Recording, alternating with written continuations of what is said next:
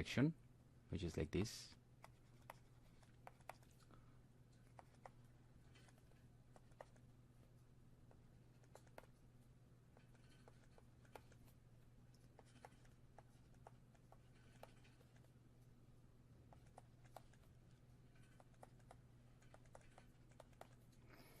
And we are given a set of questions for this galvanic cell reaction, and the first of one is to identify the anode and cathode half reaction. So as we know that in an anode, the reaction that happens is called oxidation, and in cathode the reaction that happens is called reduction.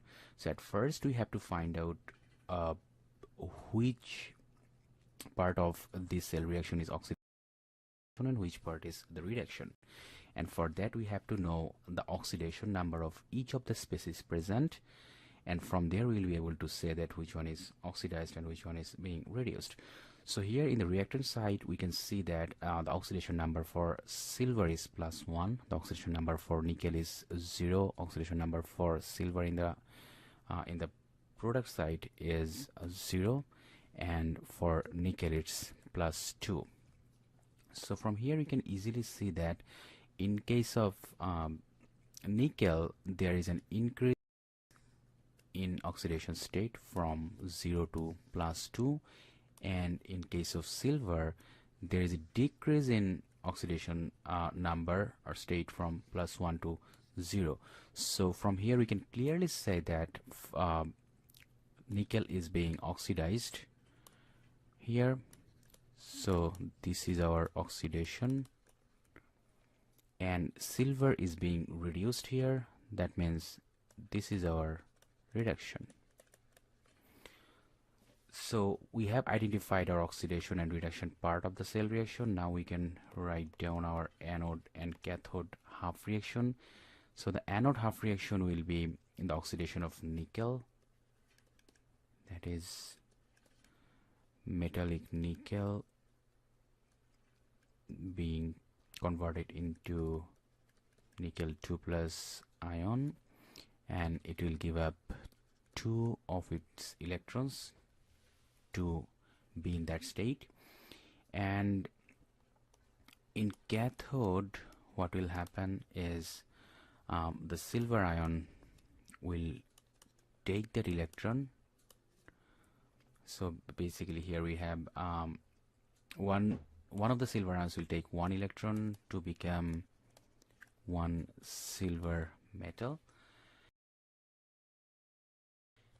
but since we have 2 electrons in anode and we have to have the same number of electrons in both the half reactions so that we don't have any electron present in the overall cell reaction, so we have to have 2 electrons in cathode half reaction also, and for that we will multiply the cathode half reaction by 2, and that will give us 2 silver plus 2 electron equal to 2 silver metal. So this is our anode half reaction and this is our cathode half reaction, and now if we just add them up we will get our overall cell reaction, and in that case what will happen is simply this 2 will be cut down and the overall cell reaction will be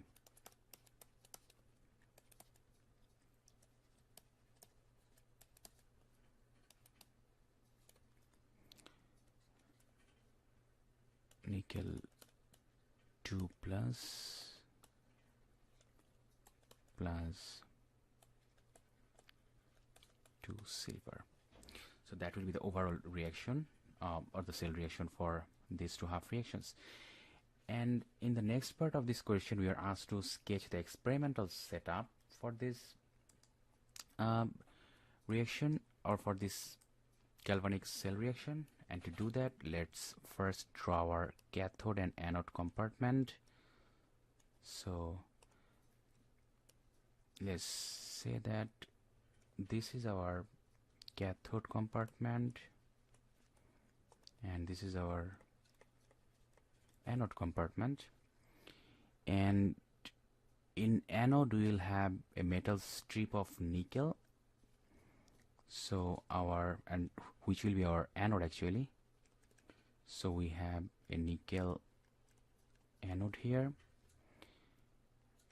and in cathode compartment we will have a silver cathode.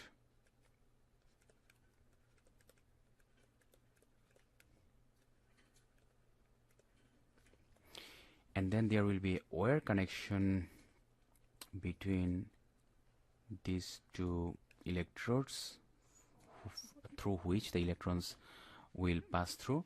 So what will happen here is, in the nickel electrode, some of the nickel metals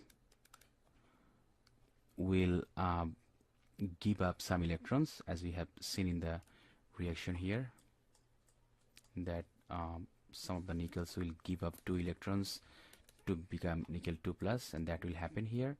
So the nickel will give up electron to become nickel 2 plus, and that will be in the solution here, and these electrons being produced will go through this path to reach the cathode. And when the electron will reach the cathode, here we have a solution of silver plus ions.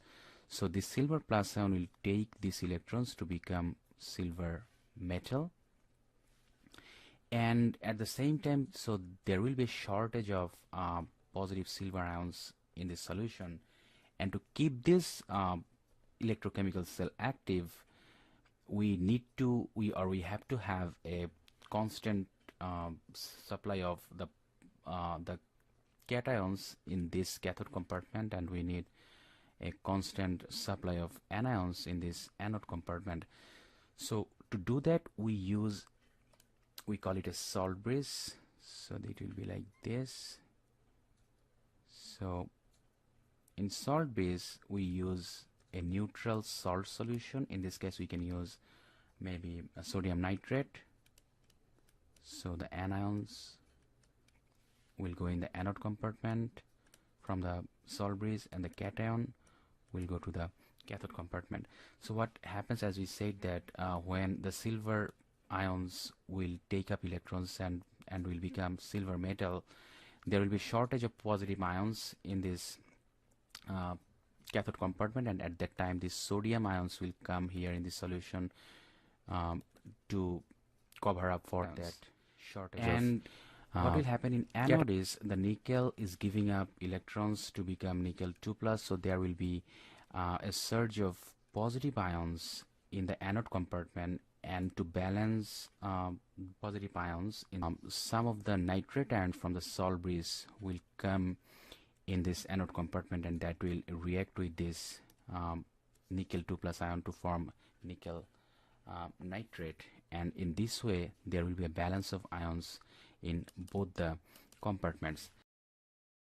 So in this problem we are given with a galvanic cell reaction, and we are given for this galvanic cell ion concentrations of the galvanic cell, standard cell potential, and we are asked to find out the cell potential at 25 degrees C for this galvanic cell.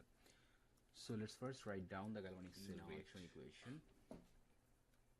Copper to copper 2 plus. Reaction equation involves copper in solid state reacting with and plus iron 3 plus, standard cell potential 4, and it will give us 3 plus copper 2 plus to Fe2 plus in aqueous state. And if we sum these two values, we will iron. So the value for this one is minus 0.34. So now volt, and the value for this find one out is the cell potential at 25 degrees C. We have to apply the Nernst equation, which is, and this will give us a value of plus 0. E is equal to 43 volt. So this is the standard cell potential for this galvanic cell. Now we will just plug in this value in this reaction equation, 0.5 or in this formula 92 volt, and if we do that, the number of electrons transferred, our cell potential value, the log Q at the 25 degrees C. So here this E naught is the standard cell potential, which we can calculate from the standard oxidation reaction potential values of this galvanic cell, and then the Q is basically the ratio of the ion concentration point on the product side over the reactant side, 2 volt over the number of electrons transferred in between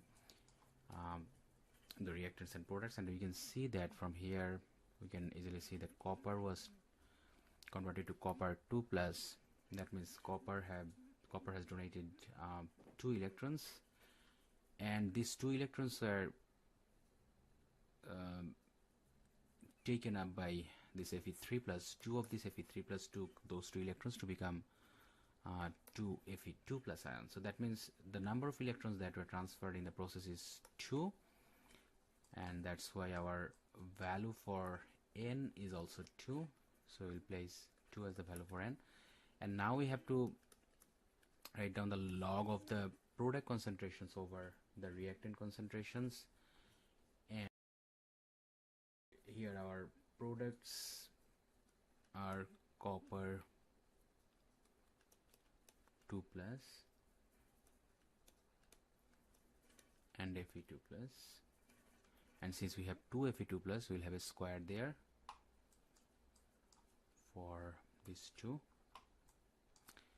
and at the bottom we will have Fe3 plus, and since we have 2 Fe3 plus, we will put a square for this one too.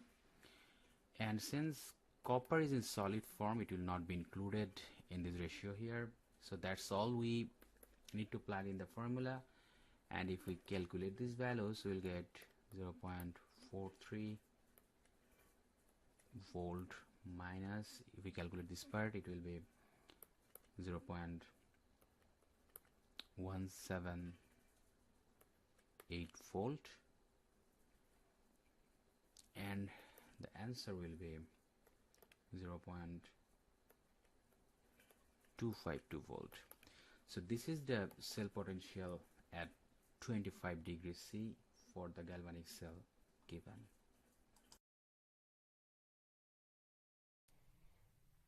In this reaction, the cell given at anode, copper is oxidized to copper ion and give electrons, while at cathode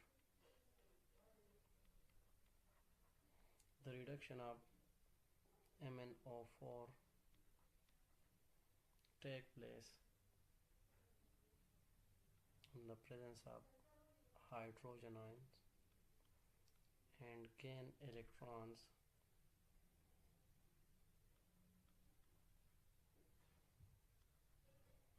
forming Mn plus 2 ion, and 4 water molecule is formed. To make the number of electron loss and gain equal, so we will multiply the anodic half reaction with 5, so we can write that 5 copper ion or copper atoms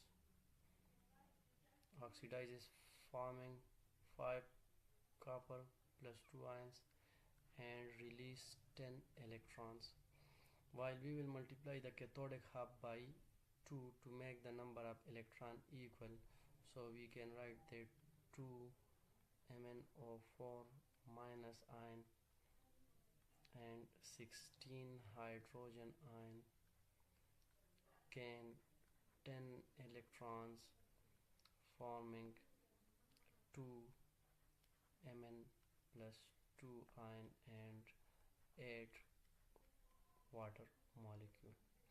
So the Nernst equation for this, the Nernst equation for every cell is written as E is equal to E naught minus 2.303 RT over NF and log of Q.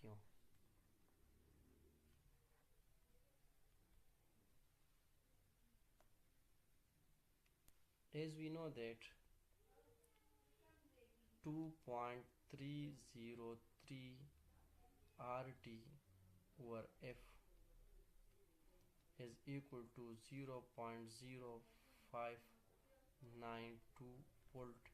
Putting this value in the Bohr equation, we can write that E is equal to E naught minus 0.0592 volt over N, where log of Q is equal to the concentration of the copper ions raised to the power 5 divided by the concentration of Mn2 plus ions raised to the power 2. Now in the first case, if the concentration of copper ion is reduced by a factor of 100, so we can write the equation that E is equal to E naught minus 0.0592 volt, where N is the number of electron lost and gained. So in the Bohr equation we see the number of electron is 10, and log of the concentration of copper ion is reduced by a factor of 100, so it is minus 100 as the concentration has been reduced. We can also write for the copper ion that the concentration has been reduced by a factor of 100. Simply we can also write that it has been reduced by a 10 raised power minus 2 for the copper ion raised to the power 5, where there is no change in the concentration of manganese, so we take it 1 square. It is 1 molar. So calculating this equation, we can write E is equal to E naught minus 0.0592 volt divided by 10, where log of 10 raised power minus 2 multiplied by 5, so it is equal to 10 raised power minus 10. We can also write this equation in the form that E is equal to E naught minus 0.0592 volt divided by 10, where it is the principle of log that the power is equal to base, so minus 10, and log of 10, where log of 10 is equal to 1, so we omit log of 10. So we can write the equation that E is equal to E naught. We multiply both the minus signs because they are in multiplication, so we can write plus, and we cut the 10, cancel with each other, so 0.0592 volt. So when we reduce the concentration of copper ion by a factor of 100, the voltage of the cell will be increased by a 0.0592 volt. On the other hand, if we write the equation for the manganese and we reduce the concentration of the manganese ion, so the equation will be like this, that E is equal to E naught minus 0.0592 divided by 10 and minus log of, now there is no change in the concentration of copper ion, so we write it 1 power 5, and the concentration of manganese ion has been reduced by a factor of 10, so 100, so we can write 10 raised power minus 2, and we taking the square of that. So writing the equation, we write E is equal to E naught minus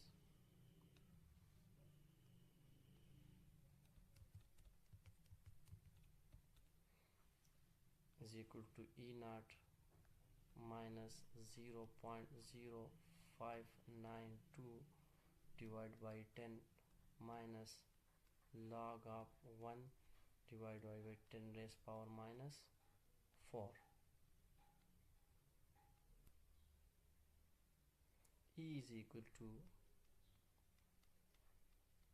E naught minus 0.0592 divided by 10 multiply by log of 1 over 10 raised power minus 4 is equal to 4.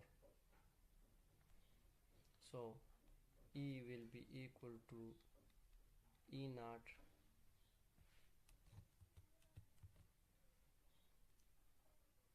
minus, so multiplying 0.0592 with 4 and divide by 10, we get the answer 0.0236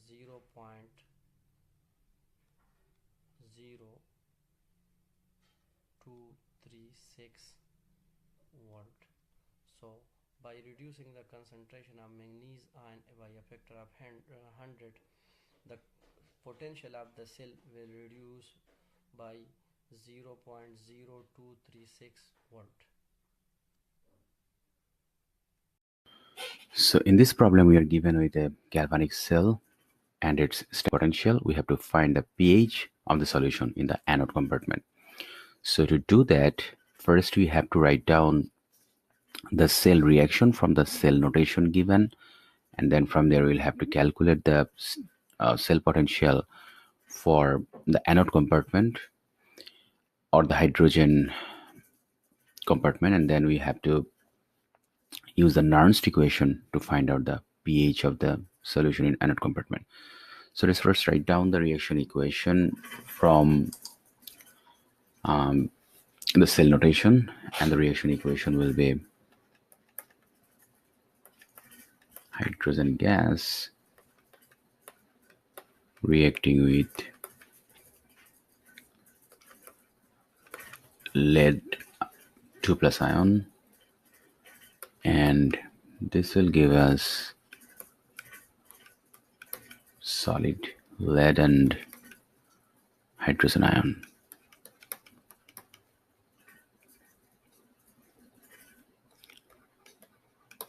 So this is the cell reaction for the cell given, and the cell potential for this cell would be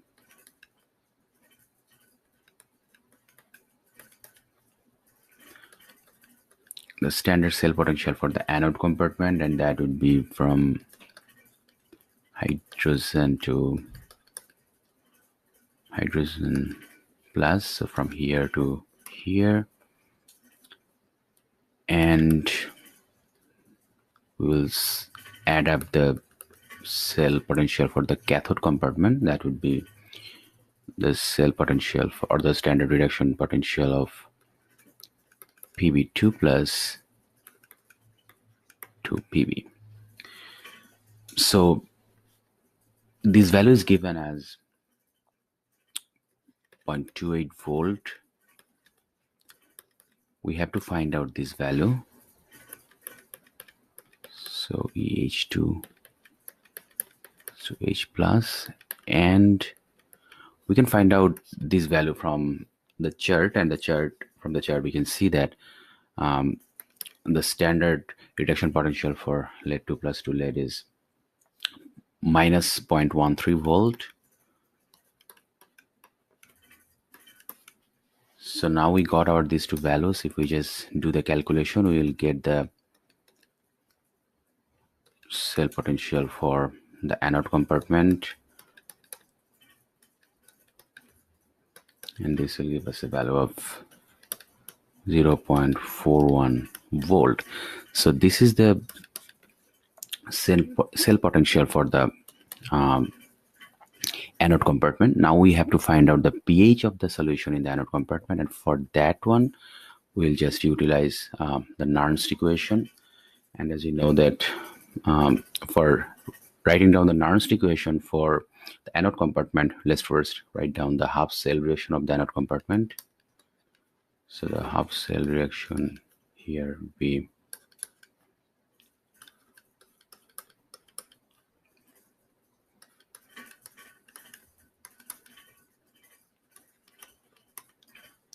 So this is the half cell reaction for the anode compartment here, and we will write down the Nernst equation for this, and it will be cell potential of H2 to H plus, and so this is our Nernst equation. So it will be equal to standard cell potential for this half cell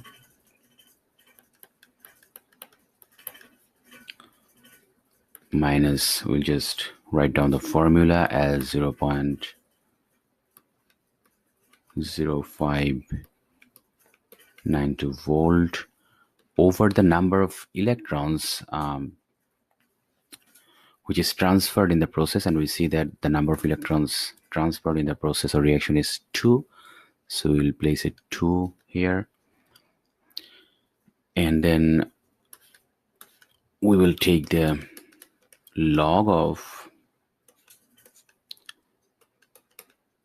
H plus ion concentration, and since the H plus ion concentration here has a coefficient of 2, so we'll place 2 here, and at the bottom we'll get the pressure of the hydrogen gas. It will come from here, and if we just take this, so this is the log of H plus ion square by the hydrogen pressure.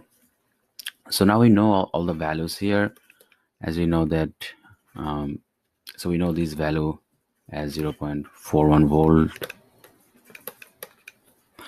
So this value is basically 0 if we look at the standard reduction potential charge. The value for hydrogen gas to hydrogen plus ion, the standard reduction potential is 0 for that. And if we just calculate this part,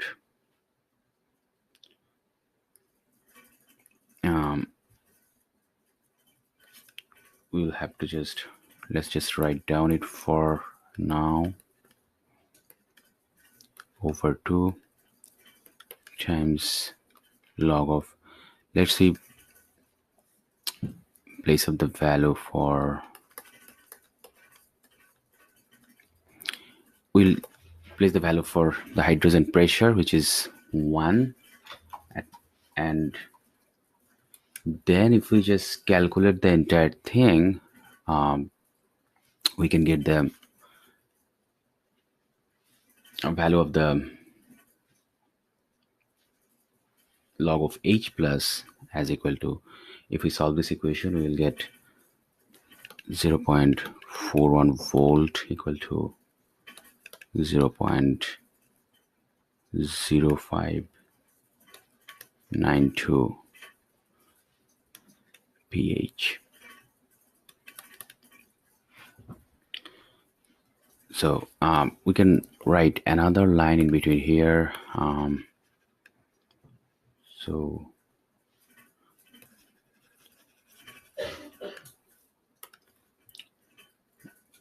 we can make it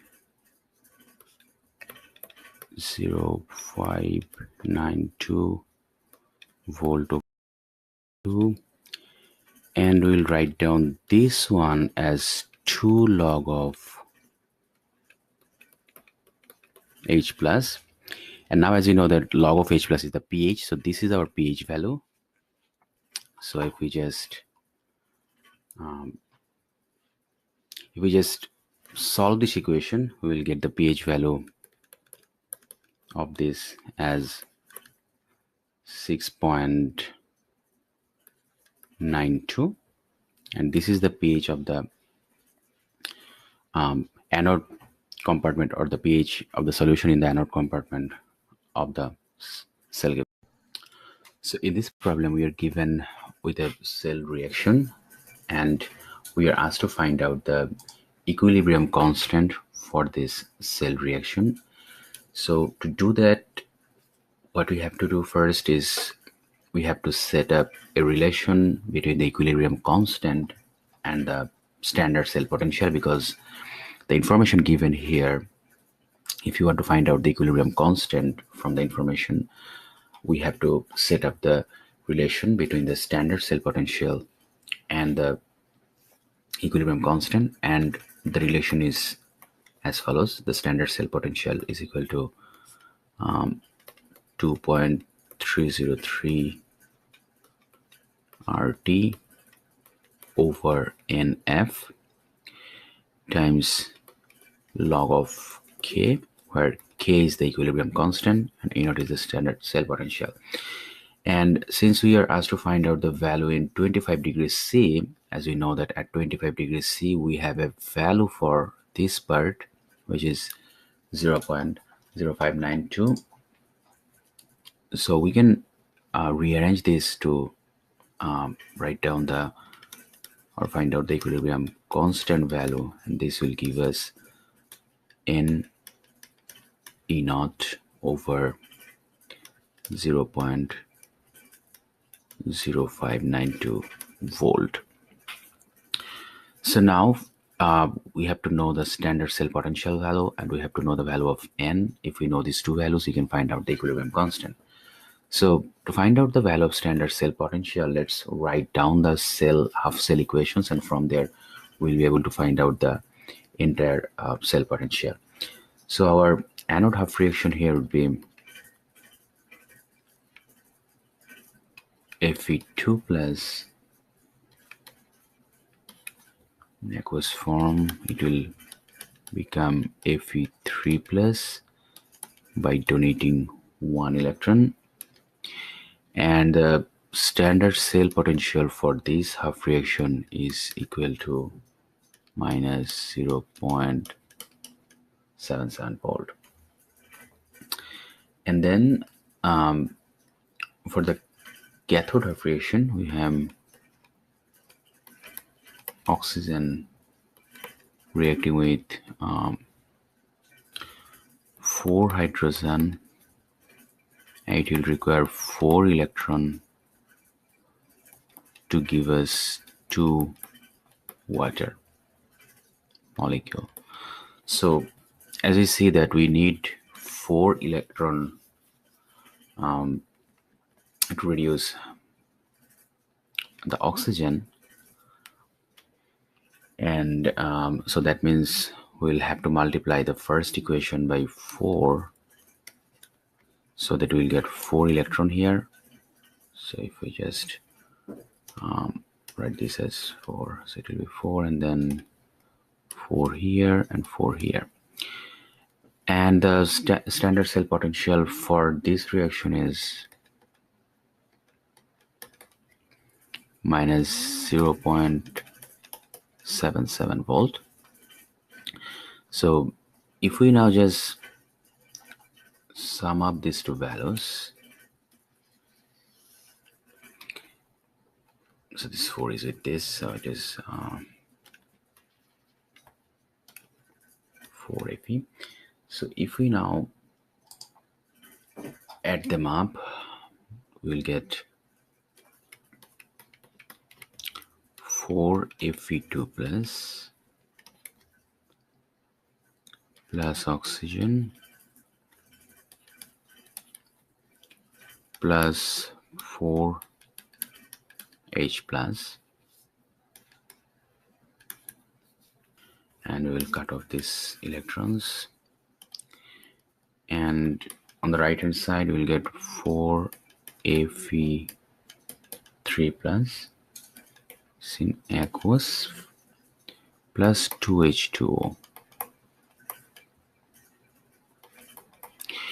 and then the overall cell potential will be the summation of these two. So the overall cell potential is minus 0. Okay, so the standard cell potential for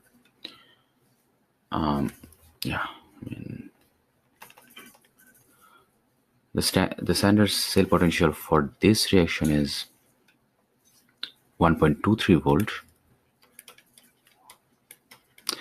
So now if we just sum them up, we'll get a value of 0.46 volt. So this is the standard cell potential for the reaction given, and now we just have to plug in these values in the formula here, and we know the value of n. The value of n here is 4 because we have 4 electrons transferring in between. So if we just plug in the values, we'll get log of E naught, no, log of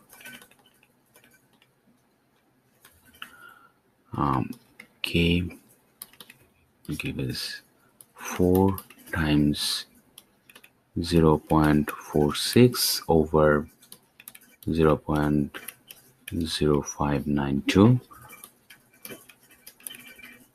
and this will give us a unitless number of 31.08.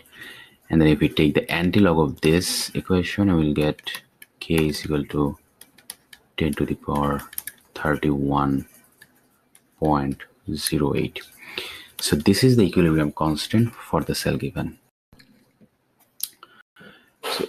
So in this problem, we are given with a redox reaction which involves the transfer of 2 moles of electrons, and we are given the equilibrium constant of this reaction.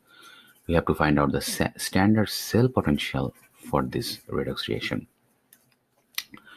So let's first, to do that, we have to know the relationship between the standard cell potential and equilibrium constant, and we know that the relationship between these two is log of standard potential.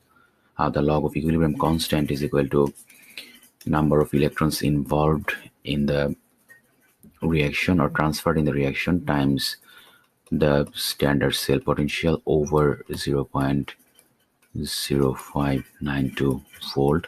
So this reaction equation is valid at a temperature of 25 degrees C. So we are given the number of electrons involved in a redox reaction, and we are given the equilibrium constant value. We have to find out the standard cell potential value from here. So if we just plug in the values we are given with, we can get, so we are given the value of equilibrium constant as 1.8 times 10 to the power minus 5, and we are given the value of n as 2, as the number of electrons transferred is 2. So if we just plug in these values, we will get log of 1.8 times 10 to the power minus 5, and on the right hand side we'll get 2 times the standard cell potential and over 0.0592 volt. And then from here we can get the value of E naught as, if we just solve this equation, we'll get the value of E naught as minus 0.140 volt. So the standard cell potential for this redox reaction given is minus 0.140 volt. In Leclanche cell,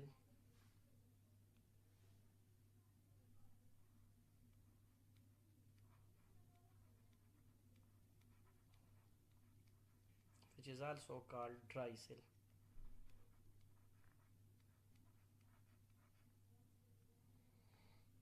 The following reaction occur at electrode at anode. As we know, at anode always oxidation take place, so zinc metal is oxidizes into Zn2 plus ion and release 2 electron. On the other hand, at cathode, the manganese dioxide MnO2 in the presence of ammonium ion NH4 plus ions gain these 2 electron and is reduced, forming Mn2O3 molecule, where the manganese has been reduced from +4 oxidation state to +3 oxidation state. At the same time, ammonia is formed and a molecule of water is formed. In case of alkaline cell,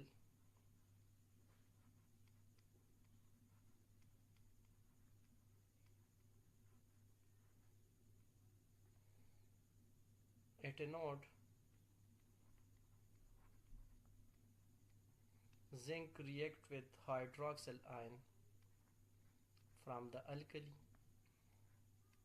So zinc is oxidized, forming Zn zinc hydroxide,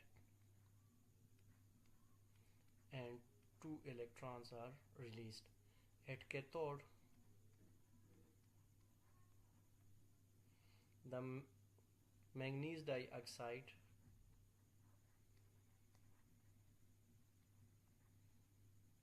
in the presence of a water molecule gain these 2 electrons, forming Mn2 manganese ion form Mn2O3 molecule, and 2 hydroxyl ions are produced in the reaction.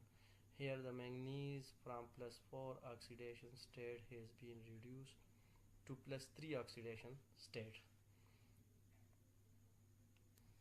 In case of nickel cadmium battery,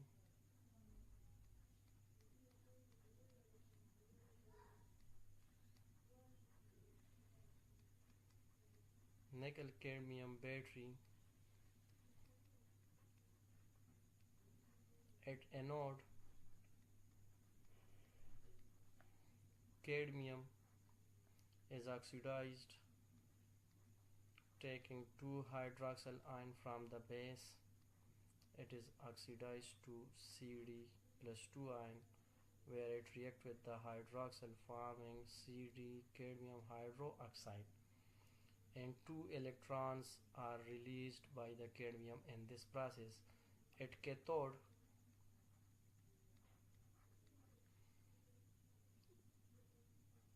nickel at cathode the reduction of the nickel take place, where nickel oxygen hydroxide NiOH in the presence of water molecule gain an electron, forming nickel hydroxide,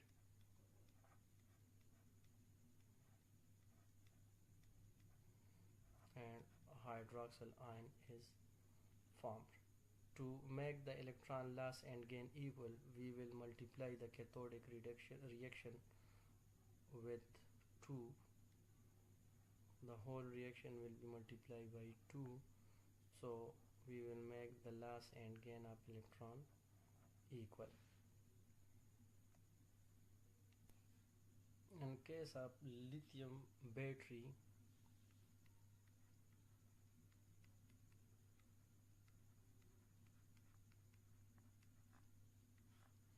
at anode, X number of lithium atom oxidizes into X number of lithium ion and gave X number of electrons. At cathode,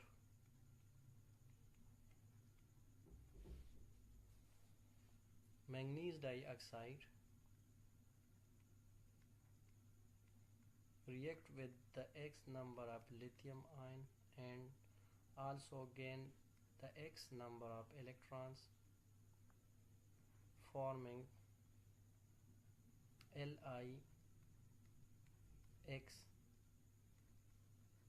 MnO2 complex. In case of lithium ion battery,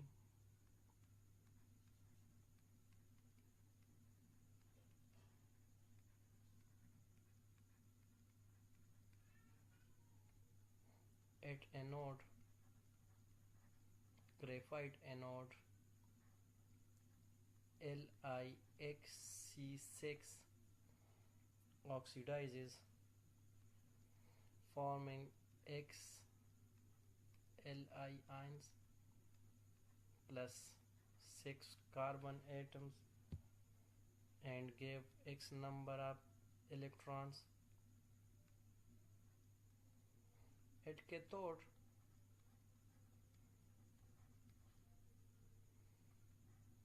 Li1 minus X COO2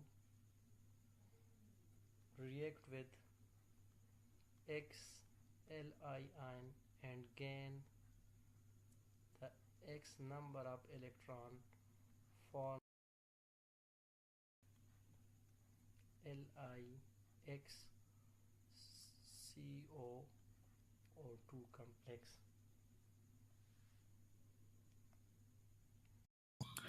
In this problem, we are asked to find out the similarities and the differences between a battery and a fuel cell. So the basic similarity between a battery and a fuel cell is both of them are galvanic cells. That means they convert energy to electrical energy by a redox reaction. So if you write that down, we can make two columns, one for battery and one for the fuel cell. And the similarity is both of them are galvanic cells. That means they convert chemical energy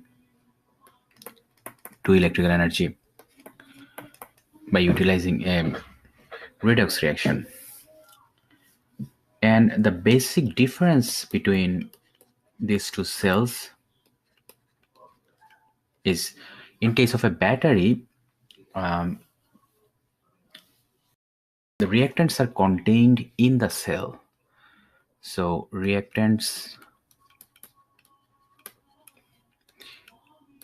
in case of a battery, reactants are contained in the cell, but in case of a fuel cell, the reactants are not contained in the cell. They are continuously supplied from an external source. And these are two the main similarity and the difference between a battery and a fuel cell. In case of fuel cell,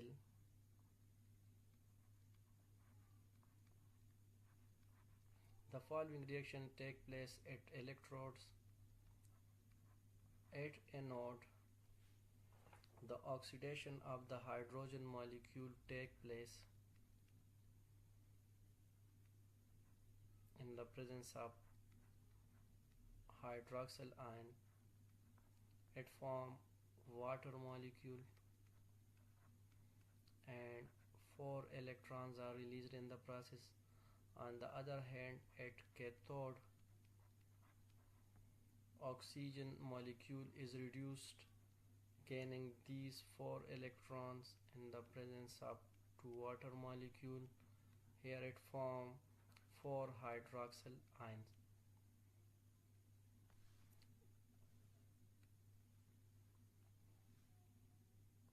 As we know that the oxidation potential of hydrogen is 0 volt, while the reduction potential of oxygen in this case is 0.4 volt.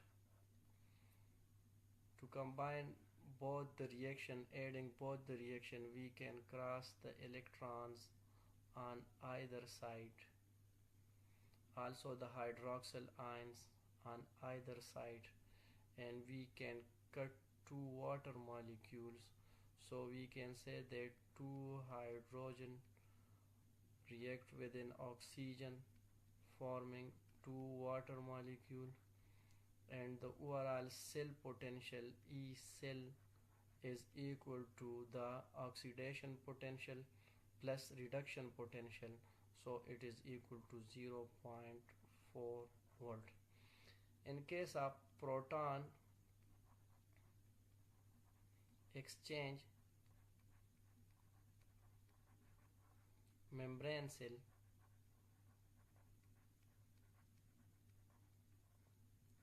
PEM, proton exchange membrane cell, PEM. At anode, the water molecule, the hydrogen oxidizes, form hydrogen ions, and 4 electrons are released. At cathode, oxygen molecule, in the presence of these 4 hydrogen ions, gain the 4 electrons, forming 2 water molecule. As again we know that the oxidation potential of hydrogen is 0 volt, while in case of proton exchange membrane, the reduction potential of oxygen is 1.23 volt. Combining both equation, adding the two equation, we can cross hydrogen ions and electrons on either side of the equation. So we can say two hydrogen molecule react with an oxygen molecule, forming two water molecule, and overall cell potential is equal to the sum of oxidation and reduction potential, which is 1.23 volt.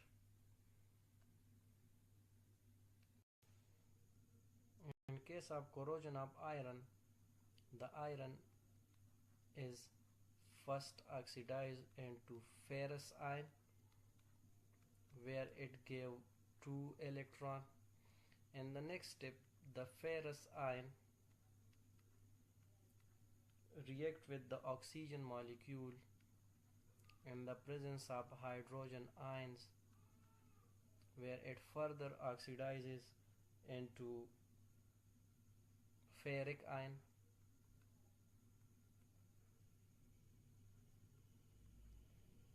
Here 4 ferrous ion oxidizes into 4 ferric ion in the balance equation and gave 2 water molecule.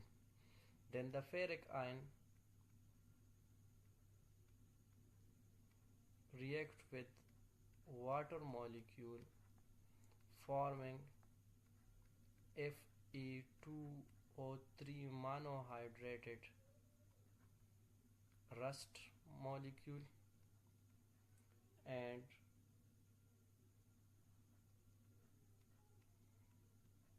hydrogen ions are formed in the reaction. So here rust is formed in this reaction. In case if magnesium is present, so the oxidation potential of magnesium is high than the iron, so magnesium is oxidized to magnesium ion and release 2 electrons. The electron released by the magnesium keep the iron Fe3 plus ion in the reduced form, that is iron. To make the reaction balance, we will multiply the magnesium and the number of electron released by magnesium with 3, and the iron and the number of electron gained by iron with 2, so the reaction will be balanced. In case of magnesium, when magnesium is oxidized,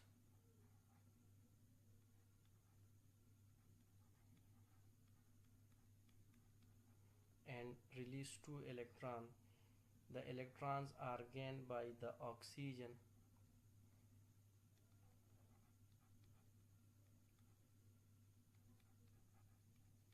and it form water molecule. So when magnesium is present, we will find the iron in the reduced form, and there will be no corrosion of iron. This is called cathodic protection. Today we are going to be looking at the electrolysis of potassium hydroxide, and in part A we will be labeling the anode, cathode, and ion flow, and in part B we will be labeling the reaction at the anode, cathode, and overall. Let's start by understanding what electrolysis is. So this is the process of electrically splitting an electrolyte. Currently our electrolyte is potassium hydroxide, which is going to break down to give us potassium and the hydroxide ion. If we look at what the anode and cathode are in the next steps, typically in our voltaic cell equations, we noted the anode as negative and the cathode as positive. However, in this, our cathode will be negative and our anode will be positive. Additionally, at the anode, we're going to be having oxidation, and at the cathode, we will be having our reduction occurring. By looking at Leo-Szöger, we can understand what's happening with our electrons. So at the anode, we are going to be having oxidation, so a loss of electrons. And at the cathode, we are going to be gaining electrons.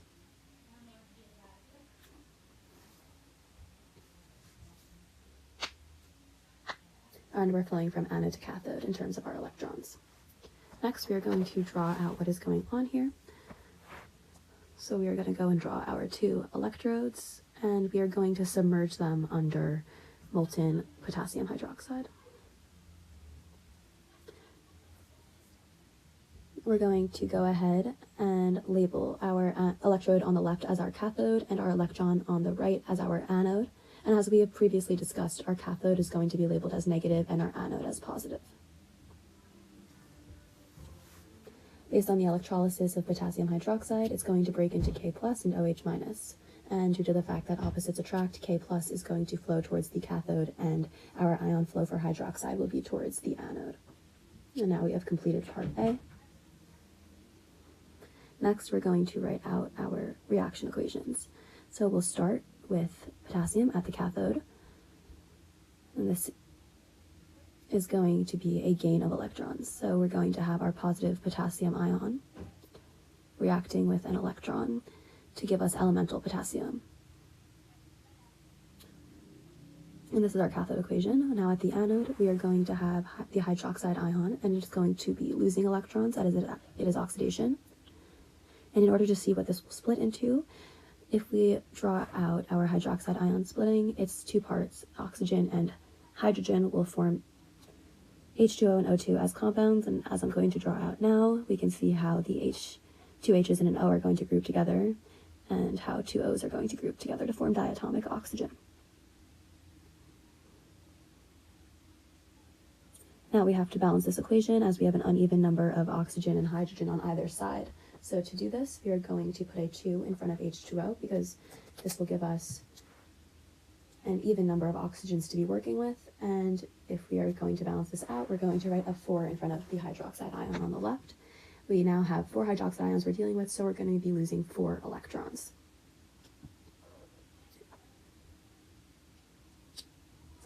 Now, for the overall reaction, we need to have an even number of electrons on either side of the equation so that we can cross them out. So because of this, we're going to multiply our cathode reaction by 4. And then we will be able to write our overall reaction. So it's 4K plus 4OH minus. That will give us 4 potassium plus oxygen plus 2 H2O. And that is our overall equation. That will be in blue. In green is our anode equation. And in red will be our cathode equation. Alright, so problem 31 here. We're given 2 bases, and we're asked to name the base and also figure out if it's seen in DNA, RNA, or both, okay? So the way we go about this is to just look at the different function groups or different atoms that are connected to our kind of a main ring, right? So starting with part A here, we see that we got this group sticking out of our ring, and everything else would just be hydrogens, right? The white spheres represent hydrogens. So this is an NH2 group. So whenever you only have NH2 and nothing else connected to the ring, you got an adenine, right?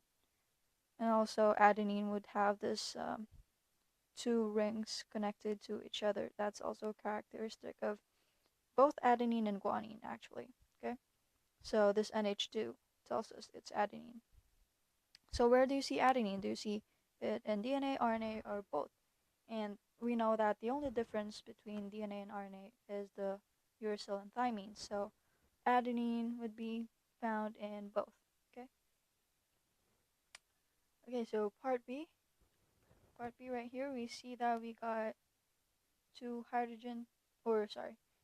oxygen atoms connected to our ring.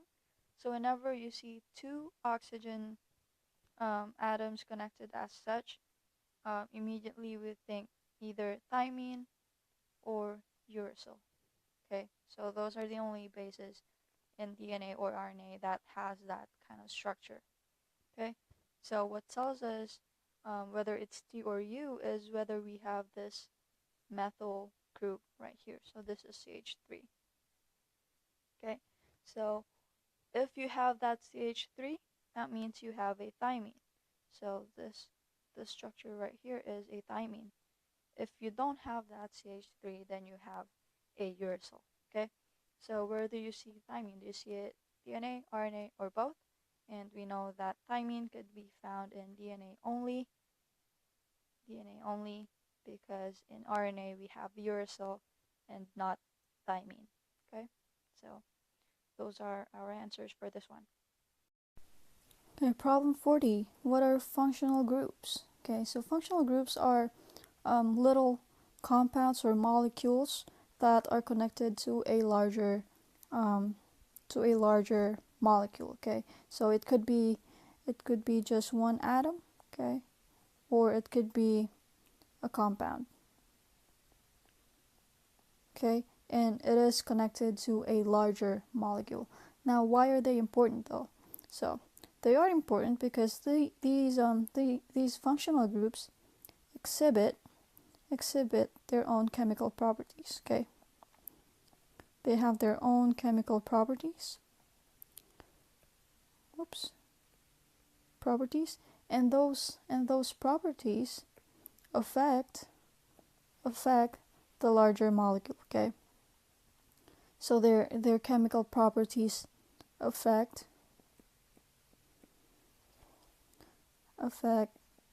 the chemistry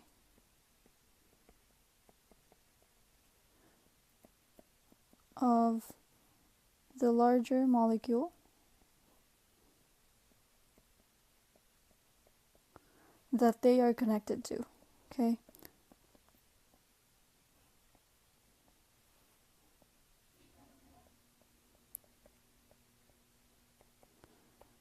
so hopefully that gave an emphasis on why we care about functional groups.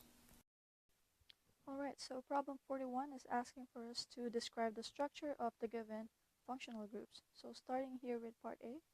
Okay, so starting with part A, we have alkene. And an alkene is characteristic of a double bond between two carbons. So we got a double bond between two carbons, and since each carbon could handle 4 bonds, we can have 2 more other things connected to each of our carbon. So that would be the structure for an alkene. Okay. Part B, we got alcohol. Okay. So part B, alcohol is characteristic of having an OH connected to a carbon. So we're going to have this carbon, and it will be connected to an O and H. Okay, so we're going to have OH connected to carbon, and as usual, that carbon could handle more bonds to other atoms. Okay, next, part C. Part C, we have an ester. And an ester is very similar to carboxylic acid, right? Where we have a carbon double bonded to O and then we have another oxygen right here, and as usual it would be connected to a carbon. Okay, so what makes ester different is that instead of having hydrogen, you know how carboxylic acid would normally have H bonded to oxygen right there. So instead of having a hydrogen, we're going to have another carbon. All right. So, and as usual, these carbons can be connected to other atoms as well. So this would be an ester. And finally, we have part D, which is amine. Okay. So amine is, as you probably remember, would have a nitrogen in it. So we have a carbon, and it will be connected to NH2. Okay. Or if you want to write that out,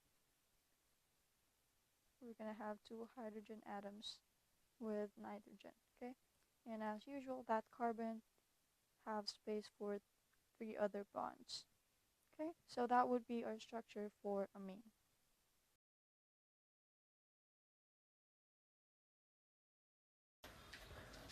Let's propose a structure for the following conditions. For A, we need a ketone, which will have the formula C5H10O. So one possibility here is going to be CH3, CH2, C double bond O, which is our ketone, CH2, CH3. So there's one possibility for that molecule. For B, we want an ester with the chemical formula C6H12O2.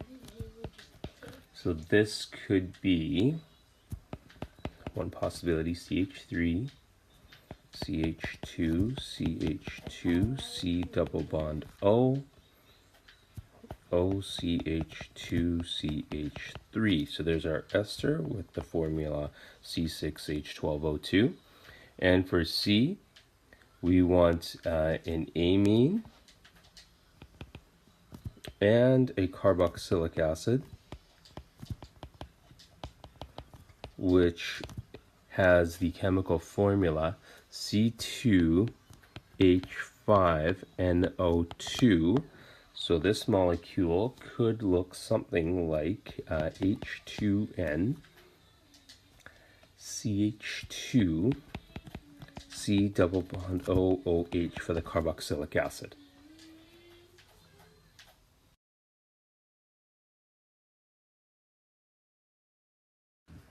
Let's draw structures for the following molecular formulas. For A, we have C2H7N, and a possible formula can be CH3, CH2, NH2, and that could be a structure that can exist.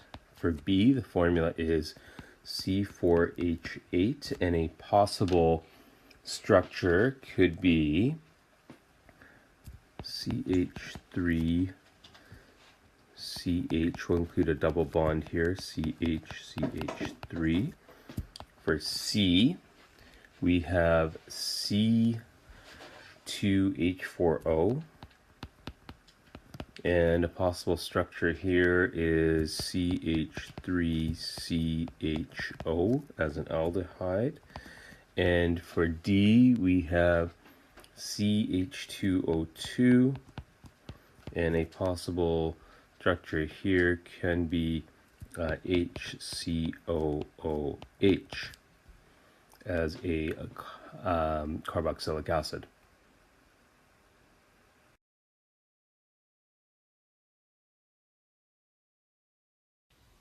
Let's draw the isomers of C3H8O. We can have CH3, CH2, CH2OH. We can have CH3, CH, CH3OH, OH, and we could also have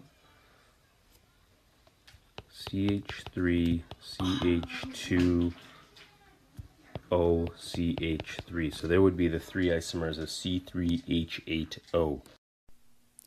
Problem 45, we are identifying function groups. Okay, so we have here the structure of cocaine, right? Structure of cocaine.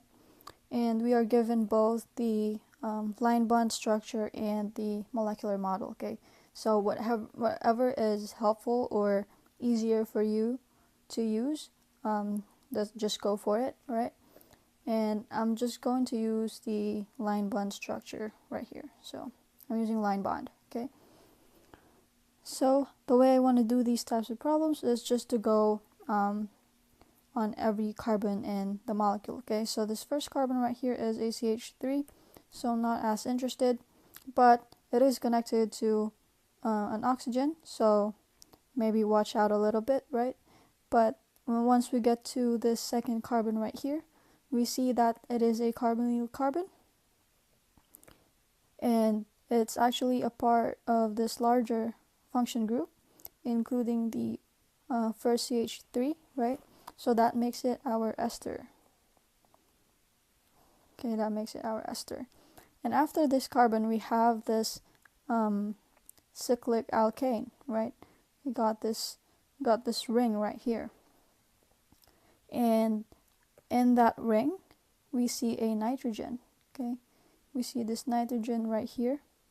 But it's not next to any carbonyl carbon, so that makes it our amine, right? So it's not an amide. It's not an amide. Okay? And then once we get to this carbon right here, right, we see that it is connected to an oxygen, and then right next to that is another carbonyl carbon. Okay? So this group together would make another ester. Okay? And finally, we see this aromatic ring right here. We got a benzene included in this molecule, so that would be our aromatic ring. Okay, so at this point we've gone over every single carbon in this molecule, and that's all our function groups. Okay, so problem 46, we're asked to differentiate straight chain versus branched chain alkane. Okay, so straight chain alkane is pretty straightforward. You just need to have all your carbon atoms in one straight chain, hence the name straight chain, right? So what I mean by that is if you have any molecule at all, you'll just have all your carbons in one chain like that. Okay, now you could have other atoms that kind of sort of work as branches, like maybe you can have a nitrogen here, an oxygen here. It doesn't really matter as long as all those carbons are in one chain. Okay, meaning you don't have any carbons sticking out of the main chain. Okay, so moving on with branched chain alkane. Well, branched chain, as the name suggests, has carbons branching out from the main chain. Okay, so if you have a bunch of carbons in your molecule, okay, say this would be your main chain, there would be a carbon somewhere sticking out. Okay, so maybe you got one, maybe you got two,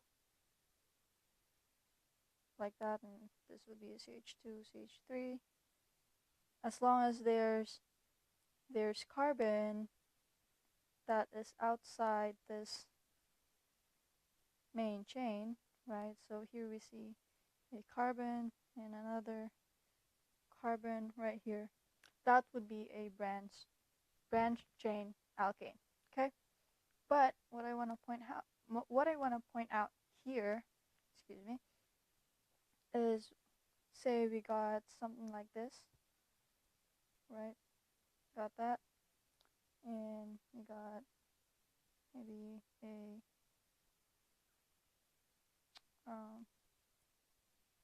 we got a carbon, and then maybe you'll have an O, right? OH. Okay, so that would be just an example I came up with.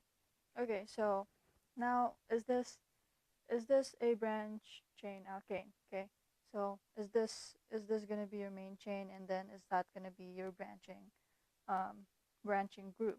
And the answer is no. Okay, remember the main chain is the longest chain you could find. So if you find the longest chain here, it's actually the carbon. Okay, so that OH is going to be outside your main chain. So actually this molecule right here is a straight chain molecule. Okay, so try not to be confused. And I know it's not exactly a straight line, but they're all in one main chain. So hopefully that explanation was helpful. Problem 47 is asking for us to differentiate alkane and an alkyl group. Okay, so an alkane is a molecule that contains only CH bonds. Okay, it contains only CH bonds, and all are single bonds. Okay, all are single bonds. Okay, an alkyl group is a substituent, right? It's a substituent that is derived from an alkane.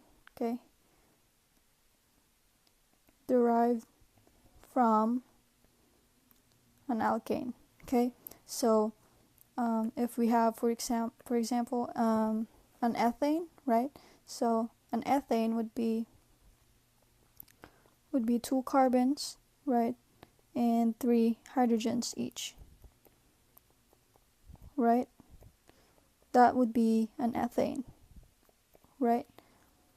If this ethane would be connected to a larger molecule, say we have this very large molecule right here, and here we connect our ethane, right?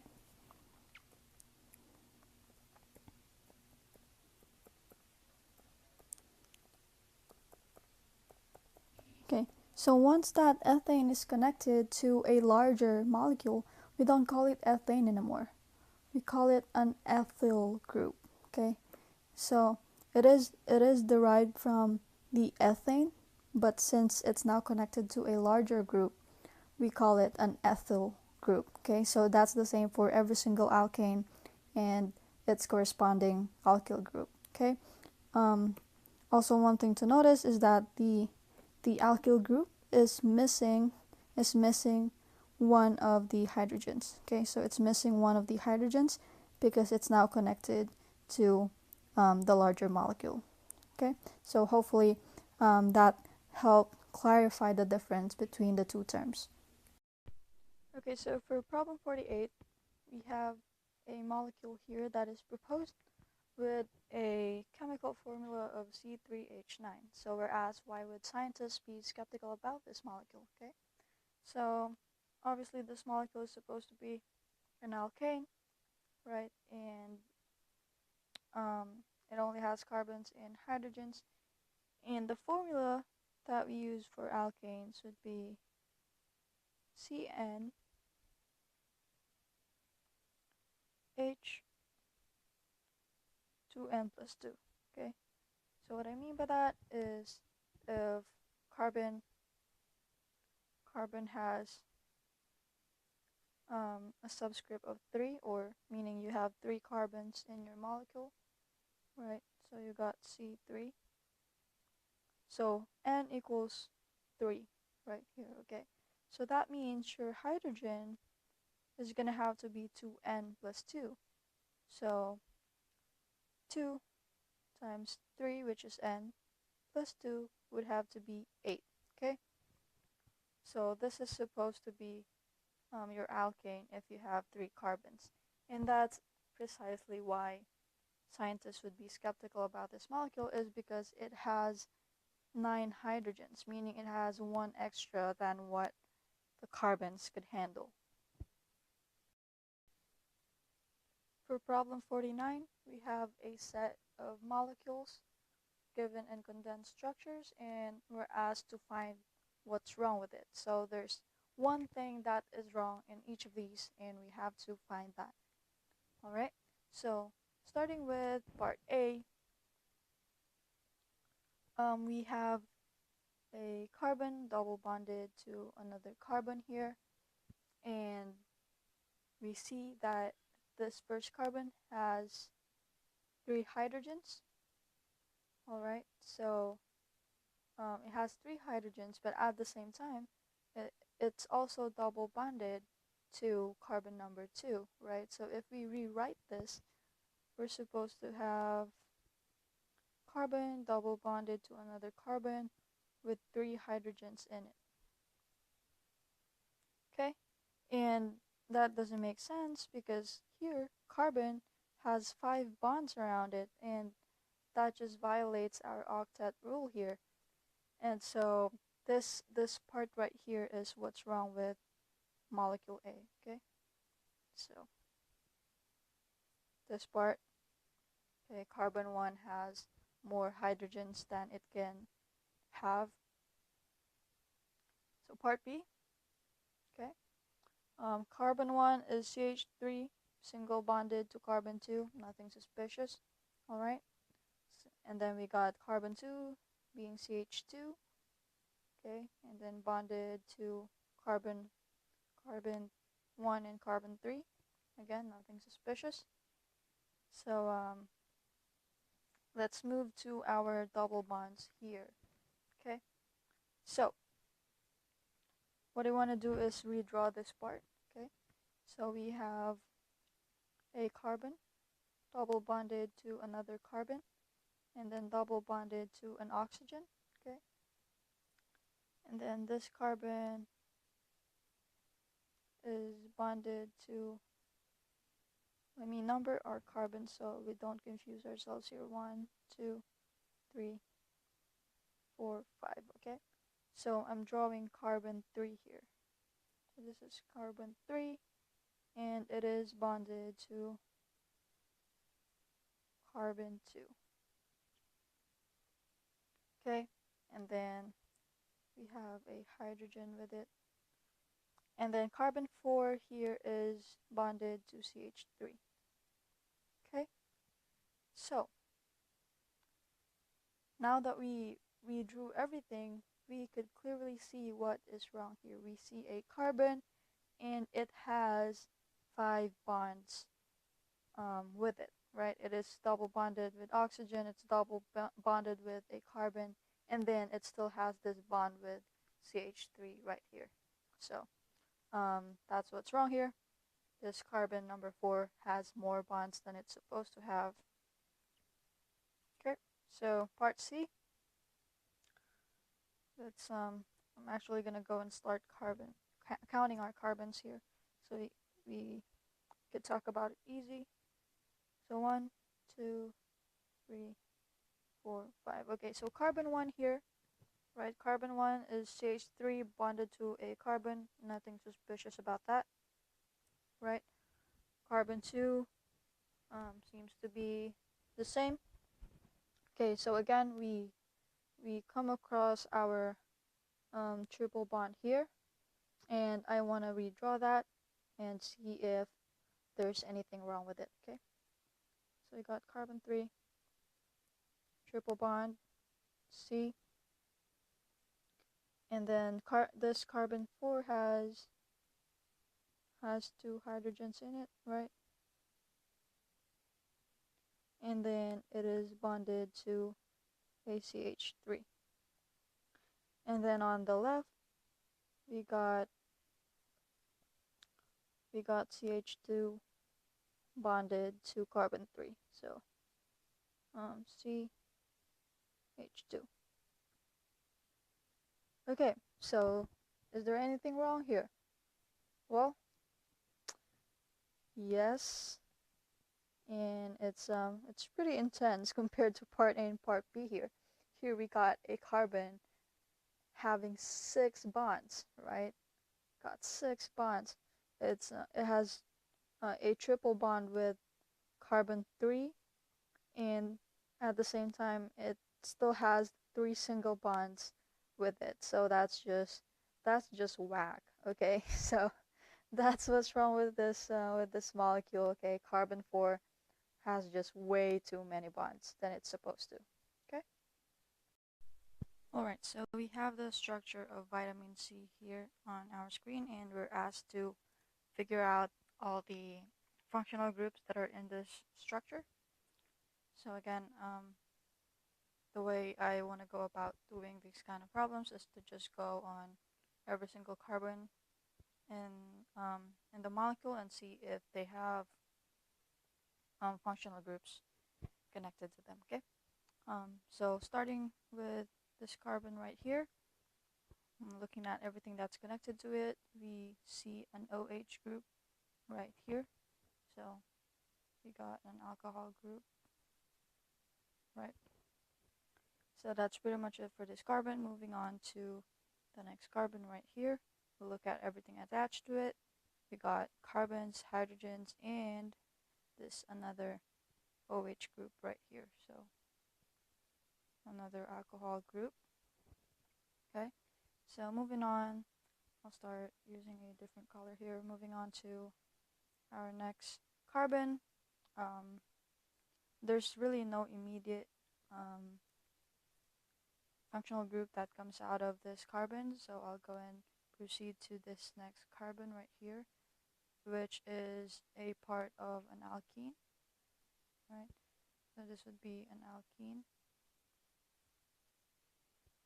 Alright, so, and then in this alkene, we see 2 alcohol groups connected to it right here. Okay, so this is an alcohol group, this is also an alcohol group. Okay, and then moving on to our last last carbon right here, we see that this is actually part of an ester right here, right? With these kinds of functional groups, we have to be a little bit careful because sometimes it just looks like a carbonyl group, but we see that it's actually an ester, right? So this is an ester, a cyclic ester to be exact, because it is part of a ring. Okay. So at this point, we've gone over every single carbon in our molecule, and I think we've got all our functional groups. Alright, so problem 50, we're naming some alkanes, right? Okay, so let's go for it, starting with part A here. So again, first step is to find the longest chain we could find, okay? So looking at the structure, this seems to be the longest chain, right? And next is we number according to where we have the first branch point. Okay, so I think it's pretty clear that the first branch point is closer if you count from the right instead of from the left. Okay, because if you count from the left, this would be your first branch point.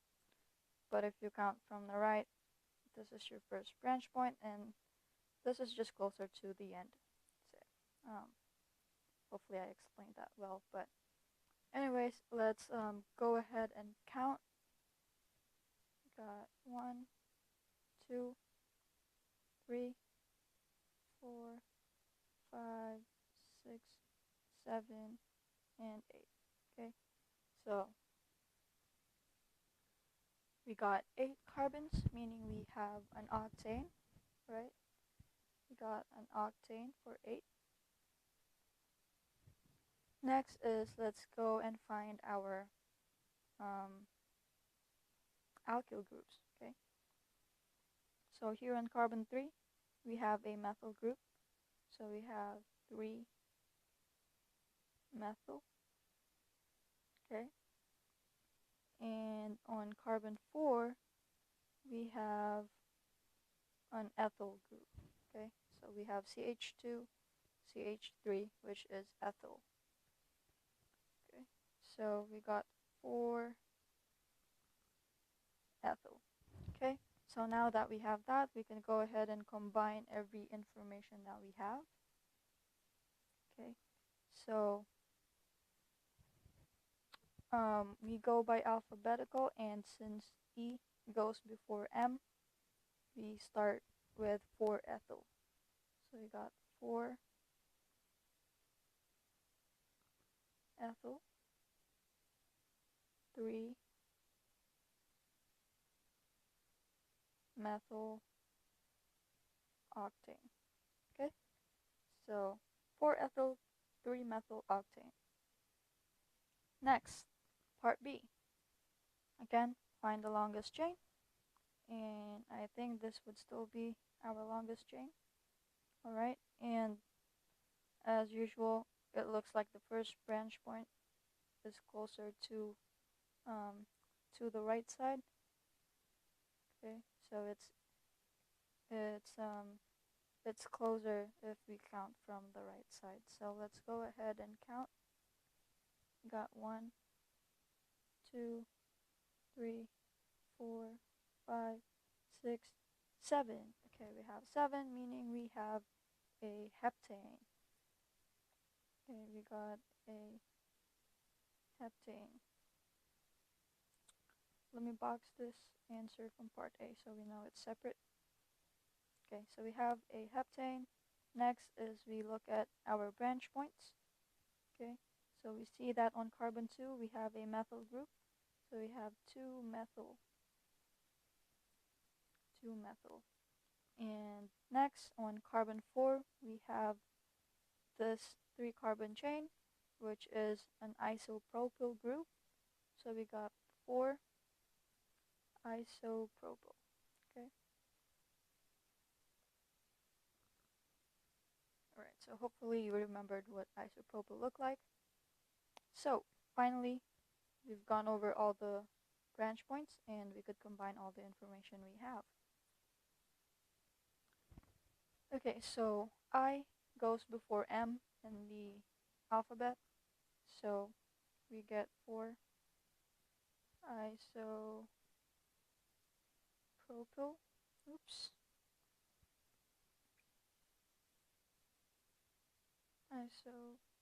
Isopropyl 2 methyl heptane. Okay. Alright, so that's for part B. Going for part C, I want to do this on the left side since we're kind of running out of space here. Okay. It looks like this would be our longest chain, right? And this time, I think the branch point is closer from the left side. We can't really confirm that. I think we just have to count from both sides and see. Okay, so we got 1, 2, 3, 4, 5, 6, 7, and if we count from the left side, 1, 2, 3, 4, 5, 6, 7. Okay, so the first branch point is always, looks like either way, you're going to have it on carbon 2 first. But what makes it different is that this carbon has 2 methyl groups in it, right? So it has 2 methyl groups. Let me remove that. And if we count from the left, or sorry, if we count from the right, if we follow the green counting system,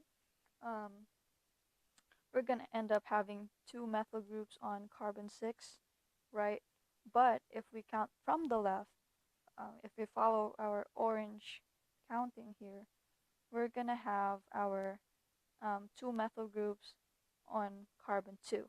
Okay, so remember we still want the least kind of numbers as possible in our in our naming. So if we follow green, we're gonna end up with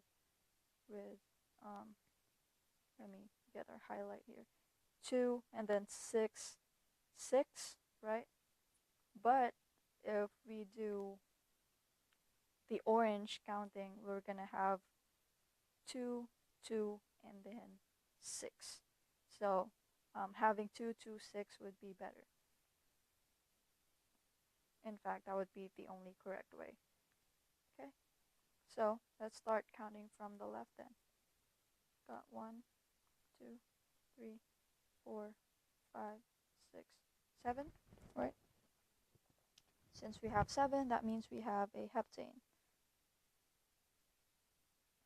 Okay, and now on carbon 2, as we mentioned, we got 2 methyl groups. Okay, so we got 2 methyl, and I'm just gonna separate them for now. Well, we're gonna combine this later. And we also have that methyl group on carbon 6. So we got 6 methyl. So this is what I'm talking about earlier. If we counted from the right going to the left, we're going to end up having 2 methyl, 6 methyl, and then another 6 methyl. So if you add these, that's pretty much how I remember it. If you add these, this would be a larger number. It's going to be 14. If we add this is only 10. So we want this, okay? We want the lower number. All right, so at this point, I think we have everything that we need, so we could combine our information. Okay, so we have all methyls. So this is going to make a trimethyl, right? So we got 2, 2, 6, trimethyl heptane. Okay, there we go. All right, on to our last problem here. Okay, let's find the longest chain. This looks like it's gonna be our longest chain, right? Okay, so again, we count from left and then count from the right and compare. 1, 2, 3, 4, 5, 6, 7, 8, and then 1, 2, 3, 4, 5, 6, 7, 8. Okay, so our first branch point, if we count using blue, the first branch point would be on carbon 5. Okay, would be on carbon 5. If we count following green, the first branch point would be on carbon 4. So we're following the green counting here.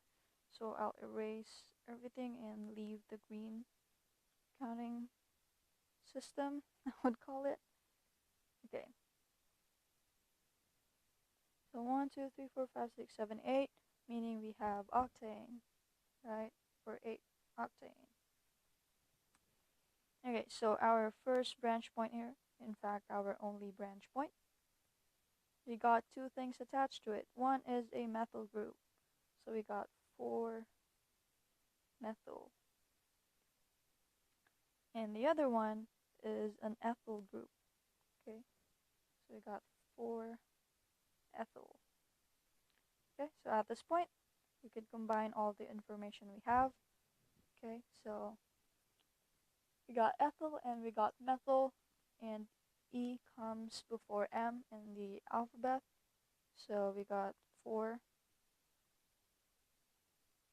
ethyl, 4 methyl octane. Okay, so alright, so finally we have named all the molecules we have for problem number 50. Alright, moving on to problem 51. Okay, we're still on IUPAC naming, and this time we are naming isooctane. Okay, so we are getting the IUPAC naming for isooctane. This is the common name for it. Okay, so first step is find the longest chain, and I think it's easier with the condensed structure right here to see that this is the longest chain that we have. Okay, so I'm going to number from the left and then from the right, and let's see where we hit our first branch point. I got 1, 2, 3,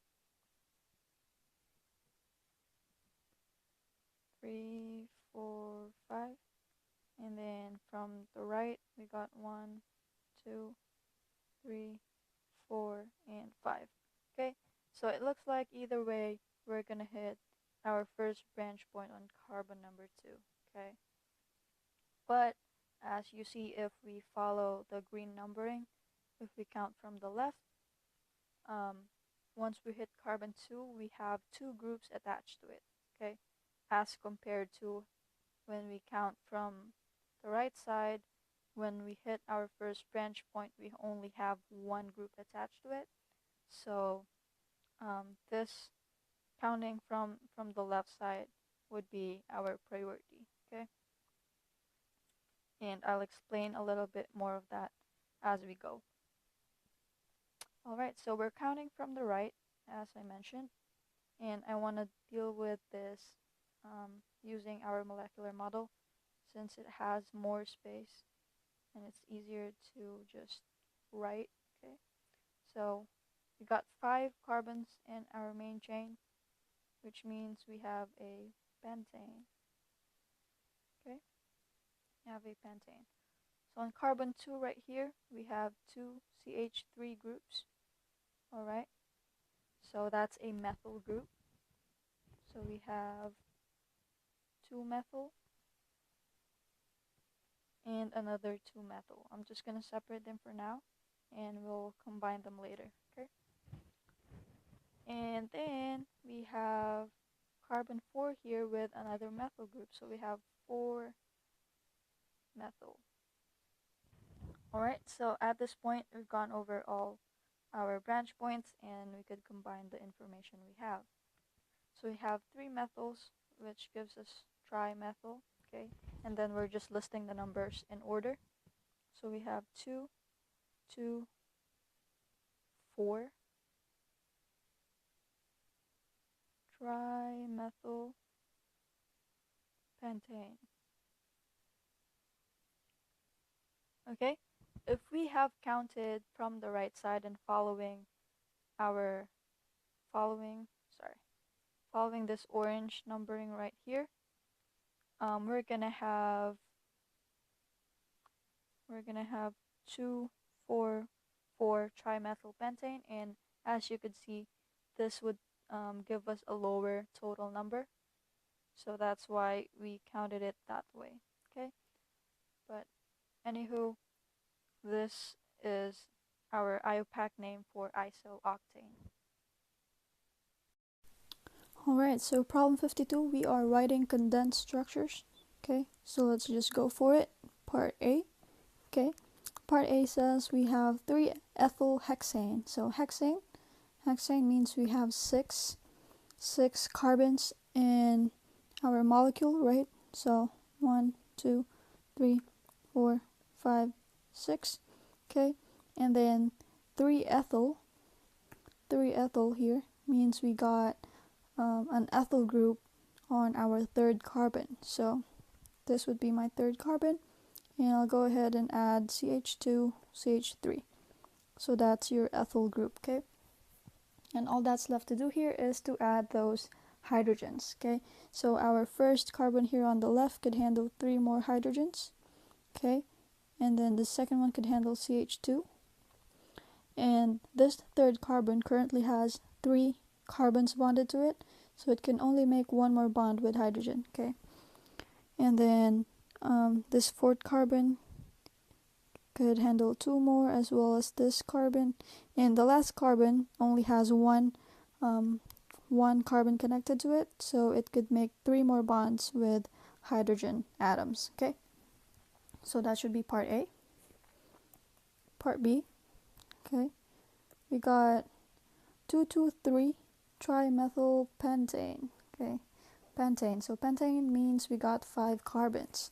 So I'll go ahead and write 5 carbons here for 5, okay. 2,2,3 trimethyl means we got 3 methyl groups, and they're on carbons 2, 2, and 3. So carbon 2 has 2 methyl groups, and carbon 3 has 1, okay. So I'll go ahead and fill those bonds with methyl groups, okay, CH3, and another CH3, okay. So now that we have all our groups connected, all we have to do is fill up the carbons with hydrogens, okay. So this first carbon would be CH3, right. The second carbon already has 4 carbons connected to it, so it can't handle another bond, so we could leave it alone, right. This third carbon right here has 3 carbons connected to it, so it could handle 1 more hydrogen, okay. And this fourth carbon could connect or could bond with 2 hydrogens more, and our last carbon can be CH3, okay. So that's it for our part B, okay. So just as a reminder for everyone that these spaces are not supposed to be part of our condensed structures. That's just an extra space that was left after my work, but when you write your structures, please make sure you don't have those spaces, okay. So part C, we got 3-ethyl 3,4-dimethyl heptane, okay. So whenever I try to read these structures, I kind of start ignoring the groups first, and then I focus on the first thing that I need to know, which is how many carbons are there, okay. So now I know there's 7, so I'll go ahead and write 7. 1, 2, 3, 4, 5, 6, 7, okay. Now I got 7. Now I worry about the groups, right? So I got 3-ethyl. So I'll go to the third carbon and add an ethyl group, okay. So I'll put it up here. Ethyl would be CH2, CH3, okay, 2 carbons. And then I have 3,4-dimethyl. So I got 2 methyl groups, one would be on carbon 3 and one would be on carbon 4. So CH3 here and CH3. So 3,4-dimethyl, okay. So now that we have all our alkyl groups connected, we fill those bonds with hydrogen atoms, okay. So what I mean by that is that carbon needs to have four bonds around it, and we fill those bonds with hydrogen if they're missing some, okay. For example, this first carbon here, has 1 carbon connected to it, so that means it needs 3 more bonds, and that's going to be filled up by hydrogen, okay. So the second carbon would be CH2. This third carbon already has 4 carbons connected to it, so it doesn't need any more bonds with hydrogen, okay. Fourth carbon here could handle 1 more hydrogen, okay. These next 2 carbons could handle 2 hydrogens each, and our last carbon here would have 3 hydrogens connected to it, okay. So that should be our structure for part C. And finally, we have structure part D, okay. We got 5-isopropyl 2-methyl octane. So again, as you notice, I just kind of ignored all the groups there and went to the part where it says octane. Okay, so that means I have 8 carbons. So let's go ahead and draw 8. 1, 2, 3, 4, 5, 6, 7, 8. Okay. And then I have an isopropyl group on carbon 5. Okay, so 1, 2, 3, 4, 5. This is carbon 5. And I have an isopropyl group. So hopefully you remember what isopropyl looks like. Okay. So this is what it looks like. It has a carbon that splits and connects to two more methyl groups. Okay, and finally I have the 2-methyl right here, so I'll go to carbon 2 and add a methyl group. Okay, all that's left for us here is to make sure that every carbon is connected to 4 things. If it's not, then fill it up with hydrogen. Okay, so first carbon here needs 3 more bonds, so we're filling that out with 3 hydrogens. Okay, second carbon could handle 1, then we have CH2 for the next 2 carbons. Okay, this 5th carbon has 3 things connected to it, 1 on the left, 1 on the right, and 1 below. Okay, so that means it could handle 1 more hydrogen. Then we have CH2 for the next 2, and our last carbon here would have 3 hydrogens connected to it. So there you have it. That's all our structures for this problem. Alright, problem 53. We are drawing structures, and as you would probably notice by now, they're all cyclic structures, okay? And the reason that I have these cyclic structures pre-drawn below is because I'm not very good at drawing polygons, so hopefully you are, but there you have it. I have our cyclic structures pre-drawn, so let's just go for it, right? Starting with part A here. Part A says cyclooctane. Okay, so that just means cyclo meaning you have a ring, and octane that means you have 8 carbons. Okay, so 8 carbons in a ring would give you an octagon, right? So outside of chemical or chemistry context, that's called an octagon. So you're just gonna have to draw an octagon, okay? Which is what I have here in part A. So I have a cyclic structure with 1, 2, 3, 4, 5, 6, 7, 8 carbons in it. Okay, so that's pretty much it for part A. Part B is a little more complicated. We have function groups now attached to it, right? We got 1,1-dimethyl cyclopentane. Okay, so pentane means we have 5 carbons, and cyclo means they are in a ring. Hence this pentagon that I have right here on the right side. Okay, and then we have 1,1-dimethyl. Okay, 1,1-dimethyl means we have 2 methyl groups, and both of them are on carbon 1. Okay, so at this point you're assigning numbers to carbons, and it's arbitrary, right? So you could use any of these carbons as your carbon 1. So I'll just choose this carbon right here. Okay, so I'll choose that, and there are 2 methyl groups attached to this carbon, so I'll go ahead and add those methyl groups. So there you go, that's 1,1-dimethyl cyclopentane. So this is part B. Okay, so moving on to part C here, we got 1, 2, 3, 4 tetramethyl cyclobutane. Okay, cyclo meaning you have a ring, and butane means you have 4 carbons in your ring. So it's kind of like a square, right? So so first is you draw that square or diamond, whatever you want to call it, and which we have right here.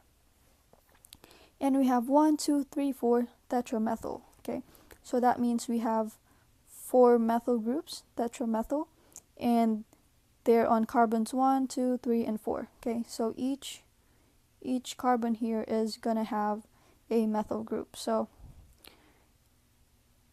for this example, doesn't matter how you count it because they're all gonna have the same methyl group, right? So you can choose which of these carbons would be your carbon 1, which would be 2, 3, and 4. In this case, it doesn't matter. Okay, so there you go. We have 1, 2, 3, 4 tetramethyl cyclobutane. So that is part C. finally here we have part D, and we got 4-ethyl-1,1-dimethyl cyclohexane.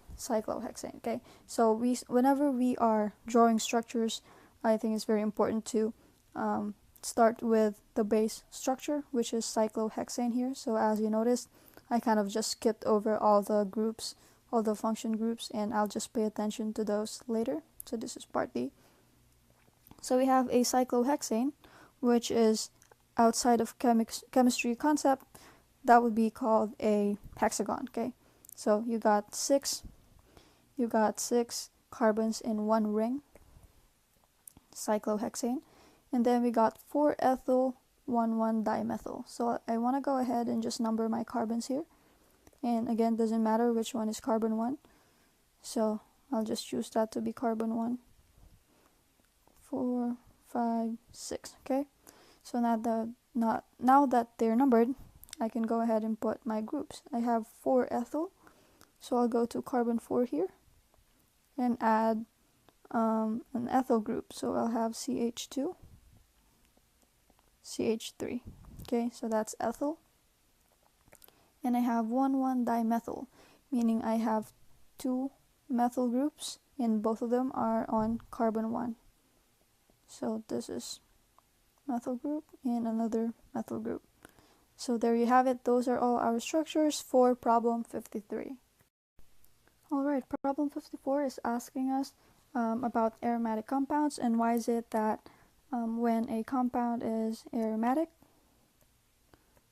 why is it that it doesn't necessarily mean that it smells nice? Okay, so why is that the case? Well, that's because the term aromatic refers to a class of compounds that is made of a 6-membered ring that has 3 double bonds. Okay, so this is what the term aromatic means. It does not mean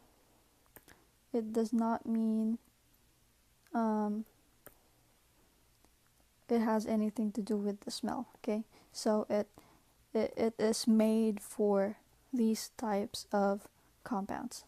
Okay, so hopefully that clarified that term.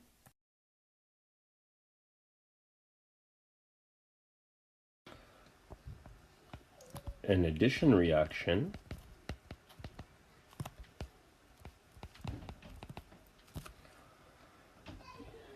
is an organic reaction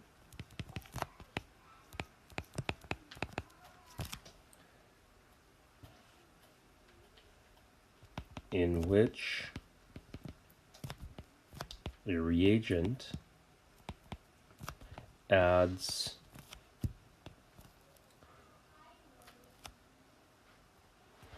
to the multiple bond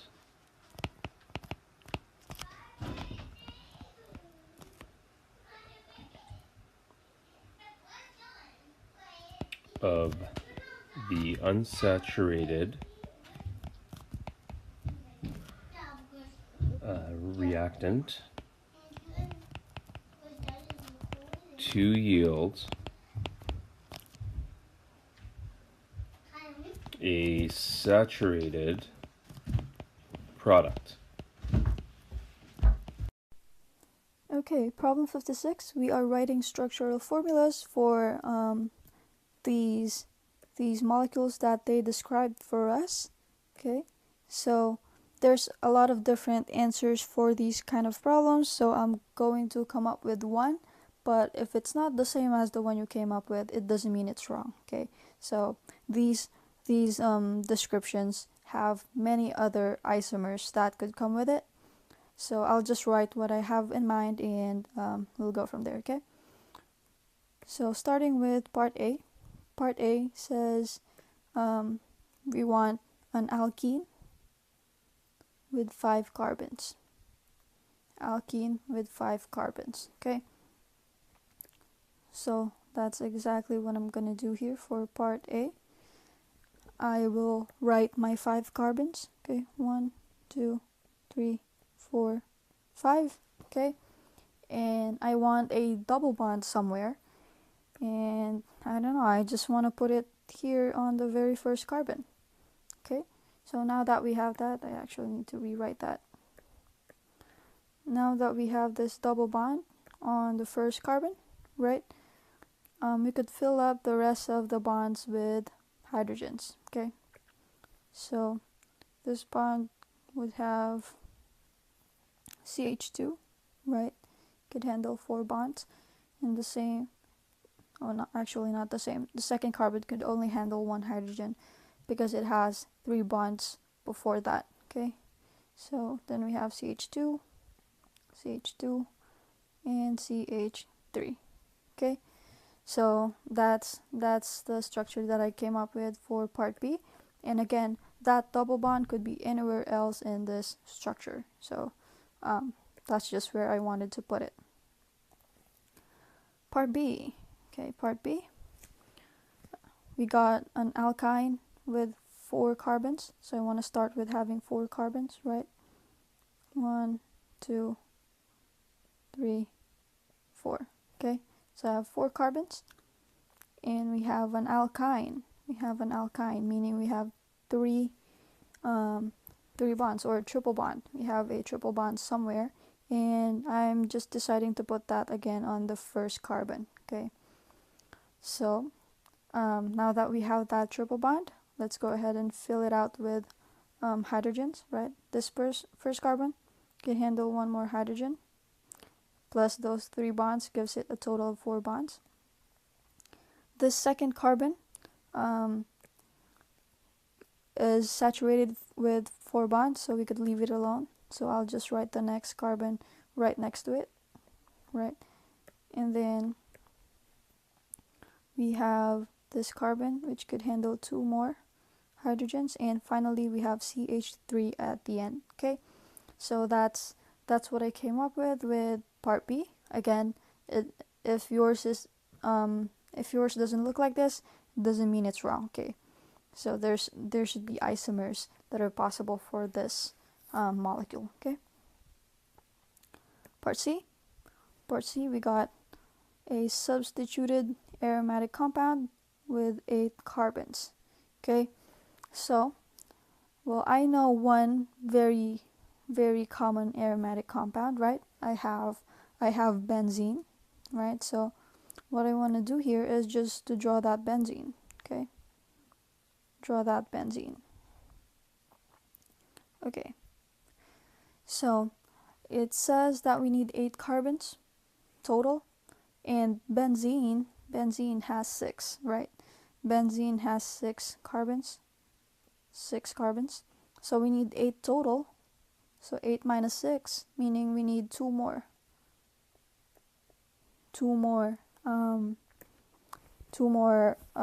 carbons in this molecule. And it also says substituted aromatic compound, meaning it does have alkyl or functional groups that come with it. So I need 2 more carbons, and well, I'll just add 1 ethyl group, right? Ethyl group has 2 carbons, so CH2, CH3. So there you go. Is my aromatic compound substituted? Yes, it does have this alkyl group. Okay, does it have 8 carbons total? Yes. I have 6 from the aromatic ring, and then I have 2 from the ethyl group. So it satisfies all the requirements for part C. Again, all of these structures are just what I came up with. They do have isomers that are also correct. Okay.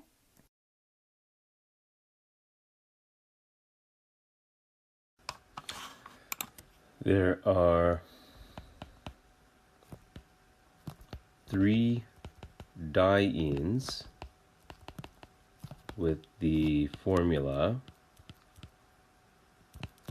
C3H8, and these are, so diene is a compound with 2 double bonds, CH3, so 1, CH3, CH, double bond CH,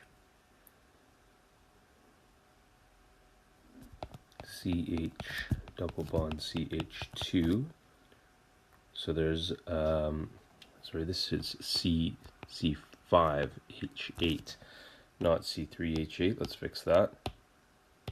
C5H8 dienes with C5H8. Second diene will be CH2 double bond CH, CH2, CH double bond CH2. So there's the second diene. And the third diene is going to be CH2 double bond CH, C double bond CH2, and a methyl substituent here. So those would be the three dienes that can be formed from C5H8.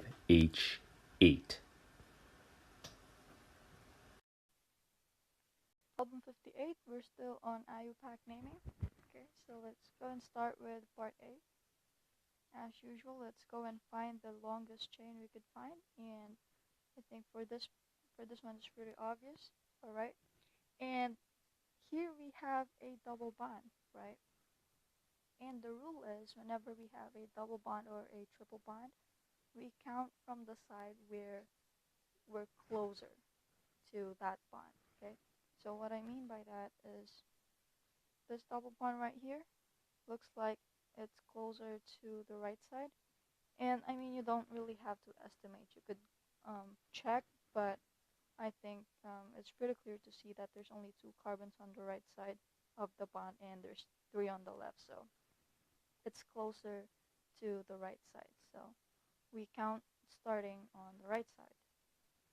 So let's go and count. We got 1, 2, 3, 4, 5 on our main chain. Okay, so let me give a space for part A down here. Okay, so we got 5, meaning we have a pentene, right? So pent for 5 and pentene because we have a double bond. Okay, and that double bond starts on carbon 2, right? Starts on carbon 2. So this would actually be 2-pentene. Okay, just kind of ran out of space there, but okay, so we have 2-pentene. Next is we check our branch points. And we see here on carbon 4 that we have a methyl group branching out. So we have a 4-methyl. 4-methyl, okay. So now that we have all the information we need, we could combine all of it and come up with our answer. Okay, so we have only one group that we need to take care of. So we got 4-methyl,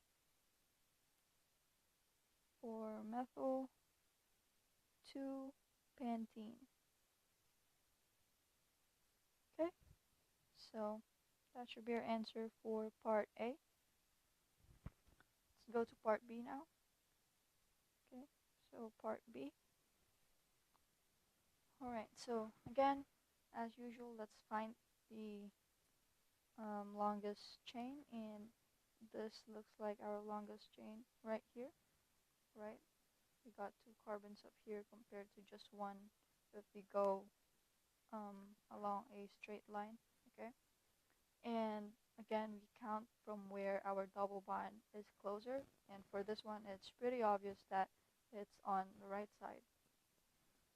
Okay, in fact, it's at the end of the right side here, okay? So we're counting from the right side here, 1, 2, 3, 4, 5, okay? So just like part A, we got pentene, but this time our double bond starts on carbon 1, right? So we have 1 pentene, because there's 5 carbons, and pentene, E because we have a double bond. Okay. So next is we take care of our branch points, and for this one we actually only have 1. We have a methyl group connected to carbon 3. Okay. So we have use a different color pen here. Okay. We have 3-methyl. 3-methyl. Okay. So I think that's all the information we need, and we could proceed to combining all these information. Okay. So we have 3-methyl. We name our branching group first. So 3-methyl 1-pentene. And that's our answer for part B. Okay, so part C now. We have a benzene ring, and connected to our benzene ring are 2 chlorine atoms. Okay, so we gotta count 1 on the carbon where our functional group is, or our atom is, so this would be 1, and we gotta count 2 on the closest branching group as well, so this has to be 2. Okay, because if we count 2 here, then this chlorine would be 6, and we don't want that, so this chlorine would be on carbon 2. Okay, so we have dichloro, right? So we have 1, 2, 1, 2, since that's where we have our chlorine atoms, and we got dichloro for having 2 chlorine atoms, right? Dichloro benzene. Okay, alternatively, the way that they are positioned, since they are next to each other, we could also name that ortho. Okay, so we write O for ortho. O dichlorobenzene.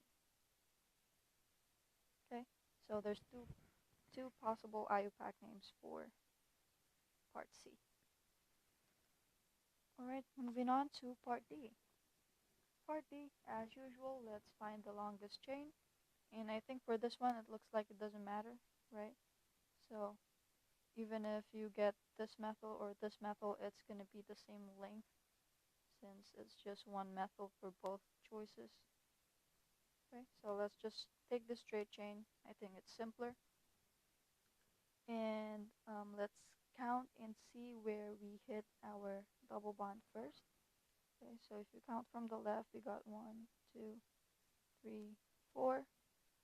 And if we count from the right, we have 1, 2, 3, 4. Okay, so either way, looks like either way, I know it's kind of getting messy here, but either way our double bond is going to hit carbon 2 first.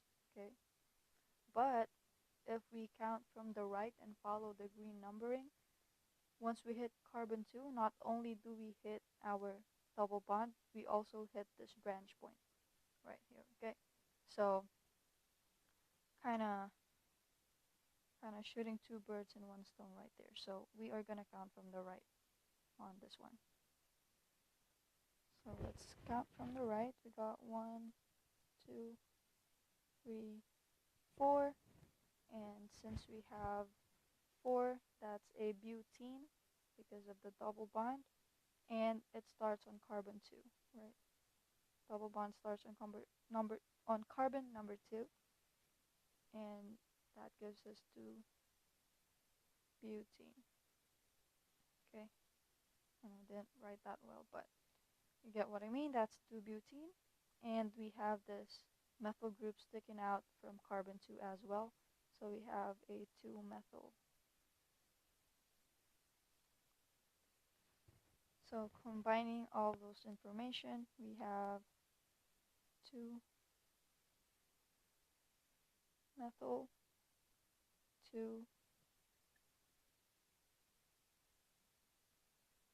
2-methyl, 2-butene. Okay,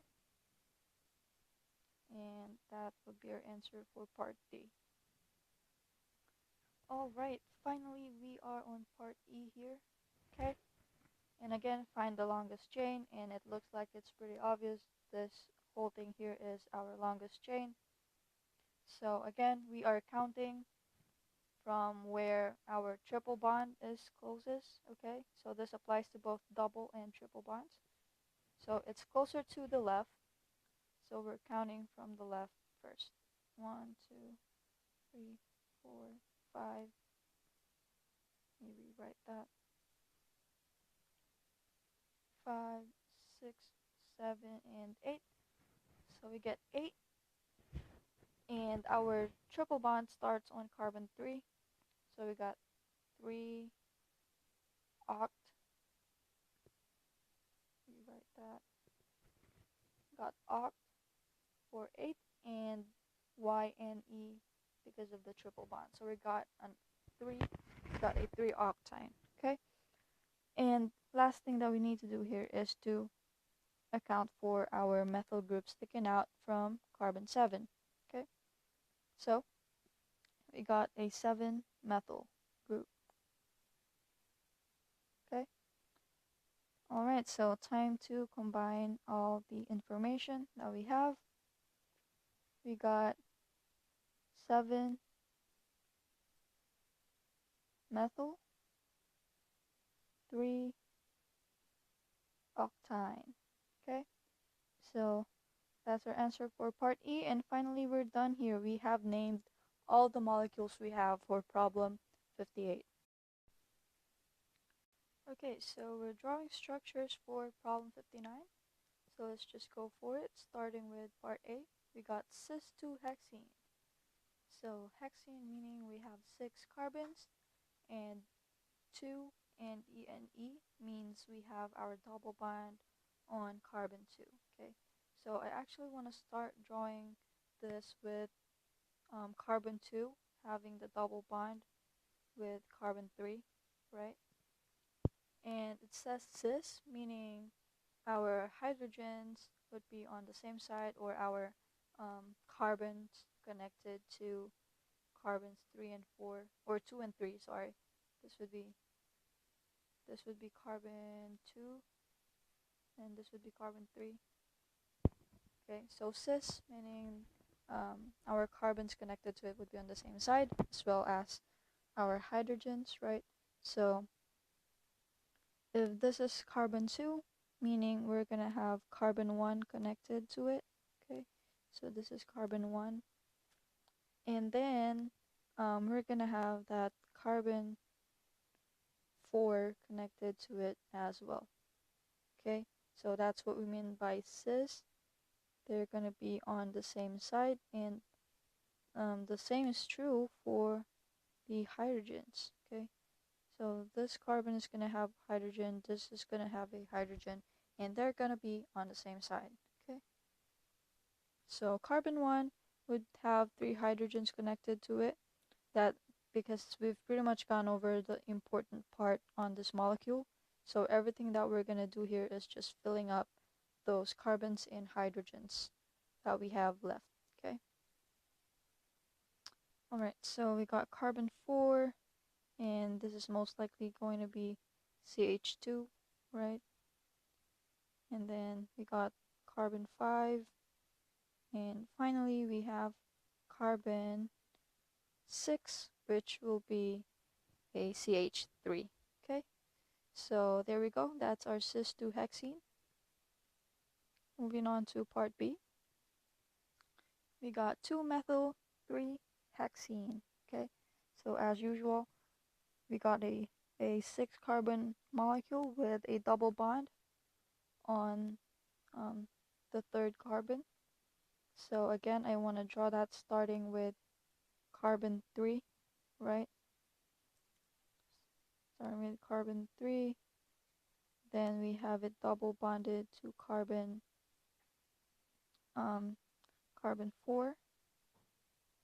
So this is carbon 3, this is carbon 4, and it doesn't tell us about it being cis or trans, so we don't really have to show it, just like how we showed part A. So as long as we know that carbon 3 would be a CH, right, and carbon 4 would also be a CH, okay? and that would be connected to CH2 being carbon 2 and a CH3 for carbon 1. Okay, so this is carbon 1, carbon 2, 3, 4, and then actually we'll edit that a little bit later, but let's go forward with carbon 5 and 6 for now. So we'll have, don't need that bond, we'll have CH2 for carbon 5 and CH3 for carbon 6. Okay, so we got 5, 6, and now we take care of that 2-methyl right there. So on carbon 2 we have a methyl group sticking out, so let me erase this number 2 right here, and we have a methyl group sticking out, which means we're gonna have to reduce the number of hydrogens that we have. Okay, so instead of CH2 we're only gonna have CH. Okay, so that should be our structure for part B. So next and finally we got part C, right? We got 2-methyl-1,3-butadiene. Okay, so that's a pretty long name. This but tells us we have 4 carbons, right? So I want to go ahead and write 4 carbons here. We got 1, 2, 3, 4.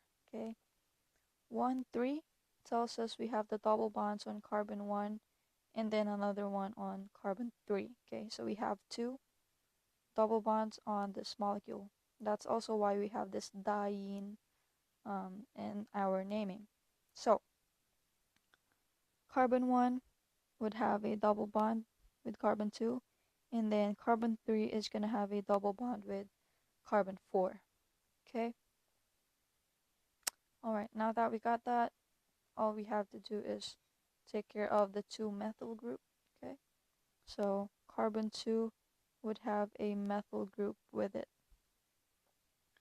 and after that we could go ahead and fill out the missing hydrogens. Okay, so the first carbon would have 2 hydrogens. Okay, and carbon number 2 here already has 4 bonds, so it's good to go. Our carbon 3 is missing a hydrogen to make it 4 bonds, and this last carbon here needs 2 hydrogens. Okay, so that should be our answer for part C. Alright, so finally we have the structures for all our molecules here. Alright, so for problem 33, we have this molecular model and we're asked to provide a condensed structure. Okay, so before we start, I want to remind everyone with what the specific spheres mean. So whenever we see a black sphere, that represents a carbon atom. Whenever we see a white sphere, that represents a hydrogen atom, and the red sphere represents oxygen. Okay, and also I want to go ahead and number our carbons. That makes it easier for us to talk about it, right? So let's go ahead and count carbons. 1, 2, 3, 4, 5, 6, and I'll call this carbon down here 7. Okay, so let's go for it and start. So carbon 1, we see that it has 2 hydrogens attached to it, right? There's 2 white spheres. So let's go ahead and write CH2. And we see that it is double bonded to carbon 2. So let's go represent that double bond. And then carbon 2 doesn't really have any hydrogens attached to it. So we're writing just C for now. Okay. So it is connected to carbon 3 with 2 hydrogen atoms right here. So let's write CH2. Right. I'll just go ahead and rewrite. I feel like I'm not writing it well. So CH2. Okay. And then we also see that carbon 2 is connected to carbon 7, right? This is carbon 2. Oops. This is carbon 2 right here, and it's connected to carbon 7. And carbon 7 has 3 hydrogens in it. 1, 2, 3, right? So we'll have a bond here on carbon 2, and we'll have a CH3 attached to it. So this CH3 would be our carbon 7. Okay, excuse me. Proceeding to carbon 4. Carbon 4 also has 2 hydrogen atoms, so we're writing CH2. Carbon 5 has 1 hydrogen atom attached to it, right? So for now we're just writing CH, just 1 hydrogen atom. And then it has this functional group connected to it, and as mentioned, this red sphere is an O and this white sphere is an H.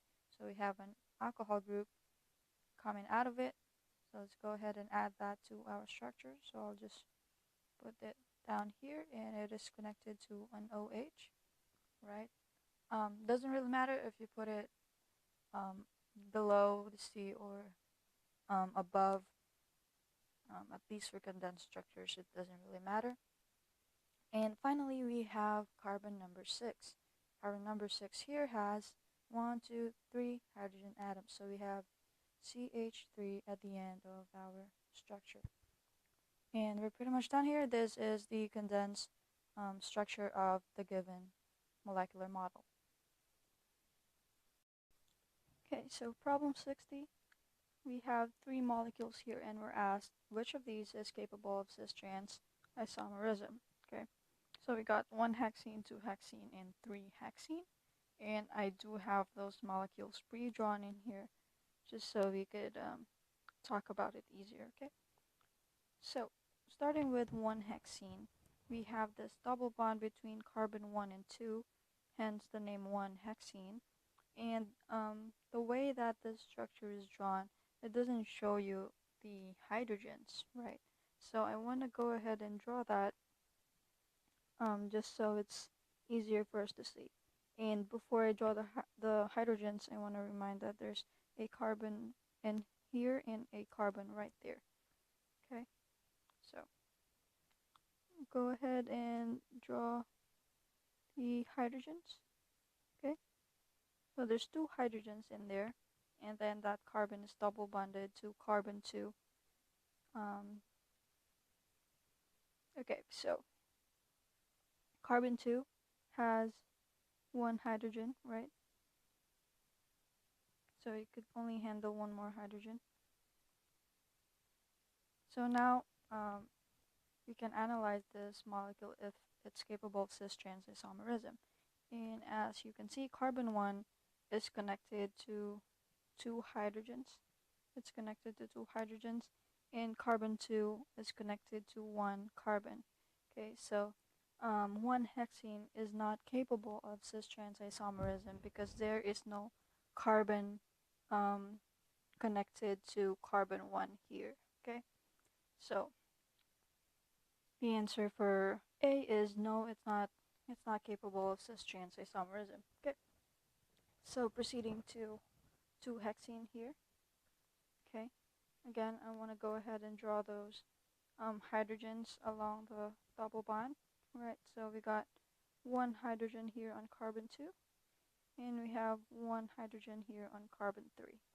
Okay, and then as you can see, you have carbon 4 right here and carbon 1 right here, and they are on opposite sides of the double bond. Okay, right there on opposite side. This one's, if you could think about it, this carbon 4 is kind of going up the double bond, and carbon 1 is kind of going down. Now, is there another way to draw this? Well, I think there is, right? We could draw one of this carbon 1 right here going up like that, right? So, and this is what that is gonna look like. Okay, so if we draw carbon 1 going up, this is what it's gonna look like. Okay. So in this molecule, both the carbons connected to carbon 2 and 3. So we got 1, 1, and 4. Carbons 1 and 4 are on the same side of the double bond, right? They're kind of on the same side. They're both going up. So this would be your cis for same side. Okay. Cis isomer and trans isomer. Sorry about that. Okay. So, well then, yes, 2-hexene is capable of cis-trans isomerism. There's 2 ways to draw those bonds around the double bond, okay? Next is 3-hexene right here. So we have carbon 3 and 4, hence the name 3-hexene, okay? And as you can see, carbon 2 right here is kind of going up the double bond if you think about it. And carbon 5 is going down. Okay, so since they're going on opposite directions, that can be our trans isomer. Now, this can only be trans isomer if we could prove that we can draw this any other way. Okay, and the other way that we could try to draw is to draw these carbons going on the same direction, and this is what it's gonna look like. Okay, so here we still have that carbon 3 and 4, and they're double bonded to each other. And then we have 2 and 5 right here, both going on the same direction. Okay, so they're on the same direction, so that would be our cis isomer. Okay, so as you can see, we only have 2-hexene and 3-hexene that's capable of cis-trans isomerism. Therefore, our answer would be B and C. Okay, so I need to box that, I think. So B and C are capable of cis-trans isomerism.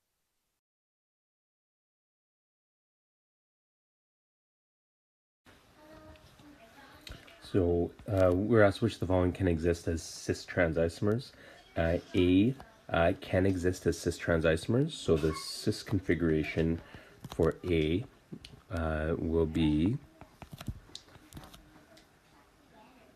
with the 2 hydrogens on the same side, CH3, and this would be CH, CH3, and H3C. So there's the cis configuration for A. The trans configuration for A will be this configuration here, where the hydrogens are opposite, and we will get this configuration here for the trans. So A can exist as cis-trans isomers. B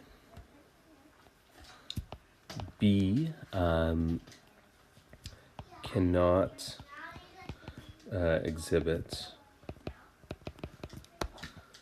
cis-trans isomerism.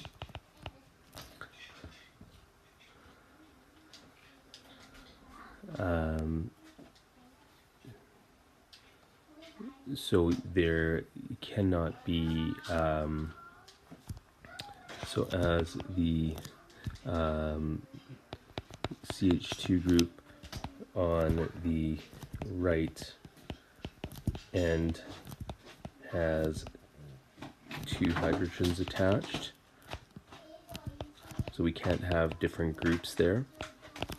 C does exhibit cis-trans isomerism. So for C, the cis isomer will be this configuration here.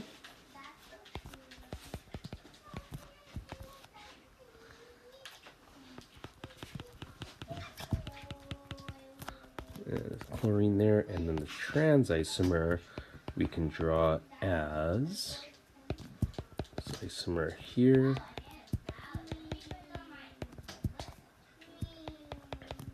And so this one does exhibit cis-trans isomerism. So A and C are able to show cis-trans isomerism, while B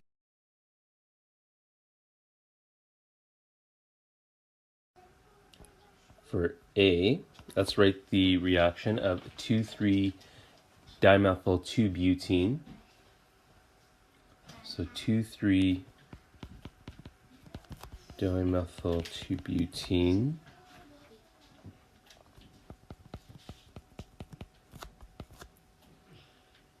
And it's going to be reacted with H2 in the presence of a palladium catalyst, and this would yield CH3 CCCH3, and we would get CH3 CH3 H and H.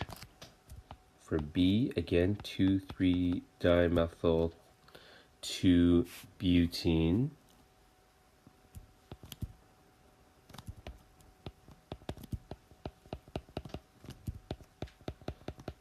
And this would be reacting with bromine, Br2, and this would yield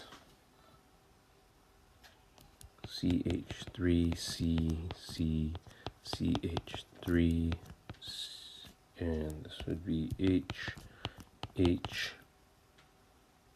oh no, not H and H, these would be Br, CH3, and CH3. And for C, 2,3-dimethyl-2-butene. And this is going to react with H2O with a H2SO4 catalyst, so the presence of acid, and this would yield CH3C CCH3.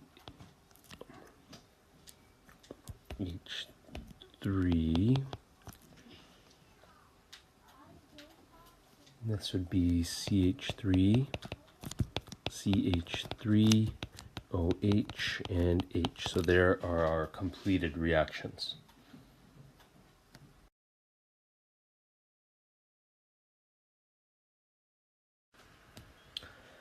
Let's complete the following reactions of paradichlorobenzene. For A, we have a halogenation, so paradichlorobenzene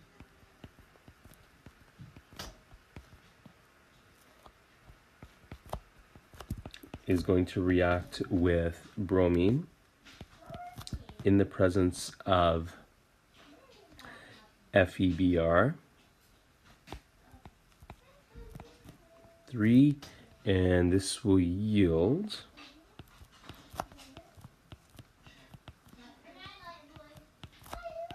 the bromine group being attached here. So there's the halogenation. For 2, we're going to show a reaction of paradichlorobenzene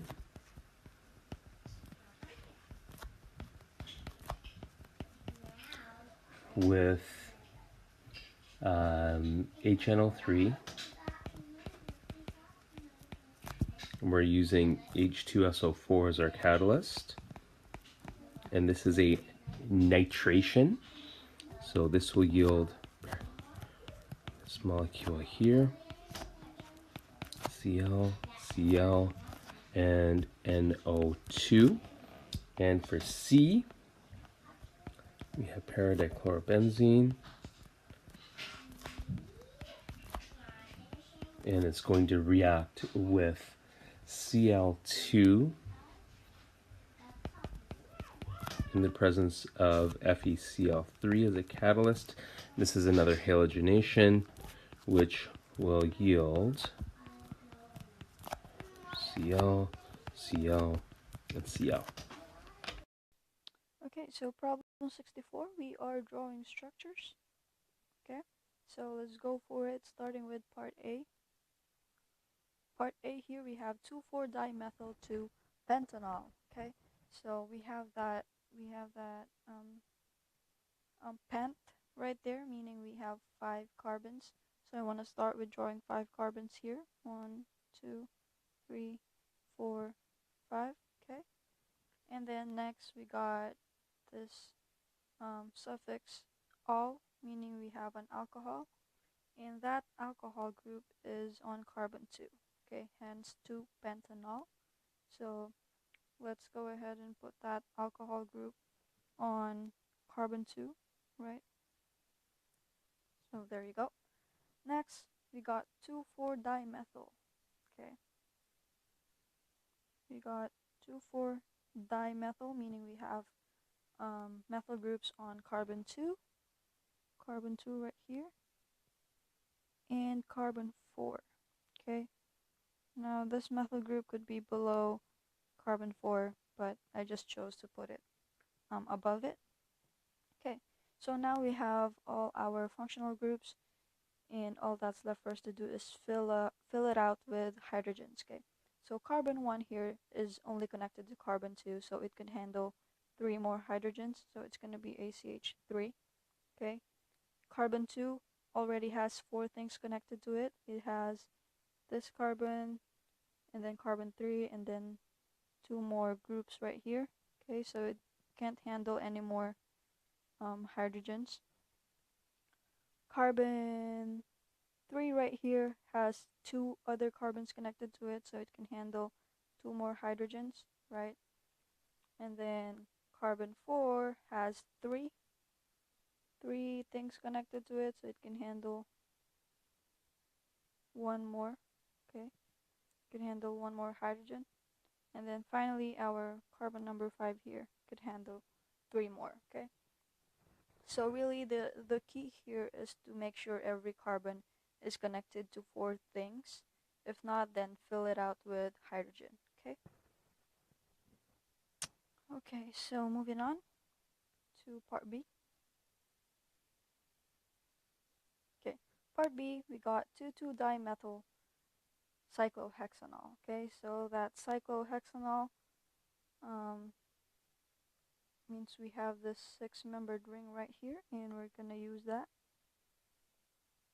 Okay, so cyclohexanol meaning we have the cyclohexene, and then it has an alcohol group. Okay, so let's go ahead and add that alcohol group. Just want to add this here on top. Okay, so whenever you have a cyclohexanol or whatever functional group your ring has, that carbon would be your carbon number 1. Okay, that will always be your carbon number 1. So let's go ahead and count our carbons here. 1, 2, 3, 4, 5, 6. Okay, and then next we got 2,2-dimethyl. Okay, so meaning we have 2 methyl groups on carbon 2, right? So this would be our carbon 2, and we just have 2 CH3 groups in there. Okay, CH3, CH3. Okay, and that's pretty much it for part B. Okay, again, the key here is setting this carbon as carbon 1. Okay, next is part C. Okay, part C, we got 5,5-diethyl-1-heptanol. Okay, heptanol right here tells us that we have 7 carbons. So let's go ahead and start with 7 carbons. 1, 2, 3, 4, 5, 6, 7. Okay, and then we got 1 heptanol, meaning we got the alcohol group on carbon 1. So let's go ahead and add that. And finally we got 5,5-diethyl. So diethyl meaning we have 2 ethyl groups, and they're both on carbon 5. So this is carbon 5 right here, and we are gonna have 2 ethyl groups. So CH2, CH3. That's 1 ethyl group, and then another one up here. Okay, so now we have all the groups that we need. All that's left is to fill out with hydrogens. Okay, carbon 1 has 2 things connected to it. right now. It has the alcohol group and this carbon, right? So let's go ahead and fill it out with 2 more hydrogens. Okay, carbon 2 can be CH2. Same is true for carbon 3, carbon 4 as well. Okay, so for carbon 5, it doesn't really have any more spots. It's currently connected to 4 things already, so we'll leave it alone. We got CH2 for carbon 6, and finally carbon 7 could handle 3 more hydrogens. Okay, so obviously we have the space here, that's just extra space. If you rewrite your molecule, you're not supposed to have any space there, but that's what we have for part C. Finally, we got part D, right? We got 3-ethyl, 3-hexanol. Okay, so we got 6 carbons from hex right here.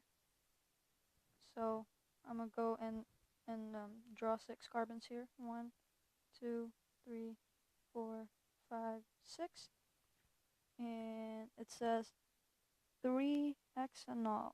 So carbon 3 has an alcohol group, right? And we got 3-ethyl. Okay, let me change the color for that. Let's use pink. So 3-ethyl, meaning carbon 3 also has an ethyl group. So CH2, CH3. Okay, so that's pretty much it for part D. All that's left for us to do is fill out with hydrogens. Okay, so first carbon would have 3 hydrogens. Got CH2 in here. Carbon 3 has 4 things connected to it right now. Okay, got 1, 2, and then it's connected to this carbon and that carbon as well, so we can leave it alone. Okay, and then we got carbon 4, can handle 2 more hydrogens, carbon 5 as well, and finally carbon 6 right here would have 3 hydrogens. Okay, then again, as I've mentioned, we don't really have this space right here. That's just extra space from that we have. Okay, so when you rewrite this molecule, it's not supposed to have that space right there, but that's all our structures. Okay, so problem 65, we're still drawing structures here and we're dealing with amines. Okay, so I'm starting with part A. We got propylamine.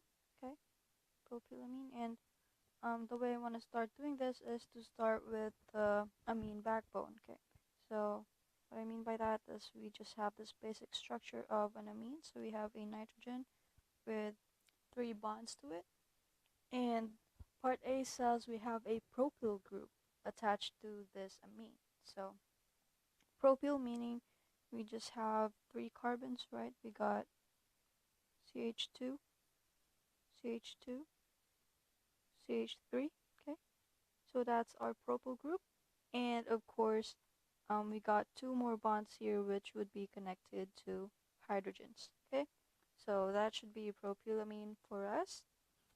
Moving on for part B here, we have diethylamine. Okay, so I realize I have this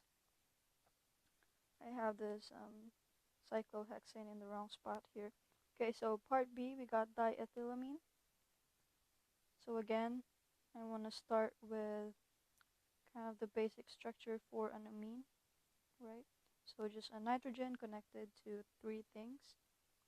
So it says diethyl, meaning we have 2 ethyl groups attached to nitrogen. Okay, so we have one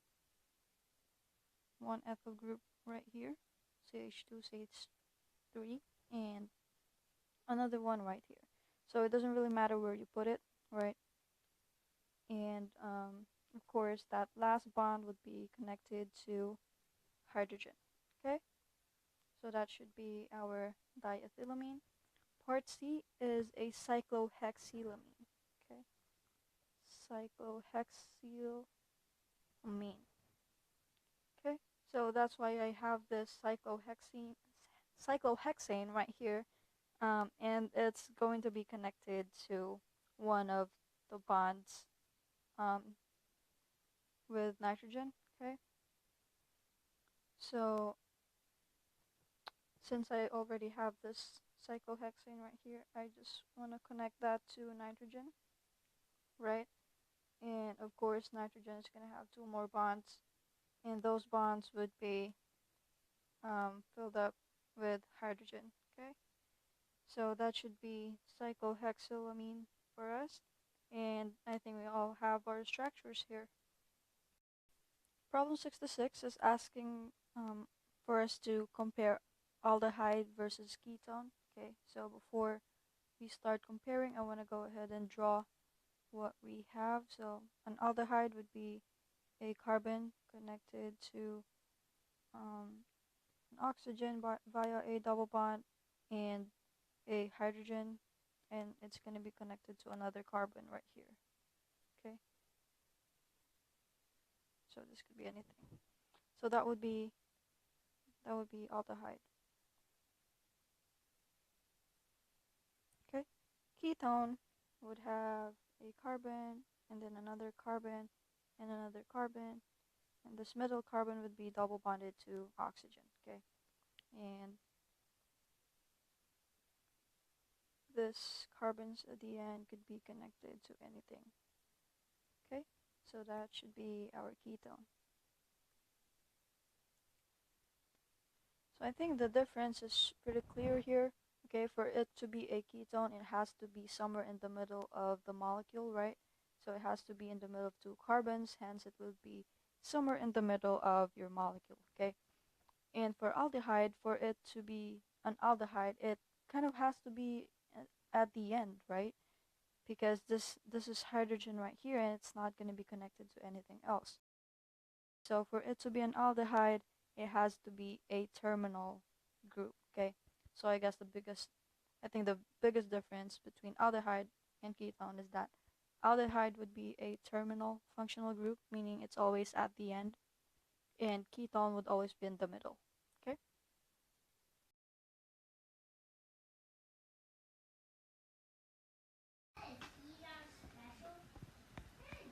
Carboxylic acids, esters, and amides all undergo carbonyl group substitution reactions. Problem 68, we are identifying the carbonyl groups on all of these structures that are given. Okay, so starting with part A, I think part A is pretty clear right here. Okay, so what we just have a ketone right here. All right, so part A would just be a ketone. Okay, part B right here may be a little bit tricky. First of all, it's terminal, meaning it's connected to the very end carbon. Okay, so we have two choices here. It could either be an alcohol,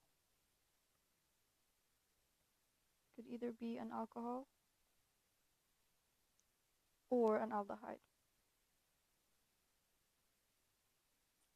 Okay, and so the safest way here is to just count how many things are attached to carbon. Okay, so we got 1. This is attached to our carbon, and then we have 1 hydrogen, right? So it has 2 things attached to it. So that oxygen has to be double bonded to carbon in order to fill those 4 bonds to carbon, right? So that means since we have a double bond, that means we have an aldehyde, okay? And another easier way or faster way to identify if it's an alcohol or an aldehyde is that an alcohol would always be written as OH, right? And aldehyde would always be HO, okay, or CHO. Okay, so if it's OH, it's definitely alcohol. If it's written as CHO, then it's aldehyde. Okay. part C. So here's our oxygen right here. And again, this question stem already tells us we have a carbonyl group, but if it doesn't tell you that, this oxygen could either be an ether, or because it's somewhere in the middle of the molecule, it could be a ketone. Okay. So as discussed in a previous problem, if a carbonyl group is somewhere in the middle of a molecule, then it is a ketone. So part C here would be a ketone, okay? Since we know it is a carbonyl group. If you want to make sure it's not an ether, then you can go ahead and count the bonds connected to carbon, and you'll see that it needs to be double bonded to oxygen. Okay. Part D. Part D is right here. And I think it's pretty clear. We know that this is a carbonyl group, right? So it's going to be a C double bonded to oxygen. And we have that nitrogen in there. So that makes this group our amide. Okay. Okay, on to our last part, part D. We got 2 oxygens, okay? So we really only know 2 functional groups with 2 oxygens in it. One would be a carboxylic acid. That's a hydrogen. We rewrite it. Carboxylic acid, or an ester. Right? The only difference would be either you have a hydrogen connected to your oxygen or another carbon. Okay. In this case, as we see, we have this carbon connected to our oxygen, right? Meaning our functional group here would be ester. Okay.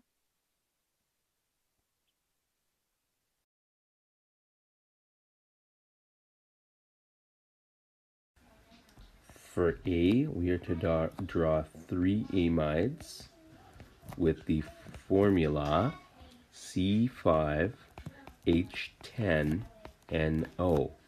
So one amide could be CH3, CH2, CH2, CH2C double bond ONH2. So there's one possibility.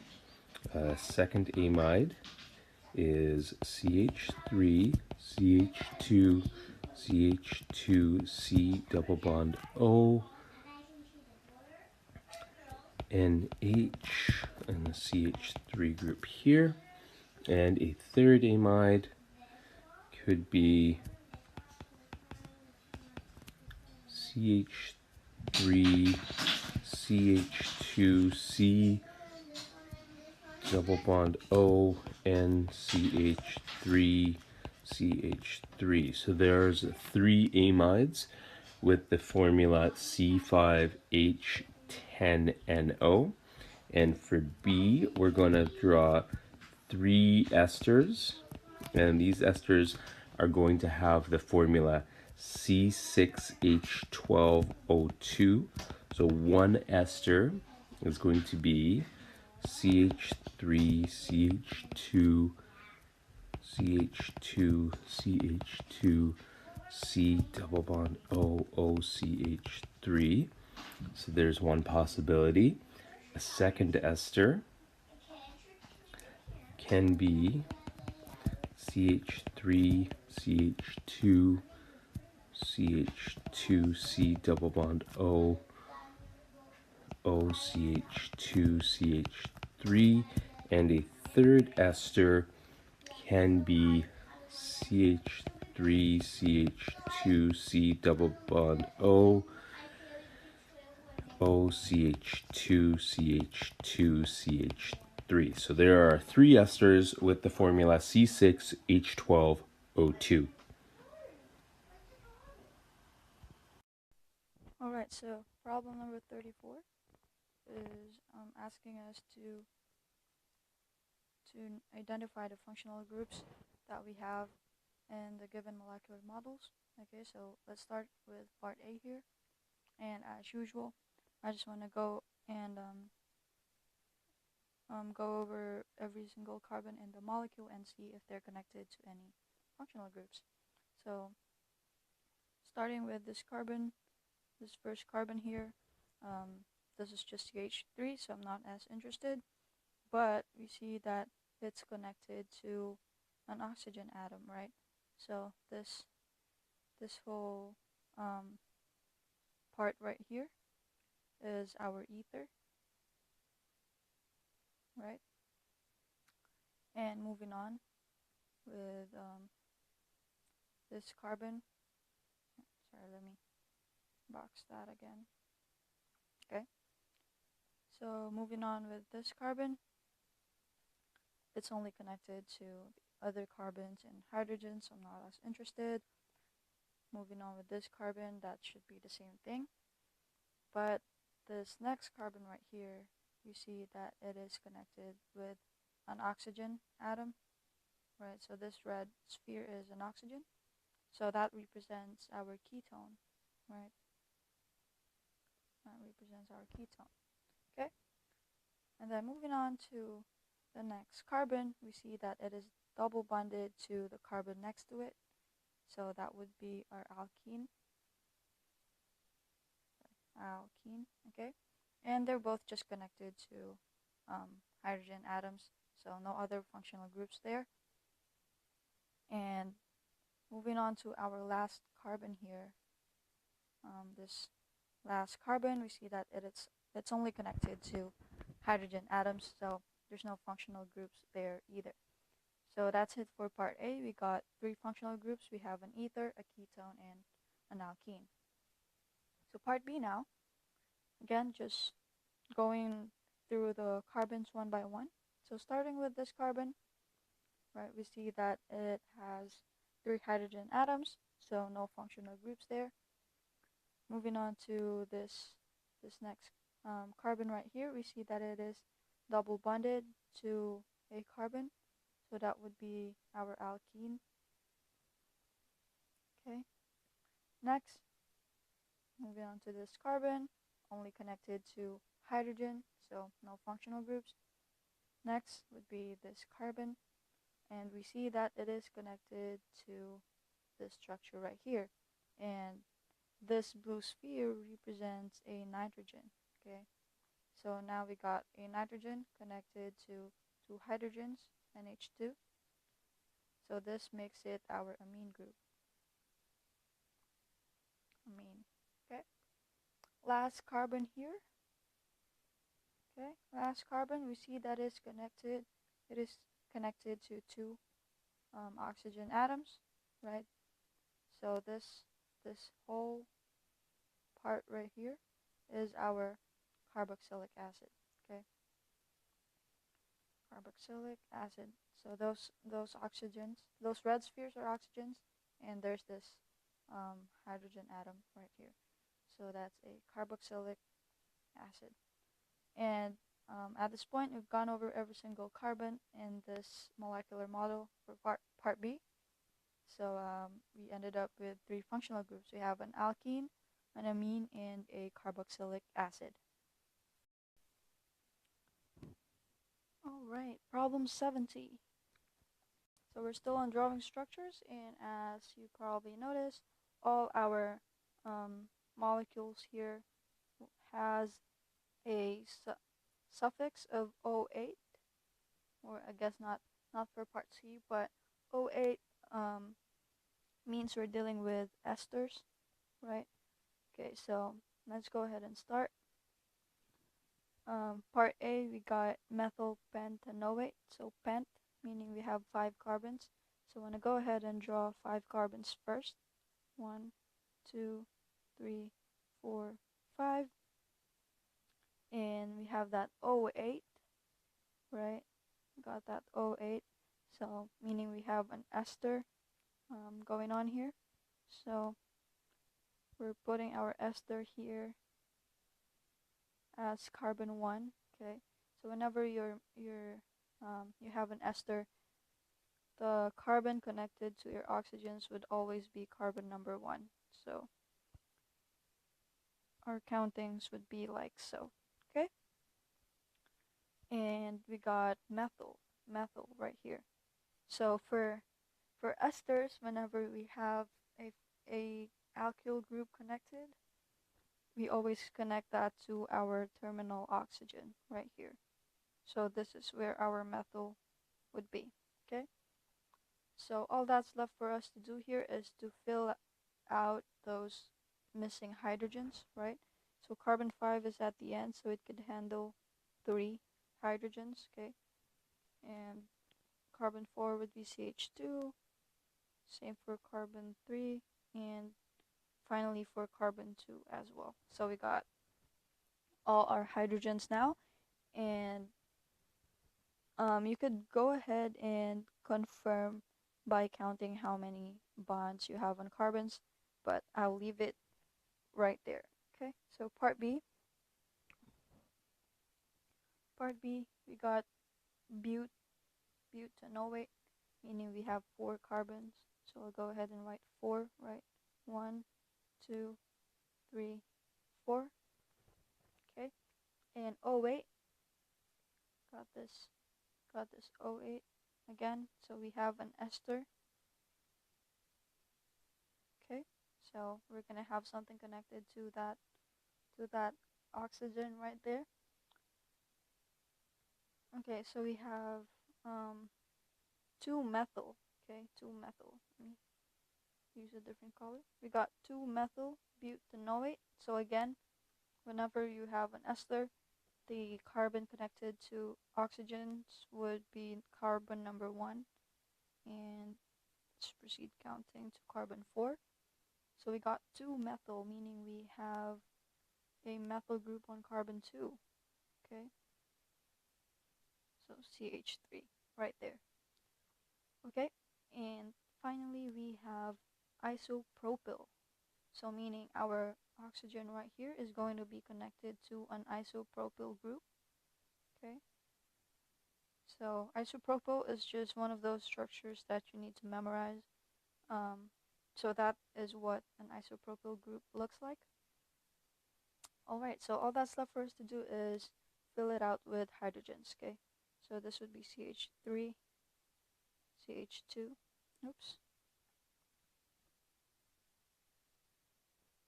CH2. Carbon 2 here has one alkyl group connected to it, so meaning it can only handle 1 more hydrogen, okay? And carbon 1 already has all those 4 bonds filled out. So that would be our part B, okay? So I'll go ahead and let me write those parts just to make it clearer, okay? Finally, we got part C, okay? We got cyclohexyl acetate. So let's start with the acetate, okay? So an acetate is pretty much a kind of a nickname, sort of, for your ester with one more carbon connected to it. What I mean by that is we have CH3 and then we have our ester. So that's it. That's all we have for an acetate. So whenever you have an acetate on your molecule name, this would be the kind of the base structure for it. Okay, so that's your acetate, and we're told that it has a cyclohexyl group connected to it. Okay, so as usual, that alkyl group would be connected to our oxygen, and I do have our cyclohexyl group right here that is ready to be connected, just right there. Okay, so that's it. That is cyclohexyl acetate. Problem 71, we are still drawing structures, and this time we have amides. Okay, we're dealing with amides. So part A, we got 3-methyl pentanamide. So I want to start by drawing just 5 carbons for pent, right? So we got 1, 2, 3, 4, 5, and we have that amide, and I want to put that amide right here.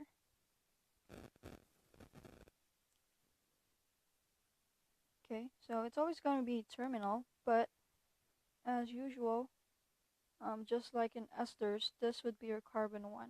Okay, 2, 3, 4, and 5.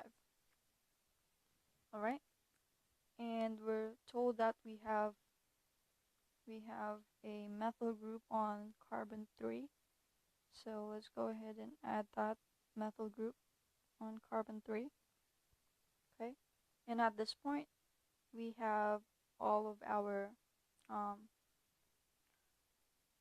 branch points or alkyl groups connected. All that's left for us to do is fill this out with the missing hydrogens. Okay, so carbon 5 would have 3 hydrogens. Then we have CH2.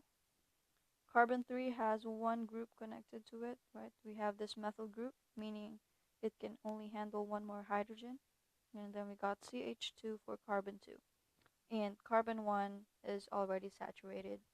And then we have NH2 for our amide, okay? So that's for part A. Part B, we got phenylacetamide, okay? So I want to remind everyone about acetate, okay? So whenever you see that acete, kind of like aceta, which is from acetate, so we could go ahead and draw an acetate molecule. So we got CH3, right? And we have an ester, okay? But because we have acetamide right here, this oxygen is going to be changed to a nitrogen, okay? So that would be acetamide. And then we have a phenyl group, okay? So unlike esters where alkyl groups are usually connected to the oxygen, here it's never connected to the nitrogen unless specified, okay? So the naming is going to be different if it is connected to nitrogen. So that phenyl group would be connected to this carbon 2 right here. So I'll go ahead and draw a 6-membered ring, okay?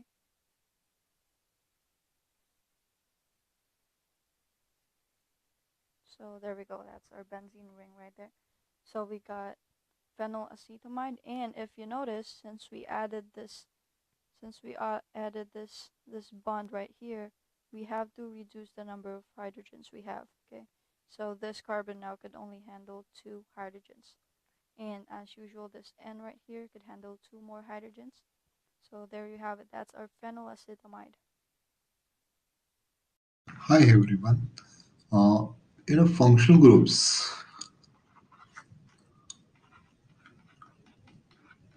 functional groups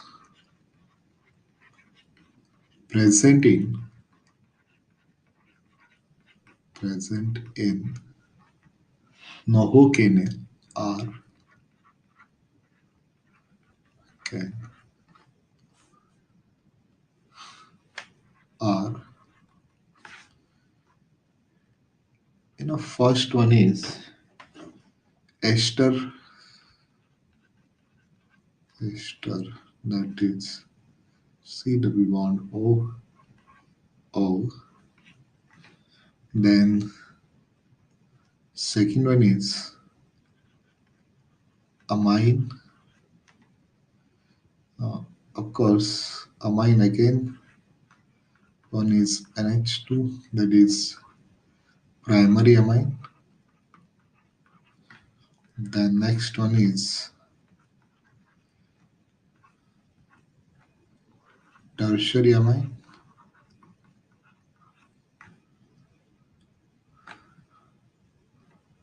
Then next functional group is aromatic ring.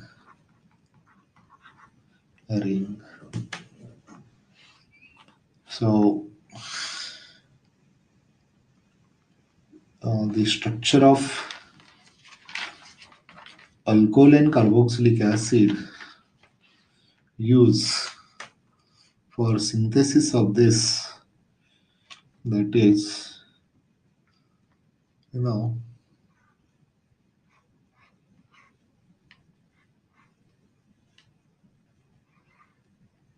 this is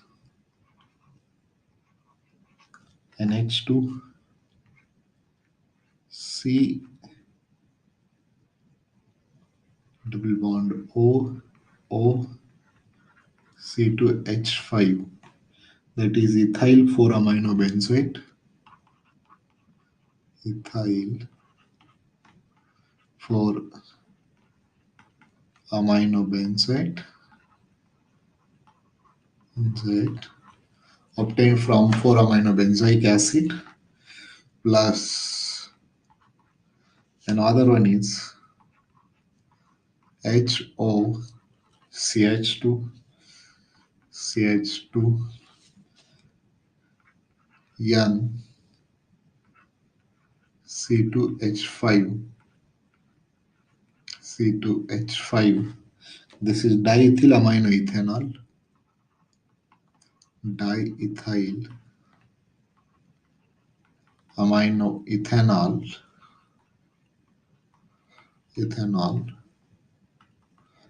whenever they are treated with sodium ethoxide, C2H5O minus Na plus, you can say. So they gives Novocan,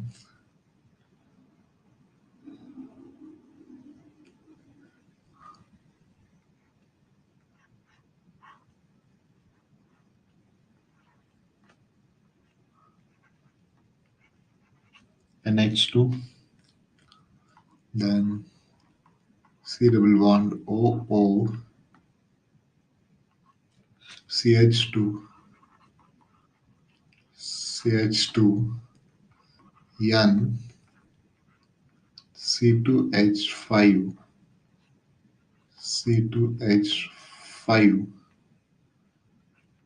plus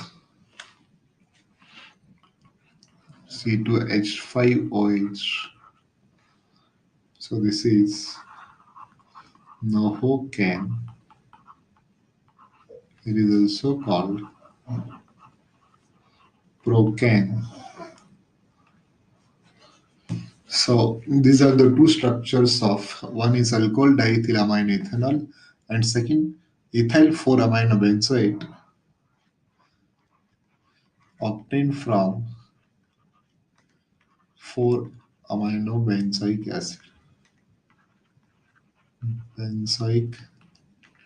acid.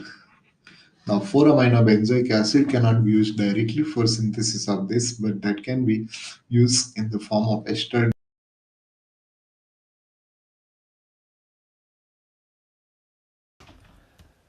Let's draw the structure of soap molecules, and this is a saponification reaction. So we have our reactants CH2 OC double bond O, CH2 14 CH3 CHO C double bond O, CH2 7 CH double bond CH, CH2 7 CH3, and CH2O C double bond O, CH2 16 CH3 plus 3KOH, and this is going to yield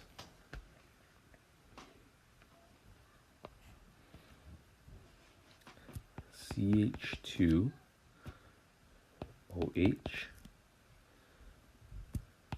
CHOH, CH2OH plus CH3 CH214 COO minus K plus,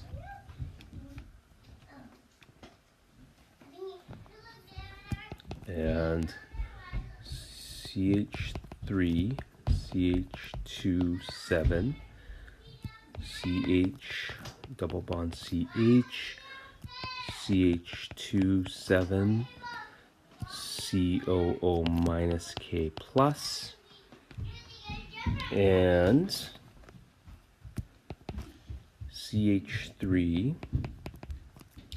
CH216 COO minus K plus. And that would be our saponification reaction between a fat, so this is our fat, potassium hydroxide, and we will produce an alcohol, which is glycerol, and a mixture of potassium salts. And these would be our 3 potassium salts breaking apart the fat. Problem 74 is testing your memory of amino acid abbreviations, right? So I think this problem is pretty straightforward. It's just something that you have to memorize, right? So part A is SER. So there's really only one amino acid that starts with SER, which is serine, okay? So we have serine. Part B is THR for threonine. So threonine. PRO for proline. Part D is PHE for phenyl, right? Phenylalanine. And finally, we have CYS for cysteine. Okay?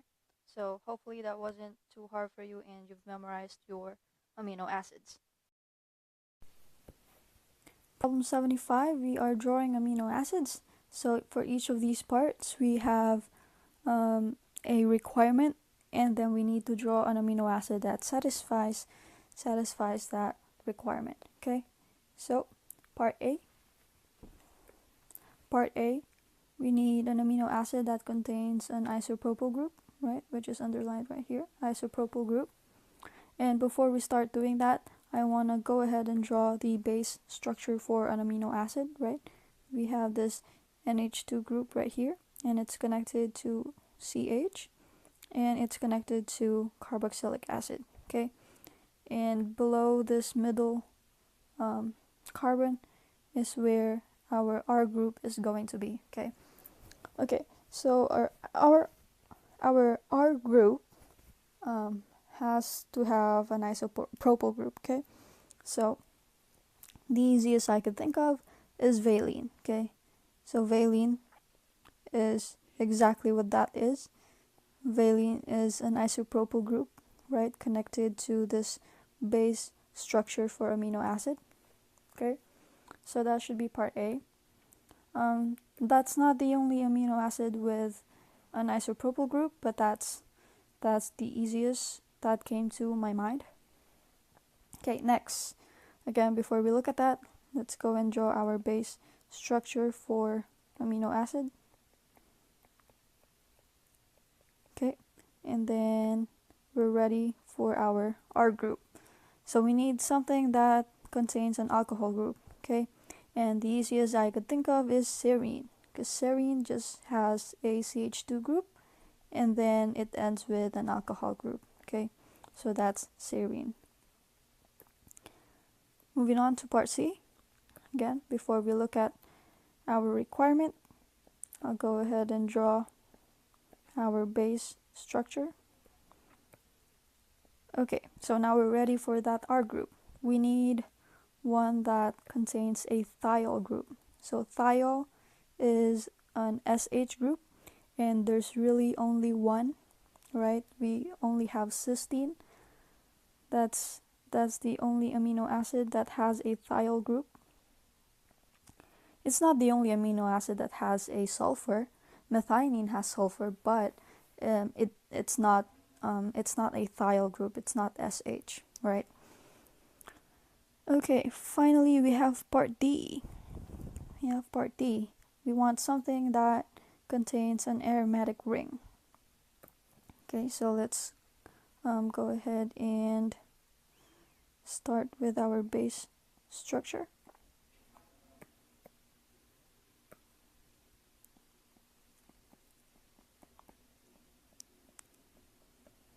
And we want an aromatic ring, and the easiest I could think of is phenylalanine, right? So phenylalanine has this CH2, and then it has a benzene ring. Okay, and there you have it. Again, let's just go around and name these amino acids that we drew. So part A is valine, part B is serine, part C is cysteine, and part D is phenylalanine. Okay. Problem 76, we are identifying amino acids, okay? So we are given this massive molecule right here and we're asked to identify amino acids, okay? So what's nice about this molecule though is it's drawn in a way that we have our backbone in a straight line, right? And everything outside this box would be our R groups, okay? So those are R groups that's going to help us to identify our amino acids.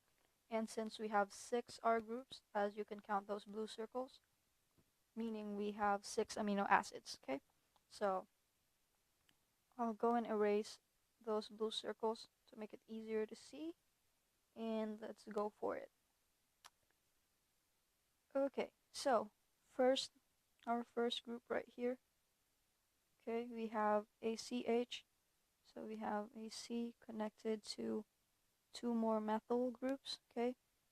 And if you notice, it looks like a V, an upside down V, and that's how I remember the amino acid valine, okay? It looks like a V, okay? Next group right here, we have a CH2OH, okay? So I think this is just something you have to memorize. That would be serine. So you have 1 carbon and then it ends with a alcohol group, okay? All right, then our third R group here is very unique. It has that phenyl group attached to it. So from phenyl, it has a phenyl group that tells us this is phenylalanine.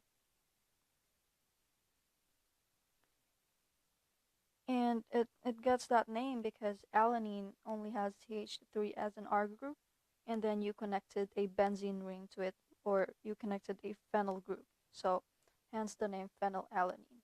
Okay. Next, our fourth R group right here. As you can see, it has a sulfur. So meaning we could only have either cysteine or methionine. Okay. But since our S is in the middle of carbons, that means we have methionine, okay? Methionine. If it was cysteine, that S is going to be the very end atom, okay? So we're going to have SH if it was cysteine. Next, we got this R group, and you see it has alcohol in it, okay? So if you have an alcohol in your R group, you could either have serine or threonine, okay? So serine, as we already saw on this R group, it only has 1 carbon with it, okay? So meaning this would be our threonine. Okay? And finally here, we have a very simple R group. We just have a CH3, so that would be our alanine. Okay, so we have 6 amino acids on this molecule, and if it helps, let's go ahead and write it as one molecule. So we have valine, we got serine, we got phenylalanine, we got methionine, we got threonine, and finally we have alanine. Okay, so hopefully that was helpful. Problem 78. We're asked to name all the tripeptides possible, given methionine, isoleucine, and lysine. Okay, and my technique whenever we have this kind of problem is to just pick one of the amino acids to be the first amino acid in the chain. So let's choose methionine first. So I'll go right met for methionine. Okay, we're also asked to use the 3-letter abbreviations. So I'll follow that with isoleucine, and we got lysine left. Okay, and for the second tripeptide, I want to keep methionine as the first amino acid, and we have to flip lysine and isoleucine. Okay, so we got lysine as the second amino acid this time, and then we have isoleucine last. Okay, so next I want to have isoleucine as the first amino acid. Okay, so I'll have isoleucine right here, and then I have methionine and lysine left. So I'll just write methionine as second and then lysine. And then next I want to keep isoleucine being the second or the first amino acid, sorry. And then I still have methionine and lysine left, so this time I have to flip it.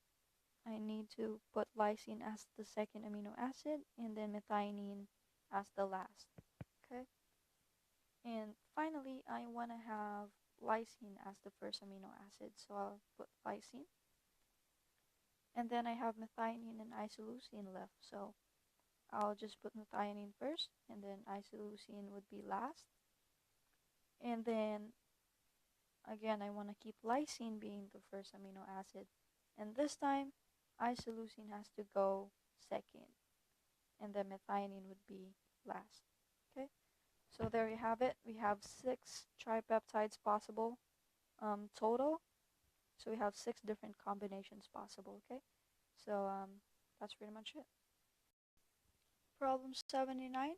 We are given 4 amino acids here. We got alanine, serine, leucine, and glutamic acid.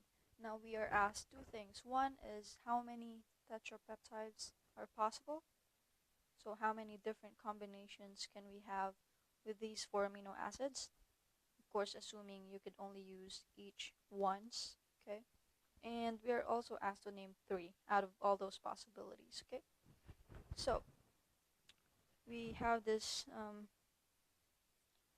pretty neat formula for that. We got number of peptides, or a number of different possibilities, equals and factorial. Okay, and n is the number of amino acids that you have. Number of amino acids. Okay, so in case you don't remember what n factorial means, so let me explain that a little bit. So we got 4 factorial here, right? We got 4 factorial from having 4 amino acids. Okay, so in math that means we do 4 times 3 times 2 times 1. Okay, so if you got 5 factorial, you're going to have to do 5 times 4 times 3 times 2 times 1. Okay, so now that we have that, all that's left for us to do is solve that, which would equal to 24. Okay, so there are 24 possibilities of combinations for these 4 amino acids. Okay, so out of those 24, we're asked to name 3. Okay, so I think it's pretty easy to come up with 3, right? So I'll just write what we have here in order. So we got alanine, right? And then serine, and then leucine, and glutamic acid. Okay, so that's for the first one. And then second, maybe I'll just rewrite the same thing and then flip the last two, right? Glutamic acid and then leucine, right? And then I need one more. So maybe I'll flip the first two, right? I'll get alanine. Oops. I just said I'll flip those first two. So I'll have serine first, and then alanine second. And then I'll just go on with glutamine and then leucine. Or glutamic acid, sorry. Okay, so that's it. We got 3 out of 24 possibilities. And I hope that was helpful. Alright, problem 80. Okay, we are asked to define the structural difference between an aldose and a ketose. Okay, so right off the bat, we could see that these are sugars. Okay, because of the suffix ose. So that's a suffix we use for sugars. And then what I have down here are 2 different structures of sugars. And this is not included in the problem. This is actually from a previous problem in the same chapter, but I thought they would be good examples for this problem. Okay, so we got the OSE, which stands for sugar, and then we got ald for aldose, and then ket for ketose.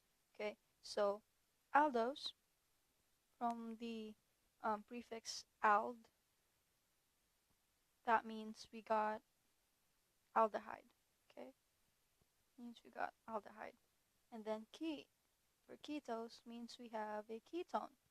So that gives us our structural difference, right? An aldose would have an aldehyde, and a ketose will have a ketone.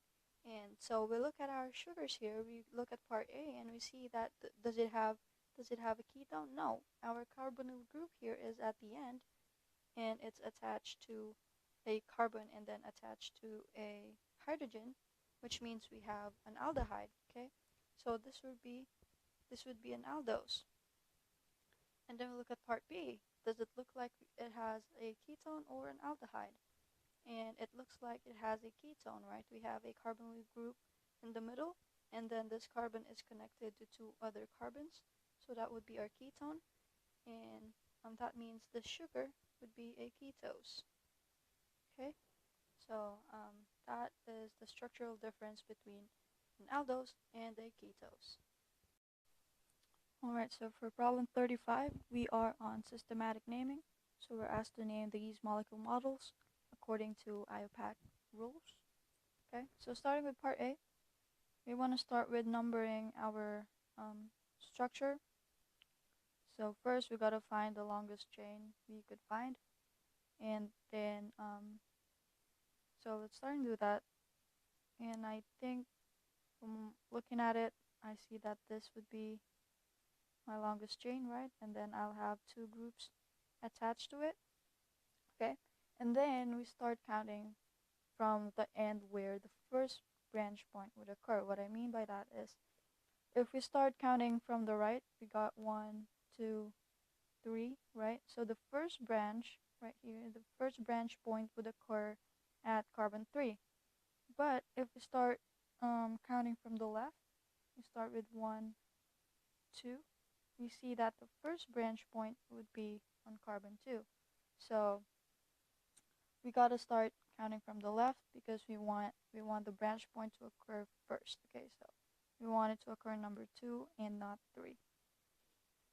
So let's start counting from the left here. I'll go and erase everything I've got so far. Okay, so let's count from the left. We got 1, 2, 3, 4, 5. Okay, so we have 5 carbon chains. We have 5 carbons in our chain, and they're all single bonds, right? We don't see any double bonds. So that would be our pentane, right? That would be our pentane. Okay. Next is we figure out the branch points and see what we have connected. So for carbon 2, we see that we have a CH3, which means we have a methyl group attached. So that's going to be our 2-methyl, right? 2-methyl. And then next is we have, for carbon 3, right here, we have another methyl group coming out. So that's going to be 3-methyl, right? So since we have both methyl groups, we have to combine those, right? We have to combine these two and call it dimethyl. Alright, so now we've gone over all the branch points, and I think it's time to combine everything we have in here, okay? So as far as numbering is concerned, we write 2 before 3, okay? So we got 2, 3, and then we have dimethyl, right? Dimethyl pentane. Okay? So this would be your final answer for part A. So moving on to part B. Again, let's find the longest chain we could find before everything else.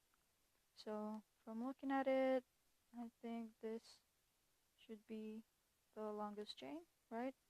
Actually, it doesn't matter, even if I counted this, and this would be the attached group. It doesn't matter. It will be the same amount of carbons in the chain. So we got 1, 2, 3, 4, 5, 6 carbons in the chain. But as you could see, the first branch point would be here, and also this is where our alkene is. So it's closer to the right side, okay? So we need to start counting from this side, okay? So let's go and erase everything we have so far and count from the right.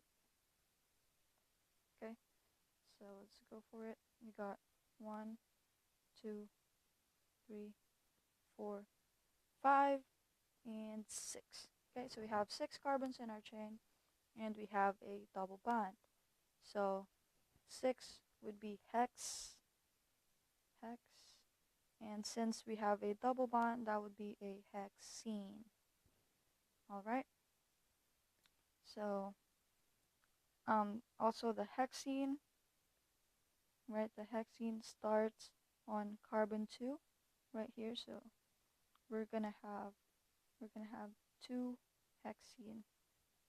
Alright, and also on carbon 2 we have our only group attached, right? We don't have any other branch points. This would be the only one, and we have a CH3, which is a methyl group. So we're gonna go ahead and write 2-methyl because it's found on carbon 2.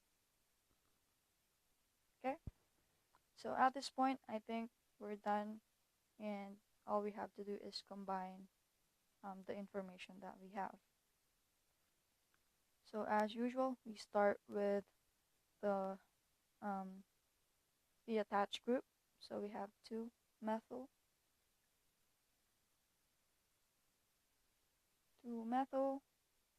and then we have 2-hexene.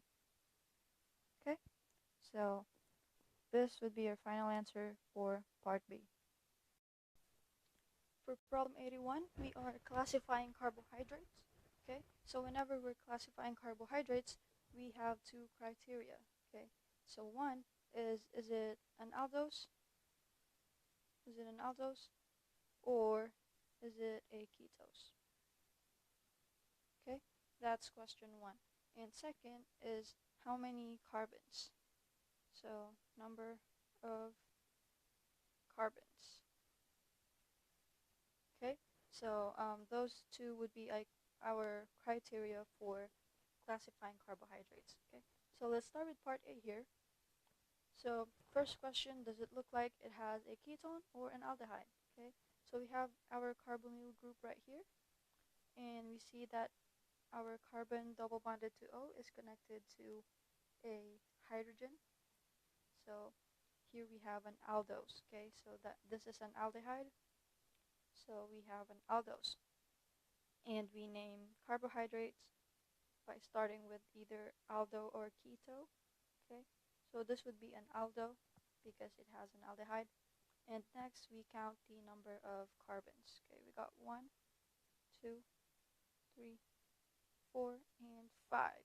Okay, so for 5 carbons we got the prefix pent, and we got that OSE, meaning we have a sugar. Okay, so that's just a suffix for sugars. So part A is an aldopentose.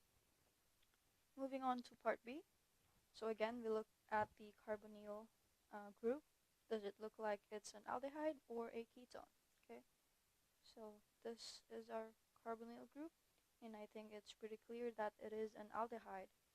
So that means we start it with the prefix aldo. Okay, and next is we count the number of carbons. Got 1, 2, 3, 4, 5, and 6.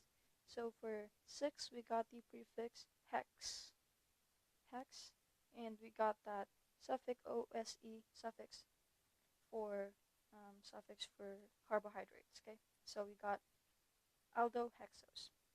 Part C. Let's look at our carbonyl carbon. This is right here, and since it is at the middle, that means we have a ketone, right? So we start our naming with the prefix keto, okay? And then we count our number of carbons. 1, 2, 3, 4, 5, and 6, okay? So we have 6 carbons in this sugar, meaning we have hex. We use the prefix hex. And again, we put OSE, meaning we have a carbohydrate. So part C is a ketohexose.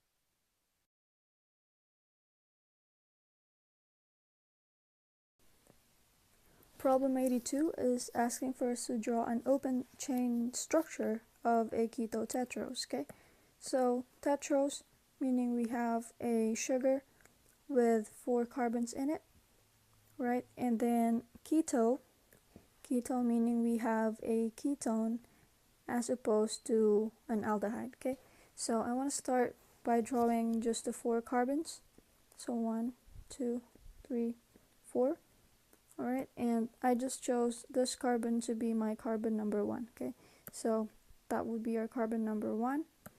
And whenever we have a keto sugar, the carbonyl group is going to be on carbon 2, right? So I'm going to put it on carbon number 2. And then all the other carbons are going to have an OH group, okay? So they're all going to have an OH group. So let me add this OH group on this carbon, and then another OH group. So basically just an OH group for each carbon, okay? So this OH group is for this carbon. I just left some space there that we're going to need for the hydrogens, okay? So now we have all the oxygens that we need for this molecule. We could proceed to filling out the rest of the bonds with hydrogens, okay? So starting with carbon number 1, it's connected to carbon 2 here, and then the OH group, so it could handle 2 more hydrogens, okay? So it's going to be CH2OH, okay? This carbon 2, let me number our carbon so I don't confuse anyone. It's going to be 1, 2, 3, 4, okay? So that's the numbering for our carbons. Carbon 2 already has 4 bonds, so it's not going to have any hydrogens in it.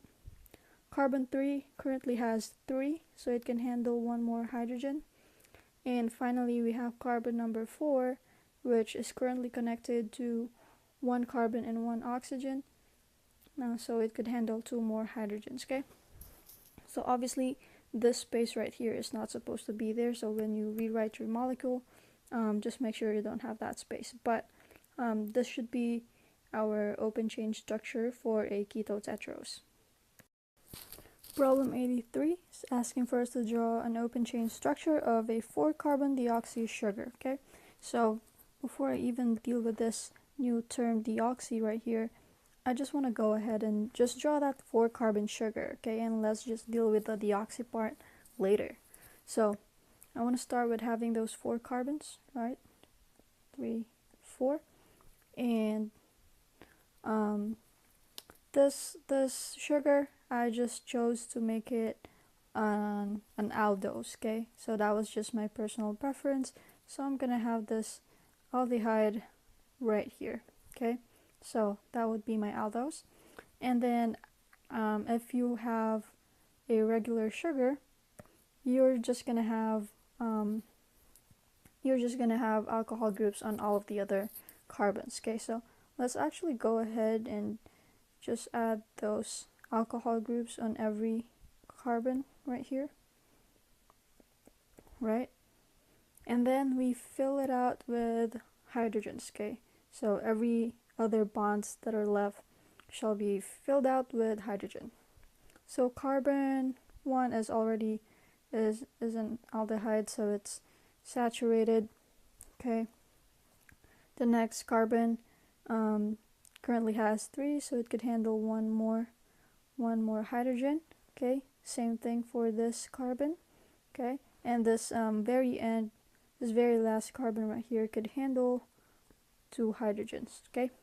So deoxy, right? Term deoxy means we remove 1 oxygen, so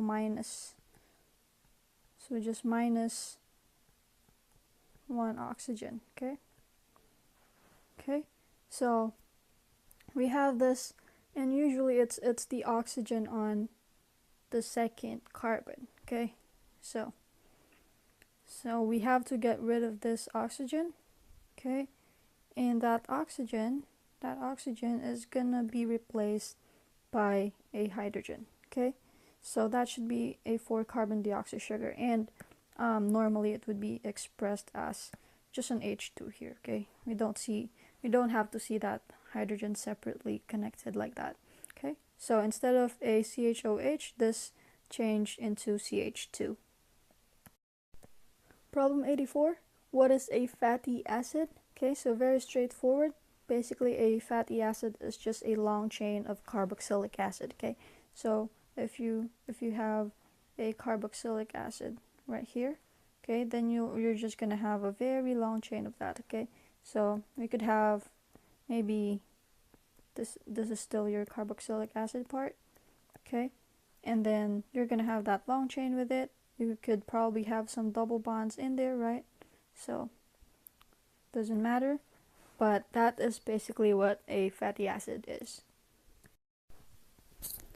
Problem 85 here is asking what does it mean when we say that fats and oils are triacylglycerols, okay? So what does that mean?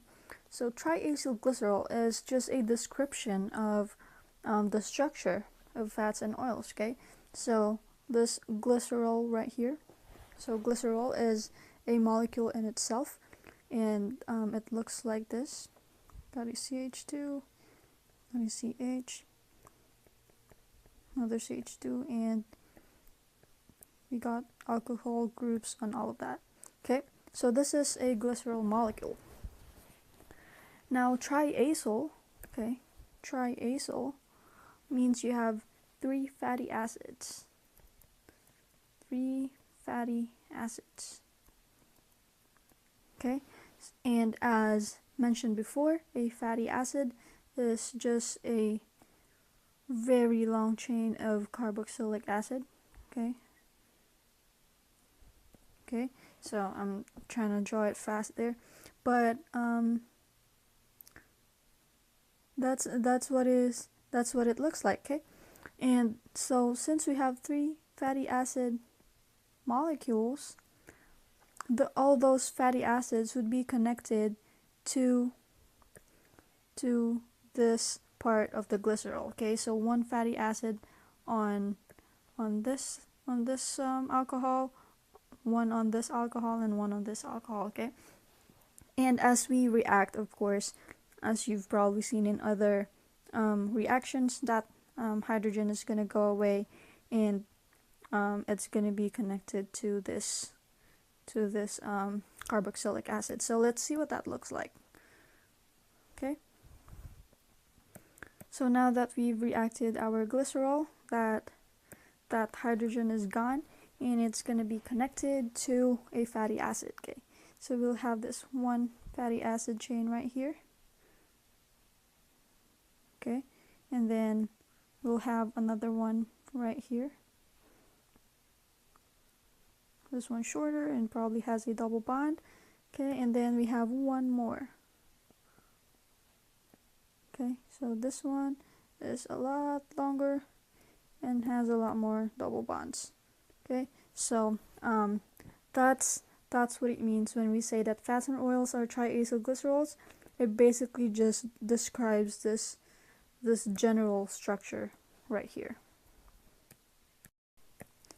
Okay, so problem 86, we are asked to draw glycerol myristate. Okay, and we are also given its components. We are told that it has a glycerol molecule and it has 3 myristic acid molecules, okay, which I have in here.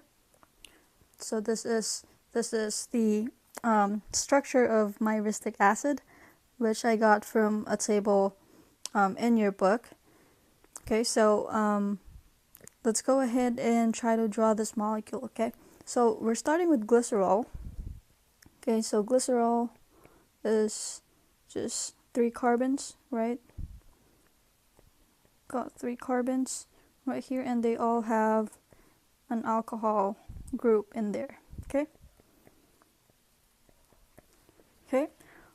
so now that we have that, we have to react this myristic acid with glycerol. And if we react an alcohol with, let me change that. So if you react an alcohol with a carboxylic acid, you'll have an ester, right? So you'll have the C right here, and then you'll have your ester just like that. Okay, so this would be the carbon where the alcohol is. Oops. This is the carbon where the alcohol is, and this is where the carboxylic acid is. Okay, so we're gonna do the same thing with glycerol and myristic acid. So let me erase these alcohol groups for now and replace them with oxygen only. Okay, and now we're connecting it to our myristic acid. So again, we're gonna have that ester, right? We're gonna have that ester right there, and then we're gonna have that CH2, and we're gonna have 12 of those, and a CH3. Okay, and since we have 3 myristic acid molecules, that means each oxygen right here is gonna be connected to that myristic acid. Okay, so CH3, and one last connection here, CH2, 12, CH3. Okay, there we have it. That should be our molecule for glycerol myristate. Okay, problem 87. We are asked to draw the structure of spermaceti. Okay, and we're told that its structure is made out of cetyl palmitate, which is an ester of palmitic acid. Okay, and we'll explain a little bit more of that later. And so cetyl palmitate and cetyl alcohol, which is a 16 carbon alcohol. Okay, so what I have here in blue is cetyl palmitate. Okay, so it's an ester of two two palmitic acid molecules. Okay, so palmitic acid, as you would see in your table, is a 16 carbon fatty acid. So as you could see, this is one of those palmitic acids, and this is the second one, right? This is the second one, and of course we're gonna lose some of those oxygens in the process. So this second palmitic acid right here doesn't have the oxygens connected to it originally. Okay, so that is our cetyl palmitate. Okay, this is the ester bond that the book is talking about. Okay, so let's clear that out a little bit. Okay, and next we have a cetyl alcohol, which is a 16 carbon alcohol. Okay, so it's just straight chain 16 carbons, right? So we have 15 CH2s and 1 CH3 at the end, and we'll have that alcohol group right there, just ready for our reaction. Okay, so if we react an ester with, this is an ester, with an alcohol, so what's going to happen is this oxygen is going to replace this oxygen, right? And this whole group right here is basically going to be kicked out. Okay, and this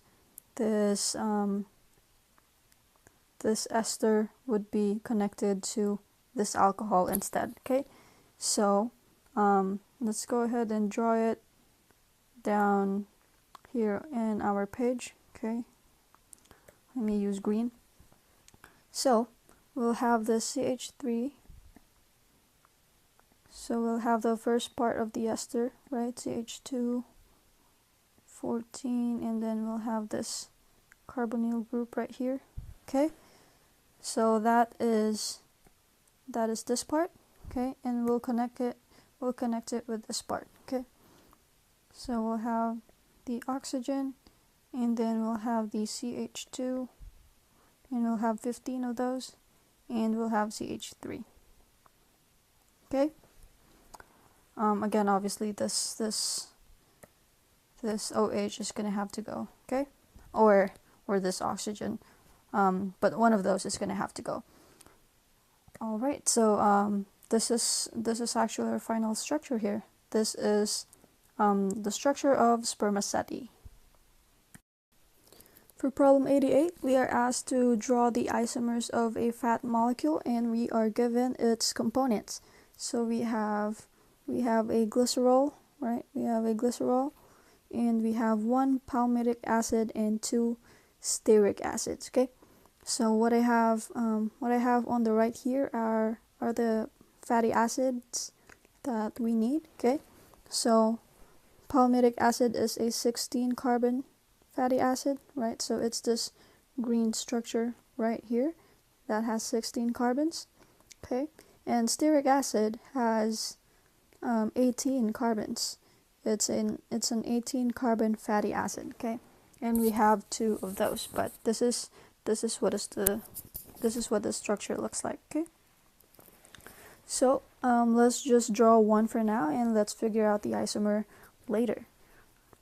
So starting with glycerol, okay, we got CH2, CH, and another CH2, and all of those have alcohol groups, but I'm not gonna draw the hydrogens anymore because we know that when we combine it with fatty acids, that hydrogen is gonna have to go anyway.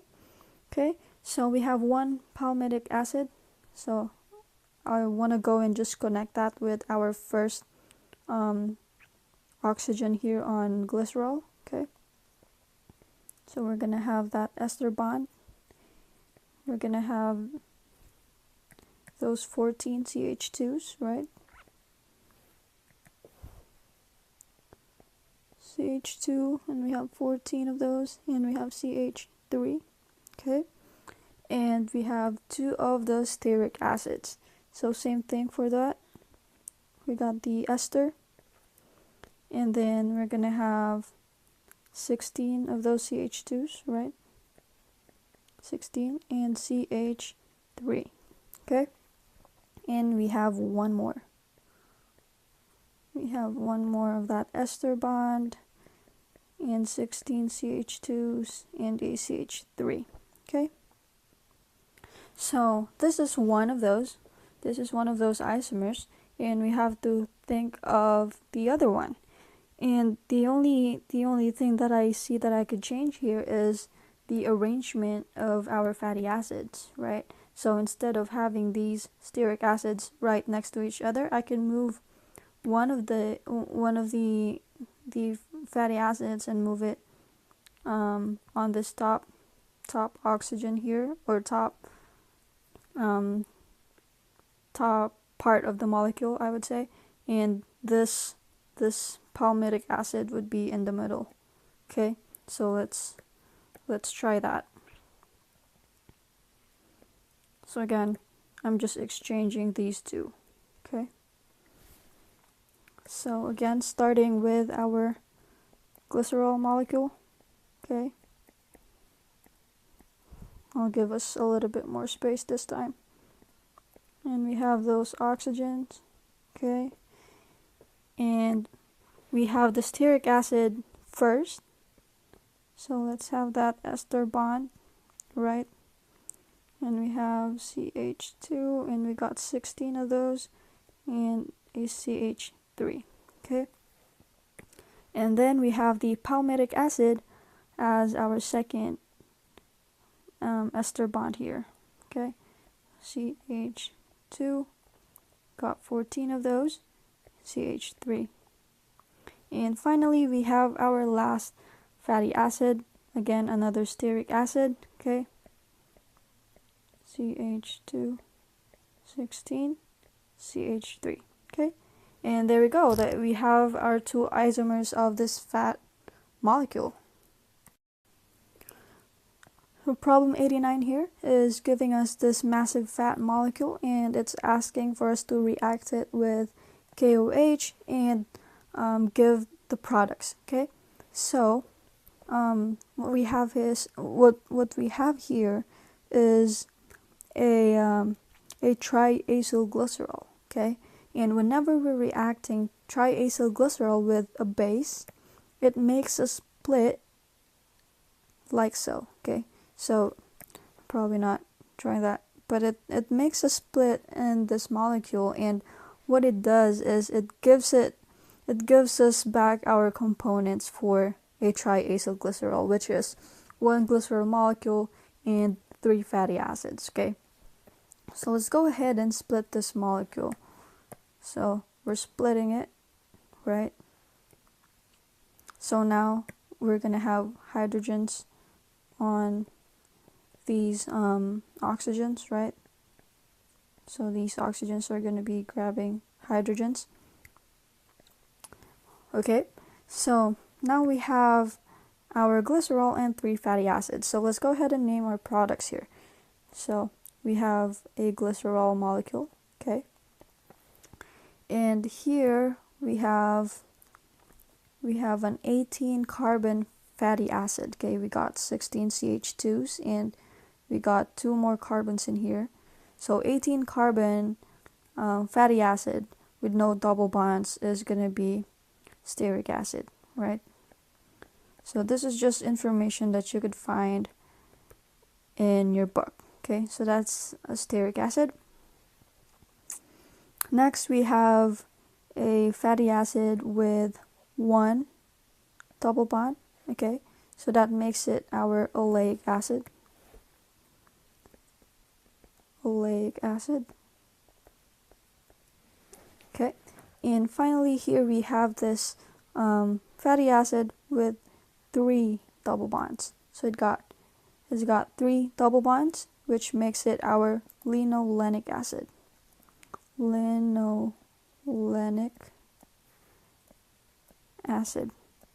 Okay, so there you go. That's all our products.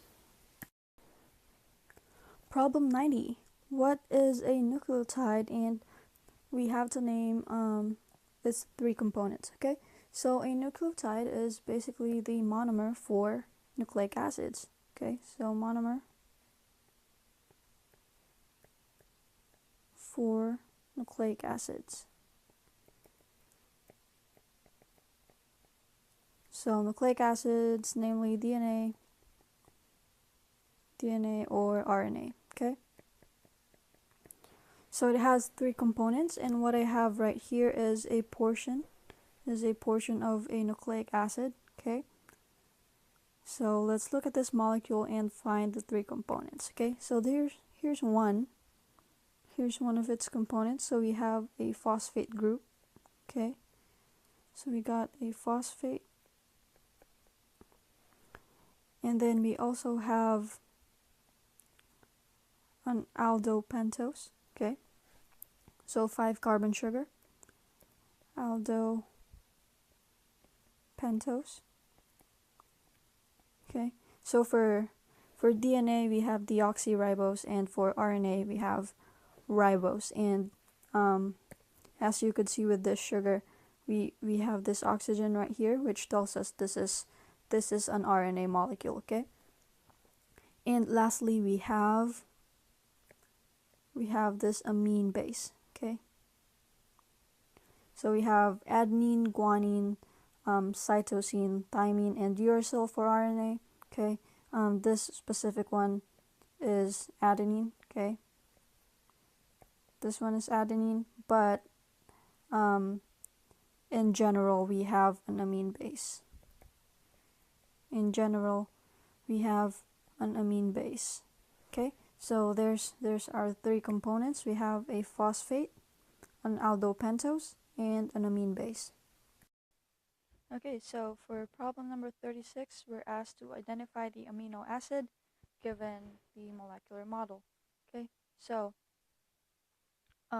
before we start, I want to remind everyone with the main chain for amino acids. We start with an amine group, and then we got a carbon, and then we have another carbon that is part of a carboxylic acid. Okay, so this is an amine group right here. And then this is where we would have our side chain, right? The other one would be a hydrogen. So the side chain is going to help us identify the amino acid. In fact, that's the only way we identify it when it comes to structures. Okay, so let's start with part A. Let's find that main chain, right? So here we have the blue sphere, which represents our amine group, and this would be our carboxylic acid. So that means this whole part right here would be our main chain. So that leaves us with this part being our side chain. So let's see what we have in our side chain. Okay, so we have a carbon connected to 2 hydrogens. So we have a CH2, right? And it is connected to an oxygen atom, and which is connected to a hydrogen atom. So we have an alcohol group. Okay, so we have CH2OH, which you probably remember is the side chain for serine. Okay, serine. Moving on to part B. Again, let's look for our amine group, which we see right here, and this part is our carboxylic acid, which means that this part would be our main chain for amino acid, and everything that's left would be our side chain. Okay, and in case you didn't notice, I actually didn't point it out. Here's the hydrogen atom connected to our carbon right here, right? So this hydrogen I'm boxing on the left represents this hydrogen, and same thing for part B. Here's that hydrogen. Okay, so everything outside the blue box here would be our side chain. So let's see what we have, right? We have ACH2 right here, right? And then we have another CH2, right? And then we have this yellow sphere, which represents a sulfur atom, okay? And finally, we have a CH3. Okay, so there's only two side chains with a sulfur. One would be a cysteine and one would be methionine. Okay, and as you probably remember, a cysteine would have an SH at the end, so the sulfur atom would be the very last atom. And we see here that we have a methionine because we have a methyl group after sulfur. Okay, so this amino acid would be methionine. Okay, so hopefully that was helpful. Okay, so for problem 91, we are asked to name the sugars in DNA and RNA. Okay, so for DNA, we call the sugar deoxyribose. Okay, so deoxyribose, and I actually have the molecule right here to the right. So this right molecule is deoxyribose. Deoxyribose. Okay, so that's for DNA. And next is for RNA. We got the sugar ribose, which is actually this structure here to the left. So ribose.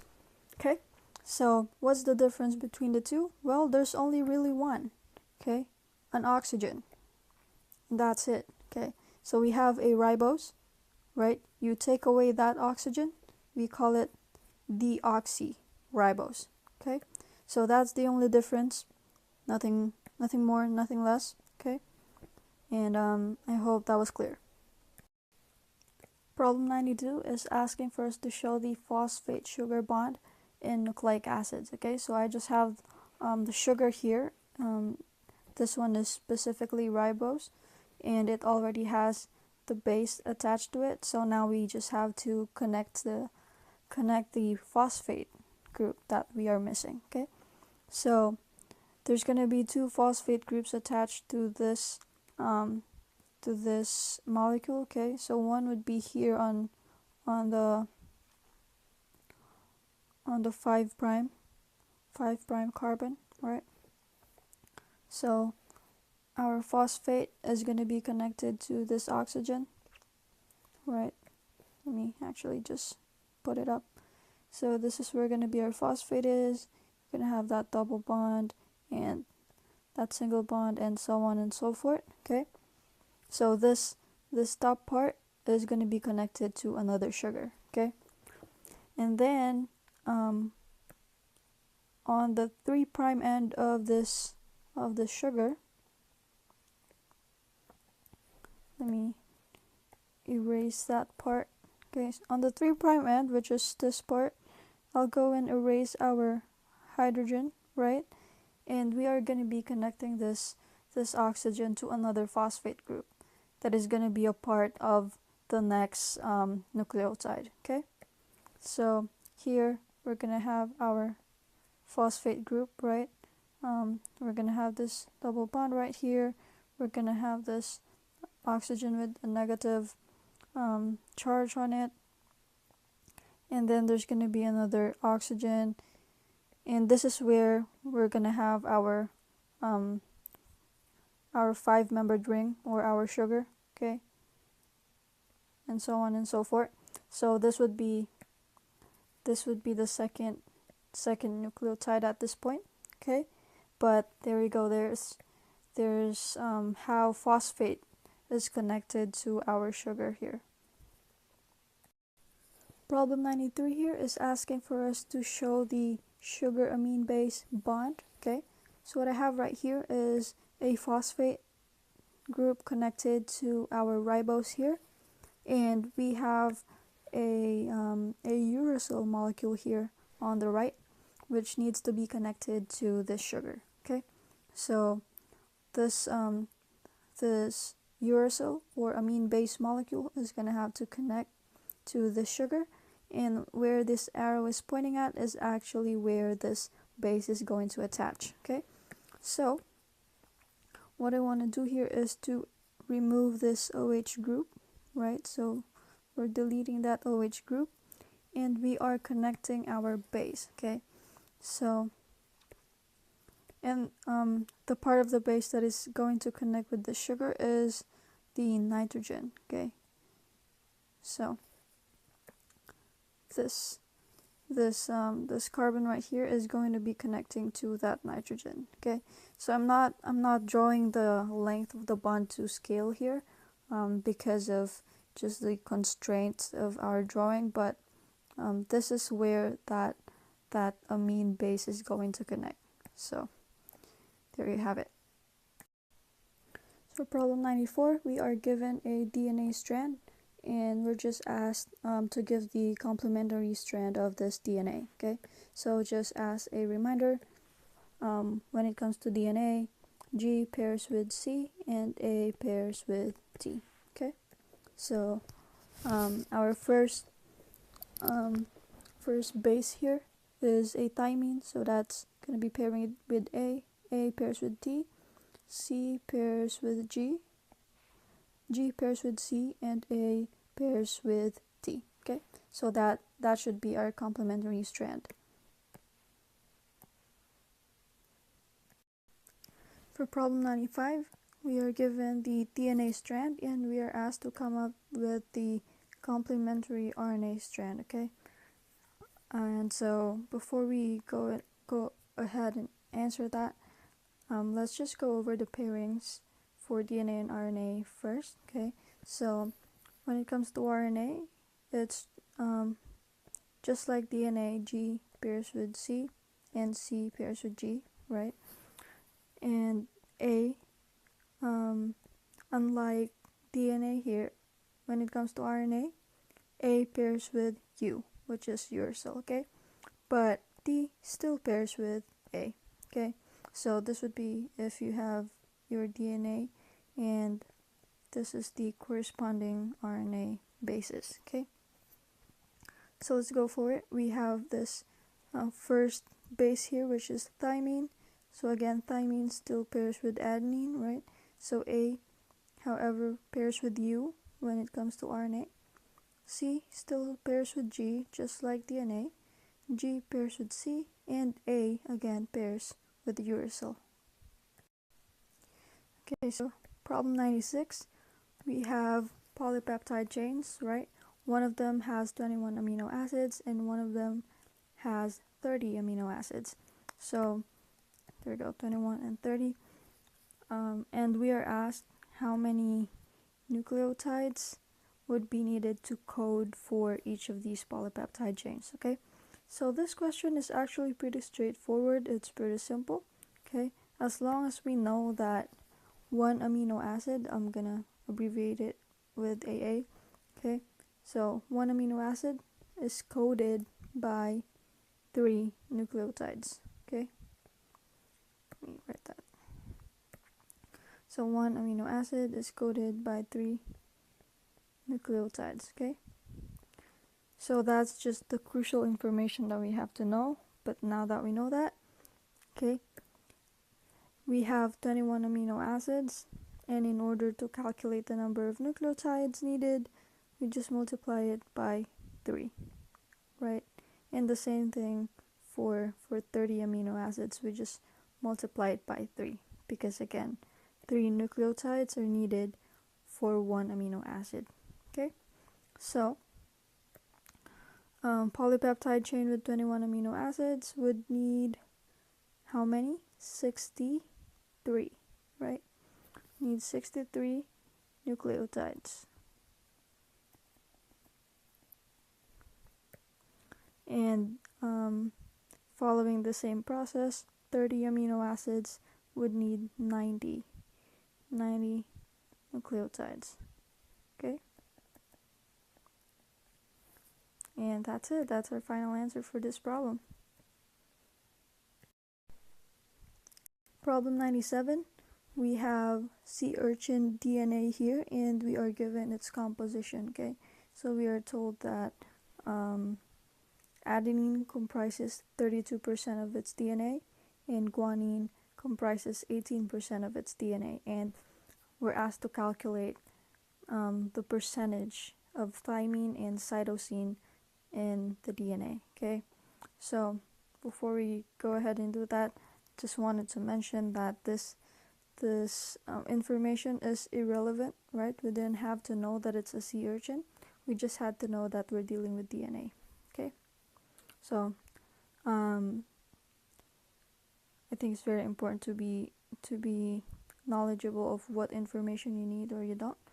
Okay, so anyways, so we have adenine here, and I just wanted to remind everyone that adenine pairs with thymine when it comes to DNA, and guanine pairs with cytosine. Okay, so it's safe to assume that since A pairs with D and G pairs with C, A here is always going to have the same amount as D, right? For every A that you have in your DNA, you have the same amount of thymine. Okay, so if A comprises of 32%, then it's only logical to think that thymine would also comprise of 32% of DNA, right?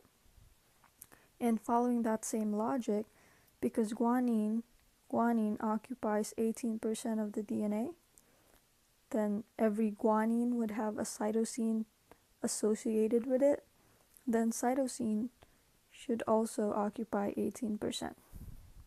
Okay? And if you want to verify that information and see if you got the right numbers, you could go ahead and add all the percentages that we have, and all of these should total to 100%. Okay?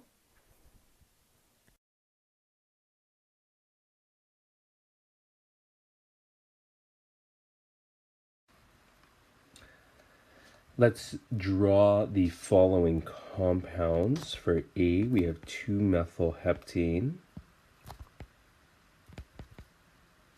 So this would be a heptane, CH3, and a methyl group at carbon 2, carbon 3, carbon 4, carbon 5, carbon 6, 2, 3, 4, 5, 6, carbon 7 for the heptane parent, 2-methylheptane.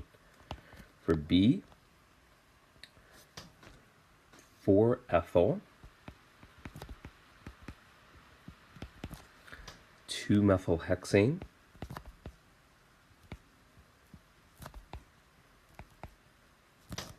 this would be CH3, CH, carbon 2, there's a methyl group, CH2, CH, carbon 4, there's an ethyl group, carbon 5, carbon 6. So there would be 4-ethyl 2-methylhexane. For C, we have 4-ethyl 3,4 dimethyl octane.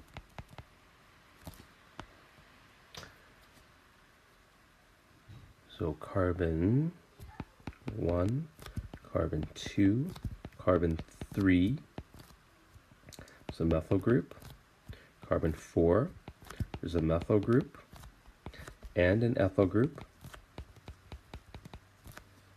carbon 5, carbon 6, carbon 7, carbon 8. For D, 2,2,4 trimethylheptane,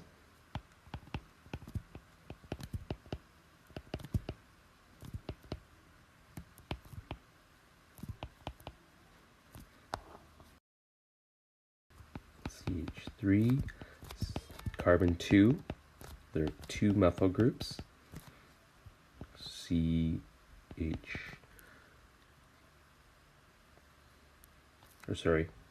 2,4,4. Let's go backwards.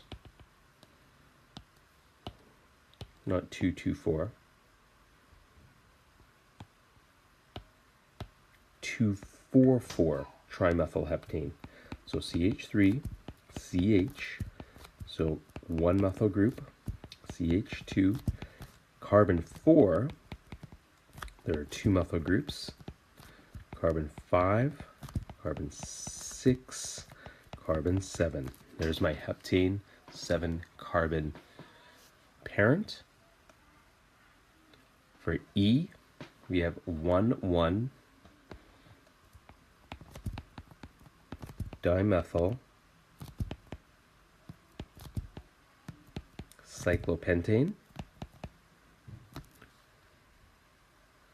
So draw cyclopentane, 5 carbon ring, carbon 1, 2 methyl groups. So there's 1,1 dimethyl cyclopentane. And for F, we have 4 isopropyl,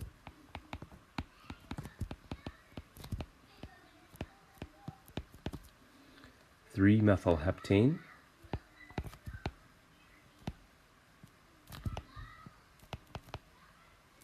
and this would be CH3, CH2, CH, carbon 3, we have a methyl group. Carbon 4, we have an isopropyl group.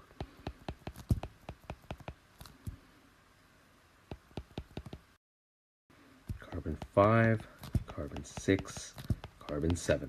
And there would be 4 isopropyl, 3 methyl heptane.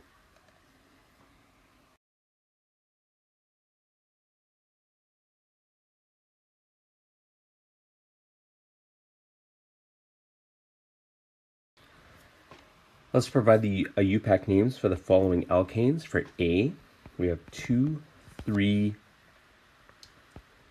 dimethyl hexane.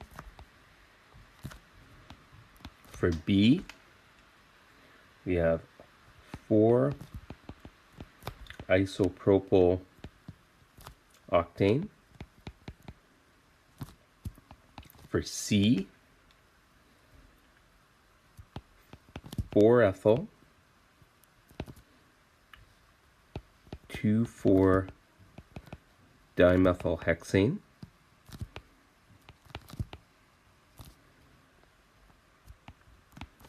For D, 3,3 diethyl pentane. And for, no, there is no E, we'll end with D. So there are our UPAC names for the following alkanes. Alright, so problem 100, we are asked to draw the structure of carnauba wax, okay? And we are told that its composition is made of a C32 straight chain alcohol and a C20 straight chain carboxylic acid, okay? So we're making an ester out of those components. And before we go do that, I just wanted to remind everyone of what the basic structure of this would look like, okay? So let's say we have this carboxylic acid, right? We got carboxylic acid and it's connected to an alkyl group, which I'm just going to label R1, okay? So we have this carboxylic acid right here, just like that. And then we have an alcohol right there with R2, okay? So if you combine these into an ester, we are gonna get a structure that looks like this. Okay, so this would be our ester, and this would be the R2, okay? So we see that we kind of combine these two alcohol groups into just one oxygen, okay? So following that pattern, let's go ahead and start drawing our C20 carboxylic acid. Okay, so I want to go ahead and start with this one, starting with the carboxylic acid, okay? So C20, so let's start with a CH3, right? And then we're gonna have 18 CH2s in between. We got 18, so that's a total of 19 right now, and we'll have that 20th carbon as a carboxylic acid, okay? So since we already know what base structure we're looking for, I'm gonna go ahead and start drawing the alcohol connected to it already. Okay, so I'll be drawing this C32 straight chain alcohol. Okay, so this would be the alcohol part. We got 32 carbons, so we're gonna have 31 CH2s, right? We're gonna have 31 of these, 31, and then the 32nd carbon would be a CH3. Okay, so as you see, this follows our pattern that we established earlier. Okay, so hopefully that was clear.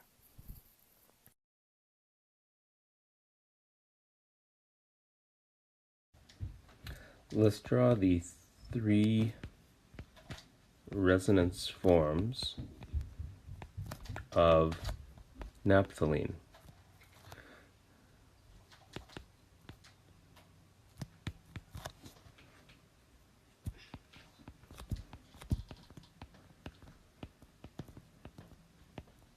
So one resonance form would be placing the double bonds in this configuration here. Second resonance form would be placing the double bonds in this configuration here. And the third resonance form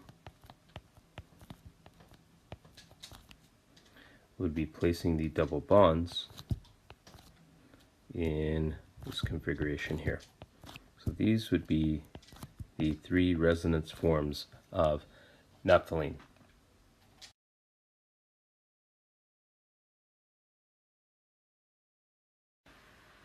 Let's solve for the minimum molar mass of this enzyme cytochrome C. So we're told that cytochrome C is 0.43% iron. So if we assume that we have 100 grams of cytochrome C, that would yield 0.43 grams of iron. So starting from 0.43 grams of iron, let's solve for the moles. So this would be molar mass, 55.85 grams of iron in 1 mole of iron, and this would yield 0.0077 moles of Fe. Now we're going to assume that this is the minimum molar mass, that each cytochrome C has at least 1 Fe atom present. So we'll assume a 1-to-1 mole ratio. Therefore, if we found that 0.0077 moles of iron, and if it's a 1-to-1 mole ratio, we'd have 0.0077 moles of the cytochrome C. And so the molar mass for cytochrome C would be equal to the 100 grams that we assumed divided by the 0.0077 moles, and therefore this would yield a molar mass of, now 2 sig figs, 1.3 times 10 to the 4th grams per mole.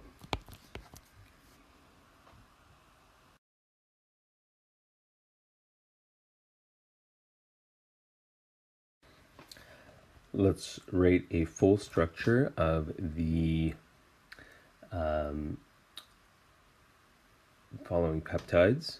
So we have valine, phenylalanine, and cysteine, and then we'll also indicate the position of the amide bond. So we're going to have NH2, CH, CH3,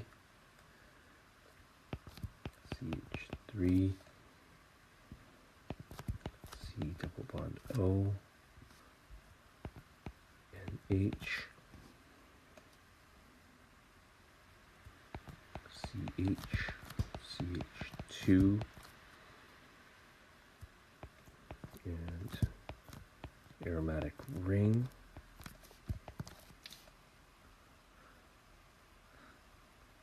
C double bond O, and H, CH,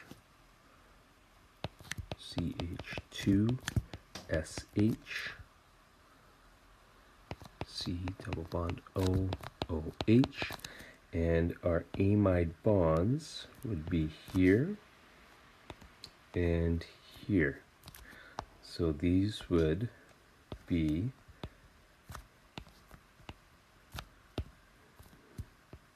where the amide bond is formed. For B, we're going to have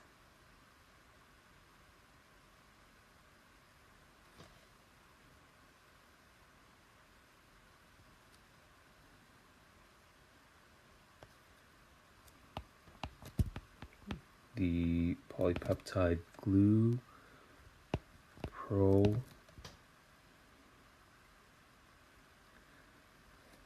ILE, and U. So here's our peptide.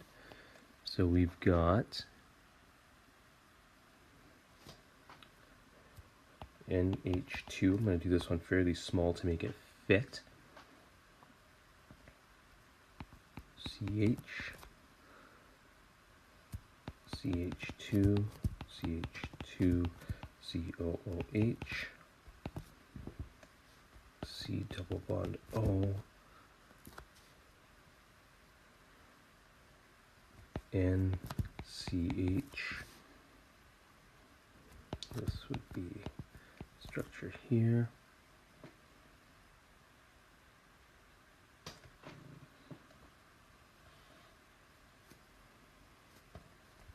C double bond O, NH, CH,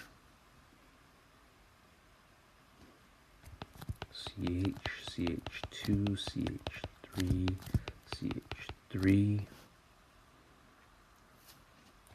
C double bond O, NH, CH,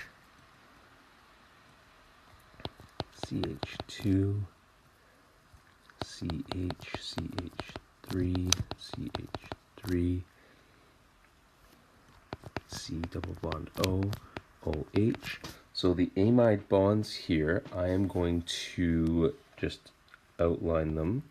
We have an amide bond here, we have an amide bond here, and we have an amide bond here. There are 3 amide bonds joining the amino acids together.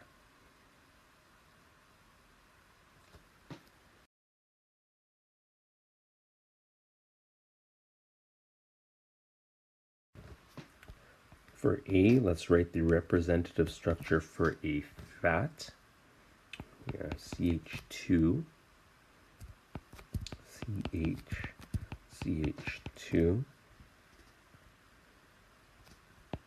O, C, double bond O, CH2, CH2N. Now we can have a long chain here of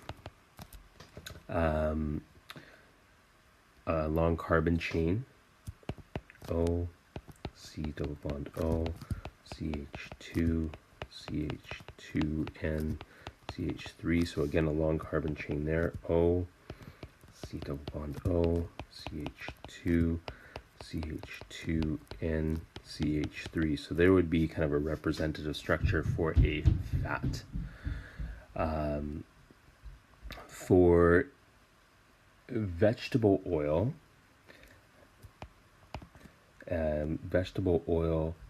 is going to look very similar.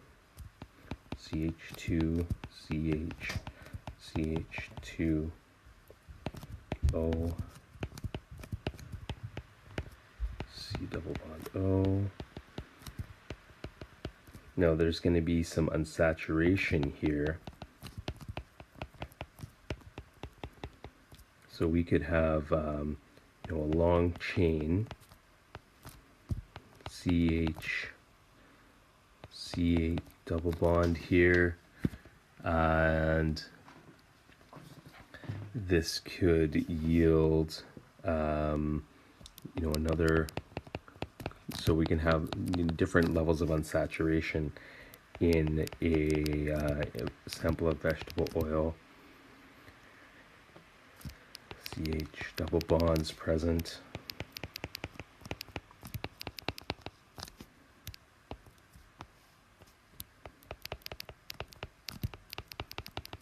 So we can have these double bonds in these long carbon chains, and that would be kind of a representative structure of vegetable oil. And for C, we're looking for a general structure for an aldotetrose, and an aldotetrose would have a structure C double bond O H, C O H, H, C H, H O,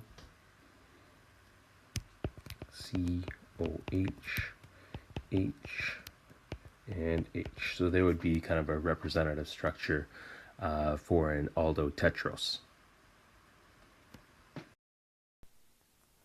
Problem 104, we are given a DNA strand and we are asked to come up with the complementary DNA strand. Okay, so just to refresh everyone's memory, when it comes to DNA, G pairs with C and vice versa. C also pairs with G, and A pairs with T and vice versa. Okay, so let's go for it. We got A and that pairs with T, G pairs with C, T pairs with A, C pairs with G, A pairs with T, T pairs with A, C pairs with G, and finally we got G pairs with C. Alright, problem 105, we are asked to draw the structure of jojoba wax, right? And we are told that the structure of this wax is an ester. It's an ester of stearic acid and a C22 straight chain alcohol. Okay, so if you look back to your table in your book, you'll see that stearic acid is a C18 straight chain carboxylic acid. Okay, so I want to go ahead and start by drawing that stearic acid. Okay, so C18, so we're starting with CH3, and we'll have 16 CH2s in between. Got CH2, we got 16 of those, and our final carbon is going to be that carboxylic acid. Okay, OH. Okay, so just as a reminder as well, whenever we have a carboxylic acid and an alcohol and we react them as an ester, we're gonna end up having a molecule that looks like this. Okay, so this would be the carboxylic acid and this would be the alcohol. Okay, so following that pattern, I would go ahead and delete this hydrogen right here and draw that C22 straight chain alcohol. So this part, right? So we have 21 CH2s, right? We have 21, and that 22nd carbon, since we have C22, would be a CH3. Okay, so we could count the carbons just to confirm, but this should be the final structure for jojoba wax. Alright, problem 106. So we are given this molecule, methylphenidate, okay, and we are asked to do two things. One is to identify the function groups, and second is to predict the products after reacting it with an aqueous base. Okay, so let's start with the function groups. That should be pretty straightforward. Okay, right off the bat we see this huge aromatic ring right here. So we have this benzene ring, so that would be our aromatic function group, right? And we also see this nitrogen, right? See this nitrogen right here, so that makes it our amine, right? We don't see any carbonyl carbon next to it, so that should be our amine group. And finally we have this carbonyl group right here, and as you notice, it is not connected to hydrogen, but it is connected to a CH3 group, so that makes it our ester. Okay, so let me write our function groups over here to the left so I could erase what we have in there. So we got aromatic, we got amine, and we have an ester. Okay, so we are going to react this molecule with an aqueous base, so I'm going to need all this space, and I need to clear all of that writing. Okay, so what we have here is an ester. Okay, we have an ester. So just like what we have when it comes to fatty acids or triacylglycerol, whenever we react an ester with an aqueous base, it makes a split down this oxygen, right? And it gives you a carboxylic acid on this side and an alcohol on this side, right? So what I'm going to do here now is to make that split, right? So let me erase, I'm going to erase this methyl group right here, right, and replace that with an oxygen, or I'm sorry, a hydrogen. Okay, so that would be the carboxylic acid side of this molecule. And since we deleted that methyl group is gonna have its own alcohol connected to it. Okay, and there you go. So these are our products after reacting this molecule with an aqueous base. We have a carboxylic acid and we have an alcohol. Okay, so problem 107, we are asked to draw the line bond structure of these two molecules, oleic acid and allylic acid. Okay, so starting with oleic acid, a couple of things that we need to do, or we need to know, is that one is it has 18 carbons. Okay, it is a cis isomer, and the double bond is on carbon 9 and 10. Okay, and allylic acid is the trans isomer of oleic acid, so that double bond is also on C9 and C10, but it is in trans isomer, okay, or trans configuration. So let's start with drawing our oleic acid. So I always, whenever I draw fatty acids, I always want to start with the carboxylic acid.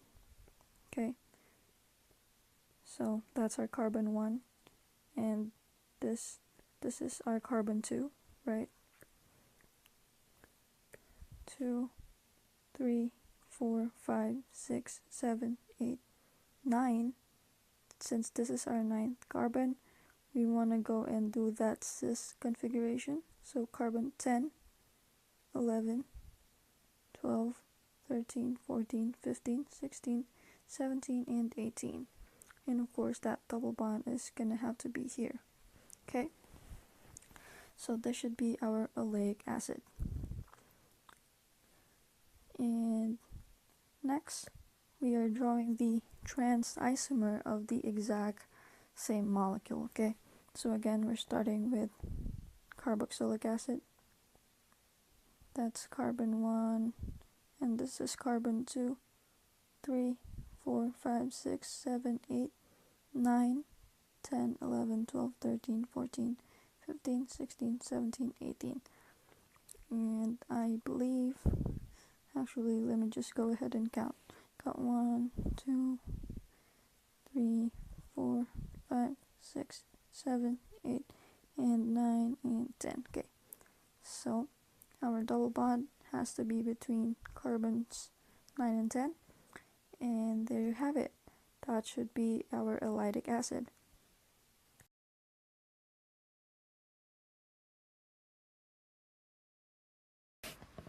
Let's solve for the empirical formula of fumaric acid. We're going to assume 100 grams, which will yield 41.4 grams of carbon, 3.5 grams of hydrogen, and 55.1 grams of oxygen. Let's convert all of these to moles. 12.011 grams of carbon in 1 mole will yield 3.45 moles carbon, and 1.008 grams of hydrogen in 1 mole will yield 3.5 moles of hydrogen, and 16.00 grams of oxygen in 1 mole will yield 3.44 moles of oxygen. Divide by the least, which is 3.44, and the nearest whole number ratio would be 1, 1, and 1. Therefore, our empirical formula for fumaric acid will be CHO.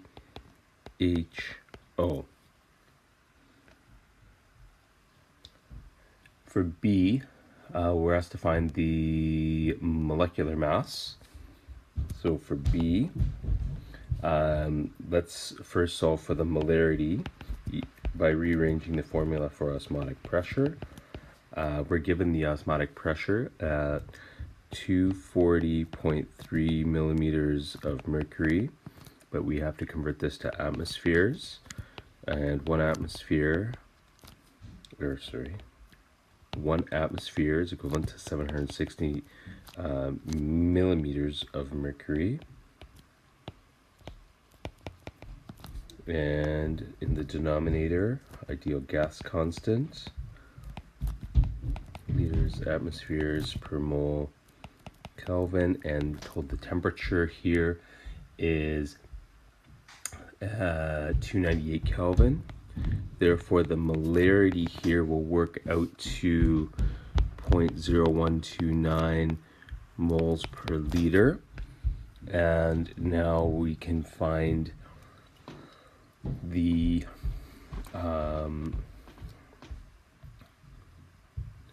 moles of fumaric acid. The moles would be equal to C times V.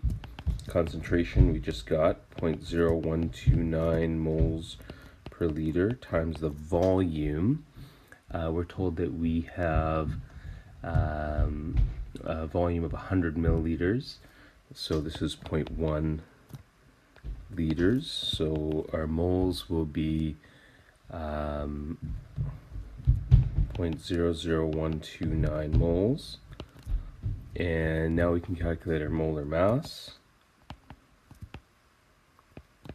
which will be equal to, we have 0.1500 grams of the fumaric acid over the 0.00129 moles, and this will yield a molar mass that's equal to 116 grams per mole. So there's our molar mass for the fumaric acid. For C, we're asked to draw 3 possible structures. We first have to calculate the molecular formula before we draw the structures. So N, molar mass, divided by empirical mass. Molar mass, 116 grams per mole, we just calculated. The empirical mass, which is based on our empirical formula, CHO, which is 29 grams per mole. This will work out to 4. So that's our whole number ratio. So our molecular formula for fumaric acid is equal to 4 times CHO, which will be equal to C4H4O4.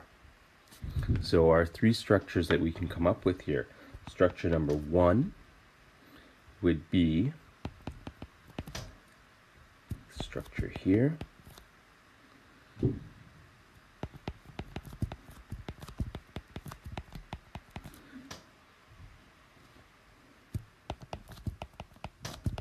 So there's one structure, second structure,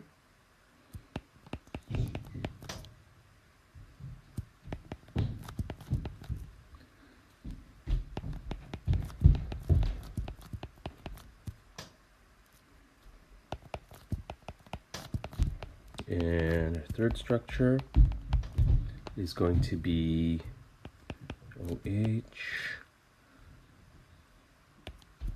C, double bond O, C, C, O, OH, double bond CH2. So there's our 3 structures for fumaric acid. And for D, we're told that if it contains a trans double bond, so fumaric acid contains a trans double bond. Therefore, from part C above, structure 2 is correct.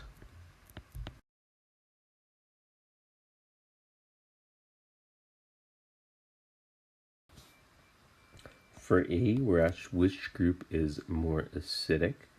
So the pKa for the carboxylic acid group is equal to 2.34, and the pKa for the NH3 plus group is equal to 9.69. So the group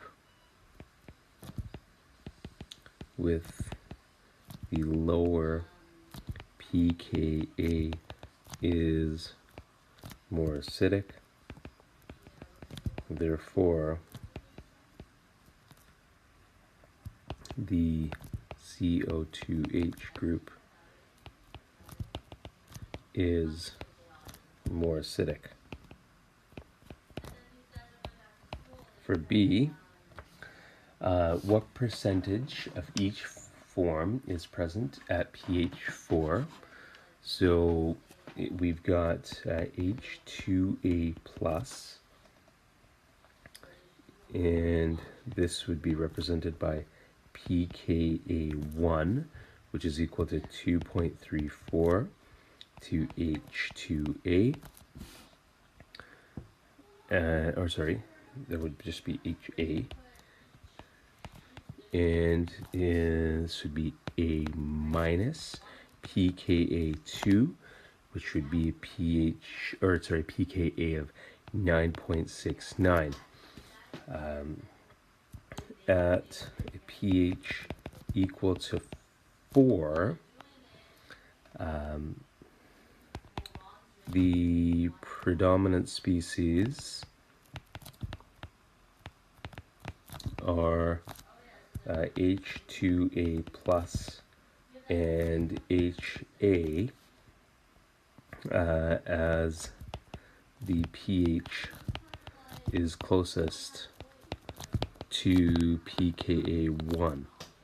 So we'll have to use the Henderson-Hasselbalch equation here, which is the pH is equal to the pKa plus the log of HA over H2A plus.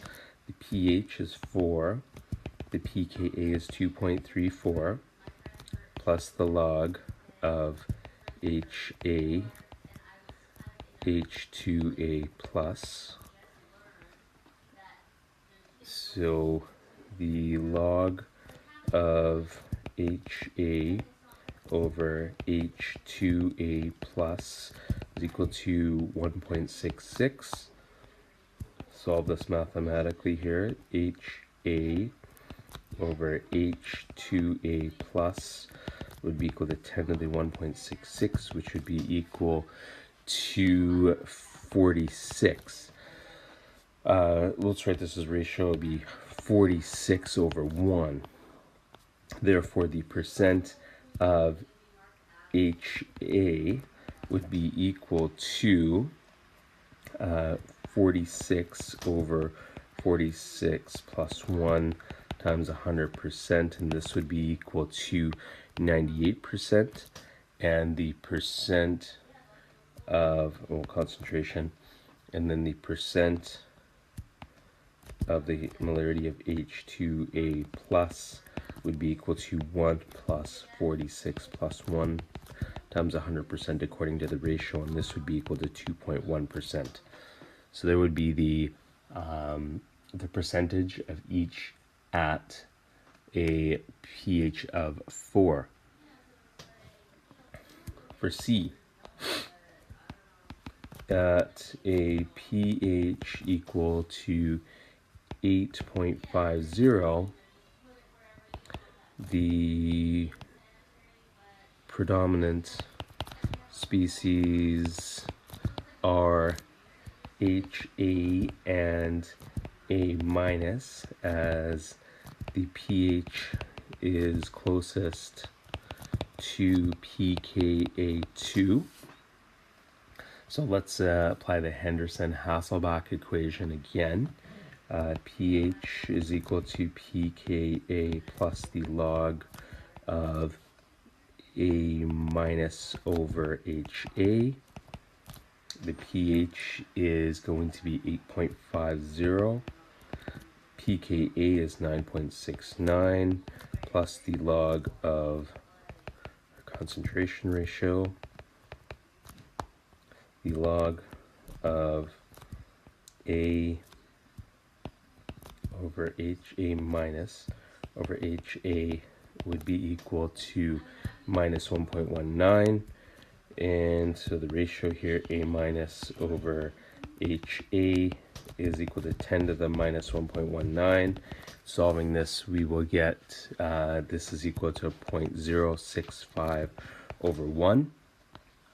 Now, using this ratio here, the percent of A minus would be 0.065 over 0.065 plus 1 times 100%, and this would work out to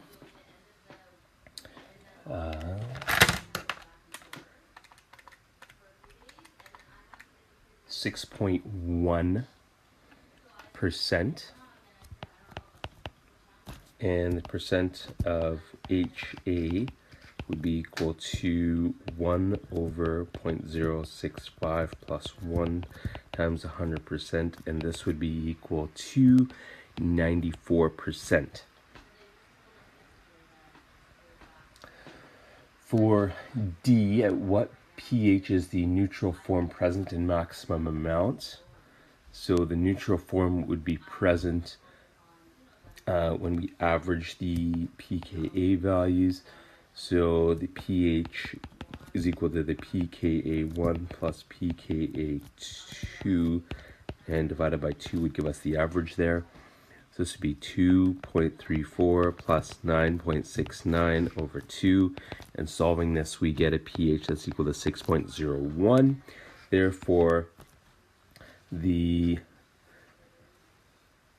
maximum amounts of the neutral form of the amino acid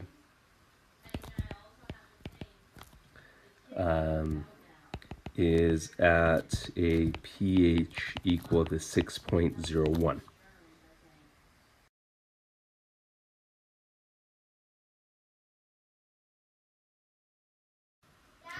For A, let's calculate the mass of the iodine. Starting from, we have 25 milliliters, which will be 0.0250 liters, times the molarity, which we're given as 0.2 moles per liter, times the molar mass. 1 mole of iodine has a molar mass of 253.8 grams, and this would yield the mass of I2, which would be 1.27 grams. For B, let's calculate the mass, or the mass of I2 reacted and how many grams are in excess. To do so, we'll need the balanced equation, and the balanced equation is 2Na2S2O3 plus I2 to produce 2NaI and Na2S4O6.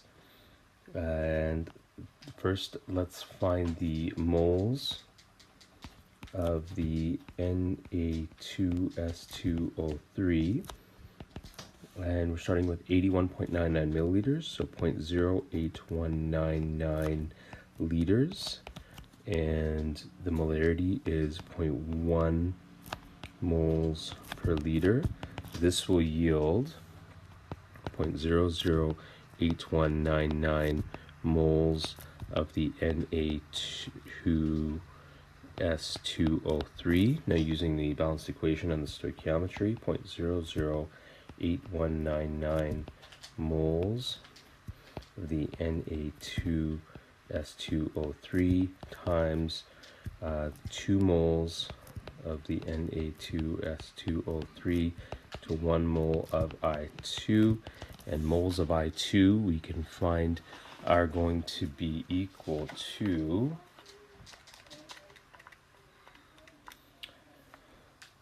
we'll carry some extra sig figs here. 0.004095 moles of I2. And now let's find out the mass of I2, which will be reacted, will be equal to 0.004095 moles of I2 times 1 mole of I2 has a mass of 253.8 grams of I2, and this will yield I2 reacted of 1.04 grams. So that's the first part of the question. And then the mass of I2 in excess will be the starting amount, which is 1.27 grams minus the 1.04 grams. So this will yield 0.23 grams of I2 that would be present in excess. For part C, the iodine number in human milk fats would be equal to the mass of I2 times the mass of the fat times 100%, or just up times 100. So we found that we have the 0.23 grams of I2 present in excess, and we have 0.500 grams of the fat times 100. So the iodine number works out to 46. And lastly, assuming a molar mass of 800 ANU, how many double bonds does an average molecule of milk fat contain? So let's first, for D, using the molar mass, let's calculate the mole of fat. So we have 0.5 grams and the molar mass is 800 AMU, or 800 grams per mole. So we can find that this is equal to 0.000625 mole of the fat. And we can find the mole of iodine present in excess, which would be 0.23 grams over 253.8 grams per mole is its molar mass. So this would be equal to 0.00091 moles of I2. And so the mole ratio between I2 and the fat would be 0.00091 over 0.000625, and this would yield a ratio of 1.4. So the average molecule of milk fat contains 1.4 double bonds. Okay, so for problem 38, we are asked to identify the dipeptide. Okay, so the only thing we want to do here is to find our R group, or our side chain, and identify the individual amino acids. Okay, and the way we do that is to find the main chain first. So again, I just want to remind what the main chain for amino acid is. So we have an NH2, we have a carbon and another carbon that is part of a carboxylic acid, right? And then we'll have that R group sticking out of it, and this is what we're interested in. Okay, of course there's that other hydrogen connected to that. All right, so our amine group is represented by a blue sphere. Okay, so that represents the nitrogen.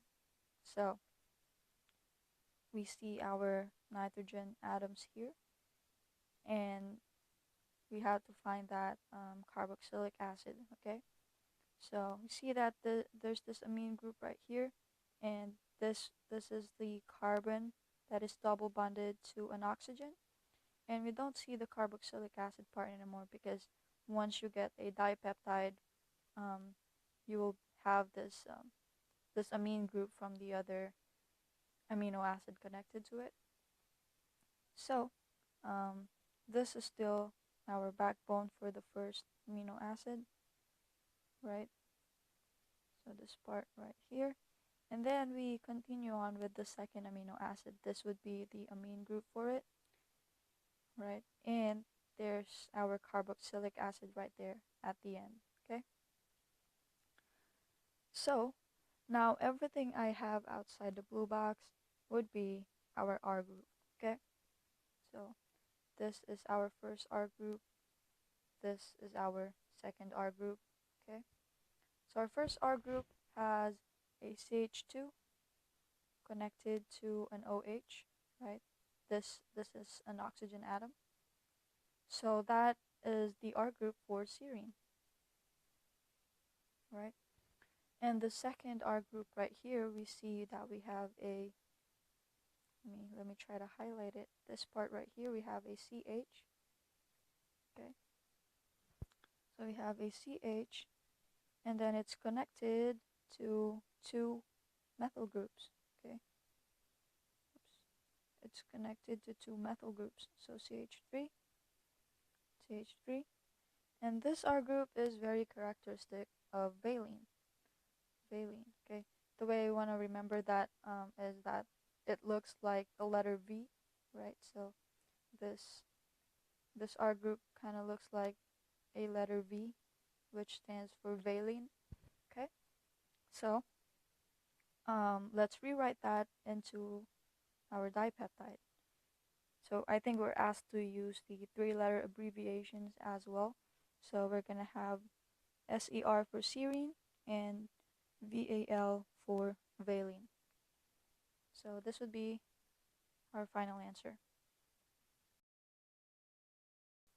Okay, so problem 39 is asking for us to identify the amine base. So the molecular models given here are bases that can be found in nucleic acids. Okay, so starting with part A here, we see that we have 2 rings in our structure. So whenever you have 2 rings, you could only have A or G. Okay, and what's our telling feature here is this carbon double bonded to oxygen, okay, and also this amine group right here. But more, at least for me, this is what I looked for. Okay, so whenever I see 2 rings with a carbon double bonded to oxygen, that tells me that it is guanine. Okay, so that one, guanine. And of course, you have to make sure that you actually have a base that can be found in nucleic acid. Okay, so moving on to part B. Okay, part B, we have 1 ring only, right? So that tells us we could have C, T, or U. Okay, remember we have that uracil for RNA. Okay, so right off the bat, we got just 1 carbon double bonded to oxygen. Okay, so we only have 1 carbonyl group, and the other one is a amine group. Okay, so whenever you see this this combination of functional groups, then you know that you have cytosine. Okay, you have cytosine. And I say that because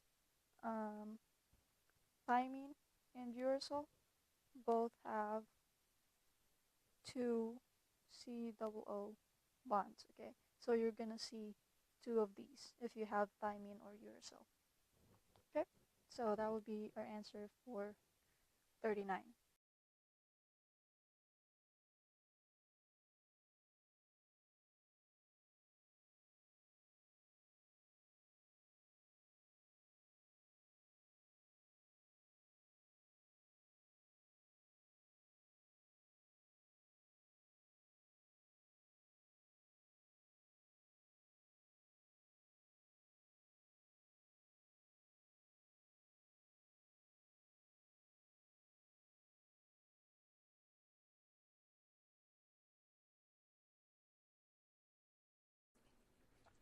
In this problem, we are given with a galvanic cell, and we are given the shorthand notation for the galvanic cell, and we are asked to find out the balanced equation for the overall cell reaction, and we have to give a brief description of the galvanic cell, which is represented by that shorthand notation. So let's write down the shorthand notation first, and it is like this. Lead metal is oxidized to